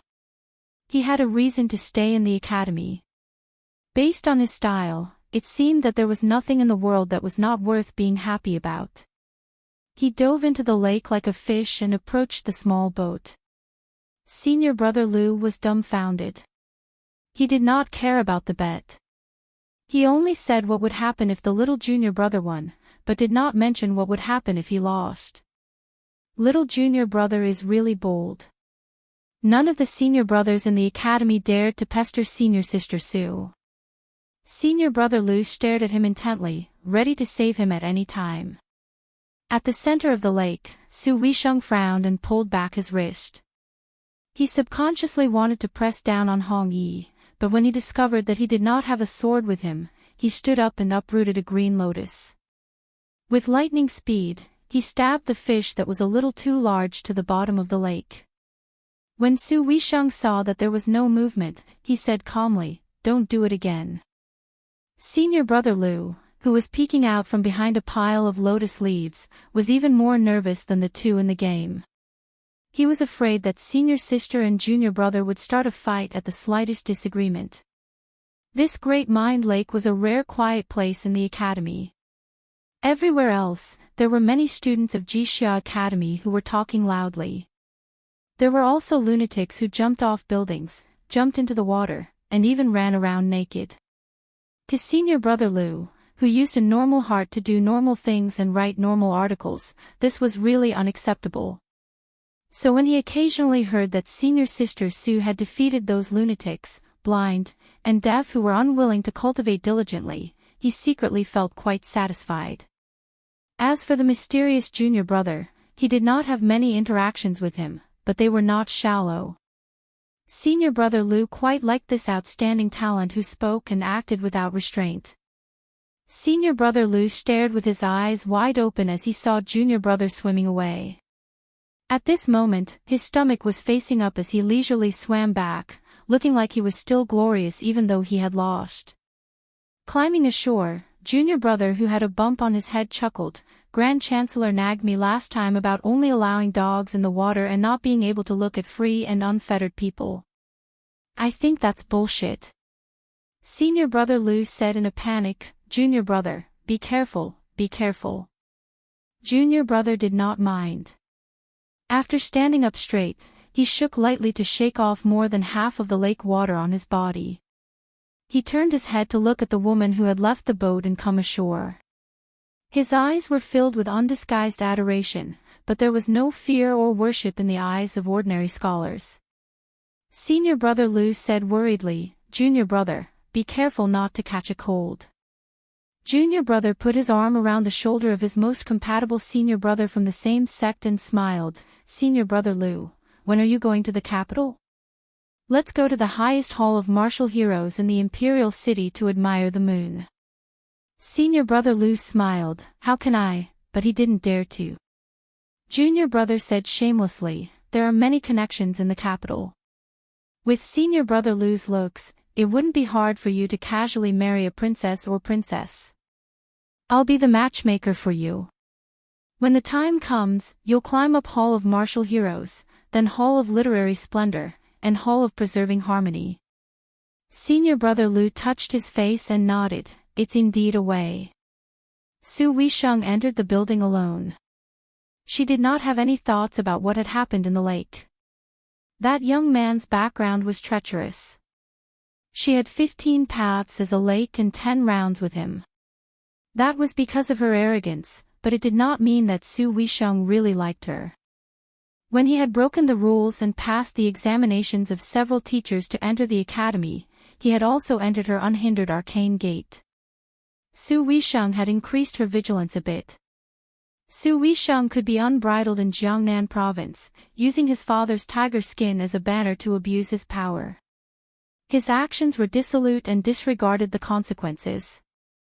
Su Weisheng was not that useless flower vase. Every step she took, she had to consider the Su family. She could not make a single mistake. She was also not that silly little brother Su Longxiang, who could not think too much about anything. She had originally thought that a certain guy could be a bit more promising. Who would have thought that it would be fine if he did not learn the way of the king, but he also did not learn the way of the tyrant. He did not even touch the art of war. He also lacked interest in the art of court maneuvering. He actually picked up the saber to learn martial arts. Bailiang had millions of households, 300,000 Bailiang cavalry. Such a large and glorious family business, second only to the emperor, could be supported by a saber. Su Weisheng stared at the chess piece on her wrist and scolded in a low voice, "You idiot." After Su Weisheng scolded her, her mood relaxed a bit. However, she quickly became serious again. 2 fingers stroked the chess piece. She sneered and said, "You're even more arrogant than a prince." This was because she remembered what her father had said in the secret letter after investigating that little brother. This child's background was hidden and could not be investigated. He only knew that the head of the inner palace's 30,000 eunuchs, Han Diaoxi, had to bow when seeing him. Chapter 82. Blind Old Su was an old soldier of northern Liang. He was originally a crossbowman, but after being shot in the eye by a stray arrow, he became a cavalryman. His battle record was mediocre, so he really couldn't show off his head in the northern Liang army, where he exchanged his head for meritorious service. Before he retired, he didn't have much money left. Old Su was a native of Jinzhou, Liaodong. He had been alone since he was young. He followed Su Shao of the Pillar State from Jinzhou to Liaoxi, and then from Liaoxi to Xiongchen Pass, and then to the Central Plains. During the Spring and Autumn War, many old soldiers who joined the army at the same time as Old Su, as long as they didn't die, they all became officers or captains. Before they retired, they could even receive the title of Deputy Commandant of Zhaowu. Therefore, although Old Su was an old soldier, he wasn't a fierce soldier. Those who didn't dare to tie their heads to their waistbands to fight for scholarly honor and could still earn official positions were only the children of wealthy families. Old Su was a veteran who couldn't be said to be greedy for life, but was absolutely afraid of death. It was already considered very lucky that he didn't have his head chopped off by the Inspector General. Later on, Old Su's remaining eye was also blind. He was careless when he went up the mountain to burn charcoal, so he became the blind Old Su that people in and out of the alleys talked about. The most unlucky one was that after Old Su became blind, when it rains, it pours. He was careless and didn't manage to avoid the hooves of a fine horse in the downtown area, so he was trampled into a cripple. When the group of fine young men saw the old man rolling on the ground, they just laughed loudly. Blind Old Su originally wanted to clench his teeth and fight, but when he touched the carrying pole on the ground, he heard voices saying that those young masters were the sons of some military commandant, the grandsons of some literary scholar in the capital, and the grandsons of the crown prince's horse washer. Old Su threw away the carrying pole and cried like a child, howling over and over again that he should have died long ago. It made people's scalps go numb, and even some of the pitiful onlookers were scared away. One dandy disliked Old Su's chatter and pulled out his sword to chop him down. Beiliang people had always been valiant. Even those dandy might only have enough strength to untie the belt of a courtesan, but as long as they could pull out a sword, they could definitely chop him down. This made many dandy who had just entered Beiliang feel very uncomfortable. If that sword had chopped down on Old Su's head at that time, His Royal Highness wouldn't be carrying the green ant wine today. At that time, Su Fingnian happened to be passing by. His horse was far more robust than that group of third-rate dandies, so his arrogance was 100 times more unbridled.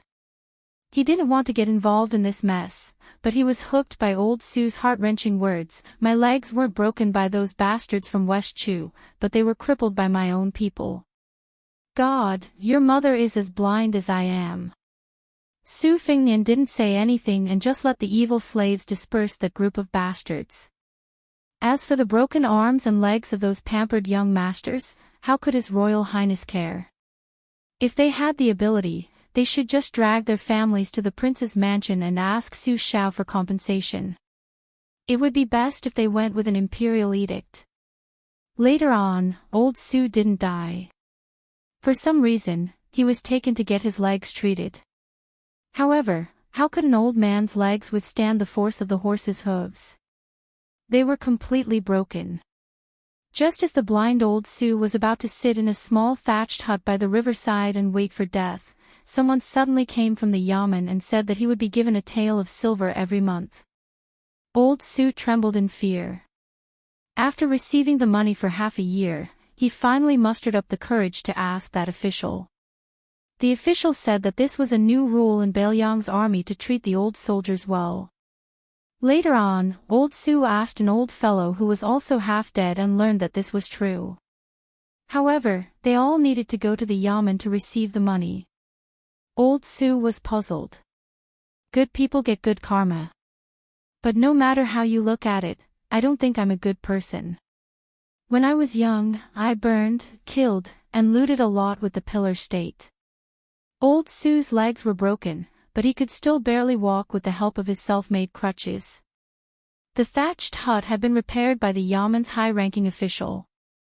Every year, before winter, a thick quilt would be sent over. Old Su managed the vegetable garden quite well, and a tael of silver would be worth 1,000 copper coins.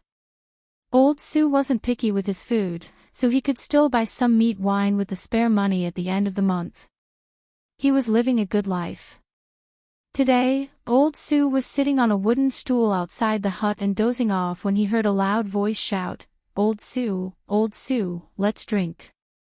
I caught a duck for you in the river on the way. It's really fat. Chapter 83. Old Su's spirit was lifted. That Su kid was here. He had met this kid 4 or 5 years ago. It was said that he was caught climbing the wall to watch a girl bathe and was chased to the riverside. He then borrowed Old Su's thatched cottage to hide. It could be said that they had formed a decent relationship. Old Su knew that the pretty daughter of a humble family in Lanting Tavern was a pretty girl from a humble family. Although he couldn't see, Old Su's ears were good. He could always hear some wild men gathering together and drooling over her when they had nothing to do. They were all saying that the little girl's chest had become heavier over the years, her little round face had become sharper, and she was becoming more and more beautiful. Old Su had gone to the tavern to buy distiller's grains and smelled the fragrance on the girl's body. TSK, it smelled really good. It was comparable to Lanting Tavern's signature green plum wine. Back then, Su Kid was chased and beaten for her. He wasn't wronged. If Old Su was a few decades younger, would Su Kid even have the chance to climb the wall? He would be more like a lookout for him. The pot is in the same place in the house. Remember not to throw the duck into the river when you pluck its feathers. Be careful that the moment you leave, my thatched cottage will be torn down. Old Su took the wine pot and sniffed it. He smiled contentedly and said, This green ant can't compare to the green plum from Lanting Tavern, but it's still much better than distiller's grains. The customer stuffed the broken duck into Old Su's arms and said angrily, Do I have to pluck its feathers? I'll go boil some water. Now that Old Su had wine in his hand, he was easy to talk to. He leaned on his walking stick and went to pluck the duck's feathers. Not long after, the thatched cottage was filled with a fragrance. Old Su chewed on a greasy duck leg and asked with a smile, Su Kid, I haven't seen you for more than a year. You've either been missing for 3 years or haven't been heard from for an entire year. What do you do for a living? Listen to Old Su's advice. Don't do anything outrageous. It's fine if you peek at a girl bathing since you won't lose anything. But if you play with knives and guns, it's hard to say. Let's not talk about this. Even if I did, you probably wouldn't listen to my advice. I know I can't drink your wine for free. Tell me, what do you want to hear this time? At my age, Old Su can't speak more than a few times, so I'll tell you as much as I can. The man chewed on the duck meat and said with a smile, Let's talk about Liaodong. My ancestors lived there, in Jinzhou. The only one who could stroll around so idly was naturally His Royal Highness, Su Fengnian. Old Su laughed and said, How could I not be familiar with Jinzhou? The whole of Liaodong is the same. Although 9 out of 10 military governors claim to be poor in front of the imperial court, they are not poor at all. The only poor ones are people like us who don't have land. We are just short of rebelling. Su Fengnian frowned and asked, According to the law, isn't every soldier given 40 mu of farmland? Liaodong is worthy of being called a dangerous place in our dynasty. The plain and the wilderness stretches as far as the eye can see for 1,000 li. It is difficult to defend. If we abandon it, Beimang will drive straight in, and the northern part of the country will not be restricted by any gate or court. Therefore, if Liaodong is safe, the central plains will not be disturbed. If Liaodong is disturbed, the golden drums of the world will resound together. Revolt? I haven't heard of any disturbances in Liaodong these years. Old Su sneered and said, Su kid, you know fart. I, Old Su, don't understand your literary words. Which scholar did you hear it from? I only know that when I left Liaodong, Liaodong had 21 guards, while Liaoxi only had 6 guards. Not to mention Liaoxi, the 21 guards of Liaodong stored 1,000,000 shur of grain a year. How many shur of grain fell into our pockets? Su kid, think about it, not to mention the viceroy of Liaodong, the military governor of Liaodong, the military governor of Liaodong, the military governor of Liaodong, the military governor of Liaodong, the military governor of Liaodong. These big shots, even some 7th rank, 8th rank officials have to do some shady business, such as relocating the army and changing the channels. If they did not specialize in water conservancy and occupy the fertile land, where would they get the money to show filial piety to the higher-ups? In those days, the Great Pillar State was in charge of the whole of Liaodong, which was a rare blessing for the Tu Liao people. As soon as the Great Pillar State left, who cared about the life and death of the soldiers? A lot of border troops were sent to Liaodong because of their crimes. Otherwise, who would be willing to go to Liaodong, this bitter and cold place to live? Once they went there, who would really think that there would be fields and grain? I, a Jinzhou native, don't even have half a piece of land, let alone these outsiders. Su Fingnian chuckled and said, that won't cause any rebellion. Liaodong is poor, they're used to suffering. As long as there's even half a mouthful of rice to eat, nobody would be willing to start an uprising. Old Su sighed, if we don't really want to starve to death, who would be willing to go against life? But if this goes on, it's really hard to say what will happen in Liaodong. I've left Jinzhou for nearly 30 years, I've endured for 30 years. Since ancient times, Liaodong had been the land of 100 battles. As the saying goes, the tiger steps like a dragon, the superior is in the heart. The safety of the world was always related to the Tu Liao. Su Shao advised that they would not hesitate to use all the strength of the world to protect it, but from top to bottom, very few people were willing to take it seriously. This was not to say that nobody could see the stakes, it was just that the world situation was temporarily settled. What would happen 50 or 100 years later? What benefit would it bring to the current official position? Su Fingnian said softly, Old Su, tell me more about the local customs and customs of Liaodong. Old Su spilled beans from a bamboo tube. By the time the pot of stewed duck was finished, Old Su was also very tired, but most of his energy was used to deal with the duck meat. In the end, Old Su wiped his mouth and said, when the Great Pillar State entered Beiliang, it was really awe-inspiring. What does the Princess Consort's poem say? Su Fingnian smiled and said, the green ox road is on 1,000 mounts, the children under its banner hold mulberries. Old Su leaned on his walking stick with a fascinated expression. Su Fingnian left the wine pot and quietly walked out of the thatched hut. Blue Bird stood in the distance, watching His Royal Highness slowly walk over. Every time he came to the thatched hut by the river, she accompanied him, and she never asked why His Highness was dealing with a blind old soldier. When Su Fingnian saw Blue Bird's cold face, his eyes were a little absent-minded. Back then, when the blind old Su was in the 1,000 mounts, his legs had not been broken. That child still held the mulberries and raised his head to ask his mother if they tasted good. Blue Bird was a little confused by his gaze. Su Fingnian suddenly bit her cheek and said with a smile, delicious, it tastes like mulberries. Chapter 84. While walking through the fields and crisscrossing paths, Su Fingnian casually asked, why doesn't Sweet Potato like to leave the prince's mansion? Why do you like to run out every 2 to 3 days? Bluebird replied in a methodical manner, she's a bit lazy. Su Fingnian jumped up and asked, Su Xiao clearly knows that this time, Zhang Julu is in power, reorganizing the imperial court and adjusting the border army.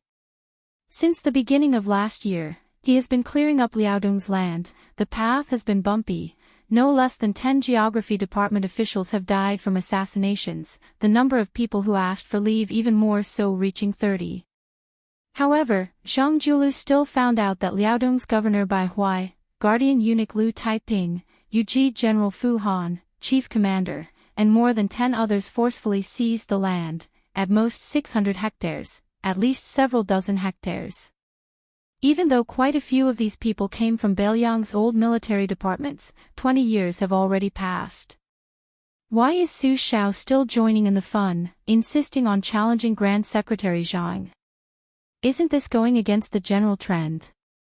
Moreover, even though Su Xiao says that he wants the imperial court to build the Tu Liao into a boulder, those fat as vermin, half of them are related to him, no one would believe these words. Tell me, what exactly do you think Su Xiao is thinking? How could Bluebird dare to answer this type of question? Su Fingnian didn't expect to get an answer either, only asking would make his heart feel a bit more comfortable. The Tu Liao soldiers grumbling about the lax civil administration and other things, these weren't things that His Royal Highness was interested in. For example, on Beiliang's side, their military equipment was the most majestic under the heavens, there wasn't any exaggeration, but if one were to talk about Beiliang's peaceful ways, perhaps even Su Xiao himself would blush. If de Zhuguo was a moral saint, then the Lingzhou prefecture magistrate would not need to go to the capital and implicate the daughter of Beiliang's grand scholar to become a canary with an uncertain future. Su Fingnian felt a burst of anger when he thought of this and how the four evils of Beiliang had separated and severed their ties with each other.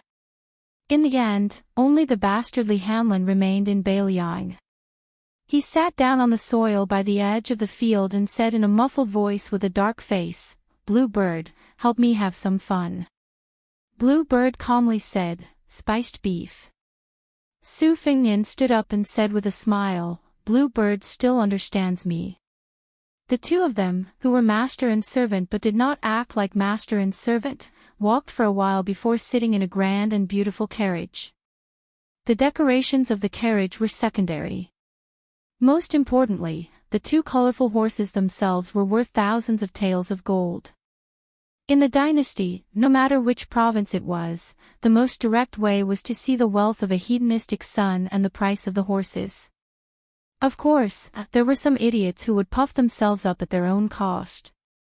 They would buy a pair of famous horses like the white cranes of the Chow family to keep up appearances. However, His Royal Highness's green elephants of Great Wan were priceless and had always been an A-grade tribute. Only Su Fingnian dared to ride them. If it were any other descendant of a vassal king, they would not dare to take them out to show off. Su Fingnian entered the spiced beef shop and saw a familiar scene that he had not seen for a long time.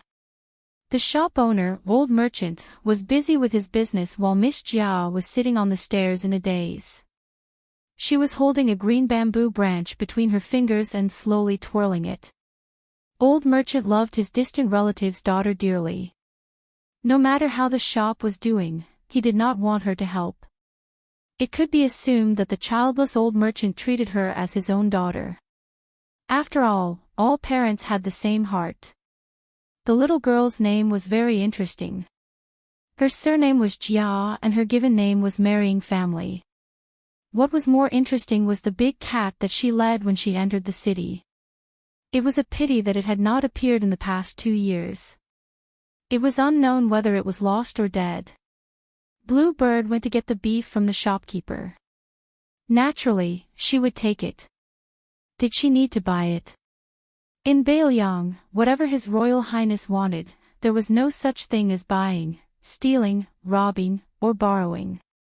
He would just take it. Su Fingnian walked to the stairs and asked with a smile, Miss, where's your big cat? Is it gone? Do you want me to give you one and you can come with me to the prince's mansion to play?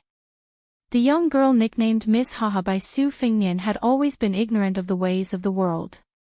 In the past, she dared to stare at Li Hanlin, the big dandy, in the shop.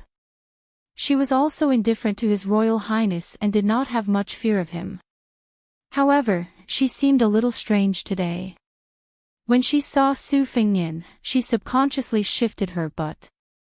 It was probably because she saw His Royal Highness kill someone with a knife at the corner of the alley last time. She seemed a little absent-minded these days. With Su Fingnian's cautious personality, he had already ordered people to keep an eye on this place for some time. As for why Miss Jia was nicknamed Miss Haha, there was a story behind it. It was said that this girl did not like to laugh. At most, she would laugh a few times with an expressionless face. Once to express amusement, twice to express amusement. Ha ha ha. Until now, no one had heard of it.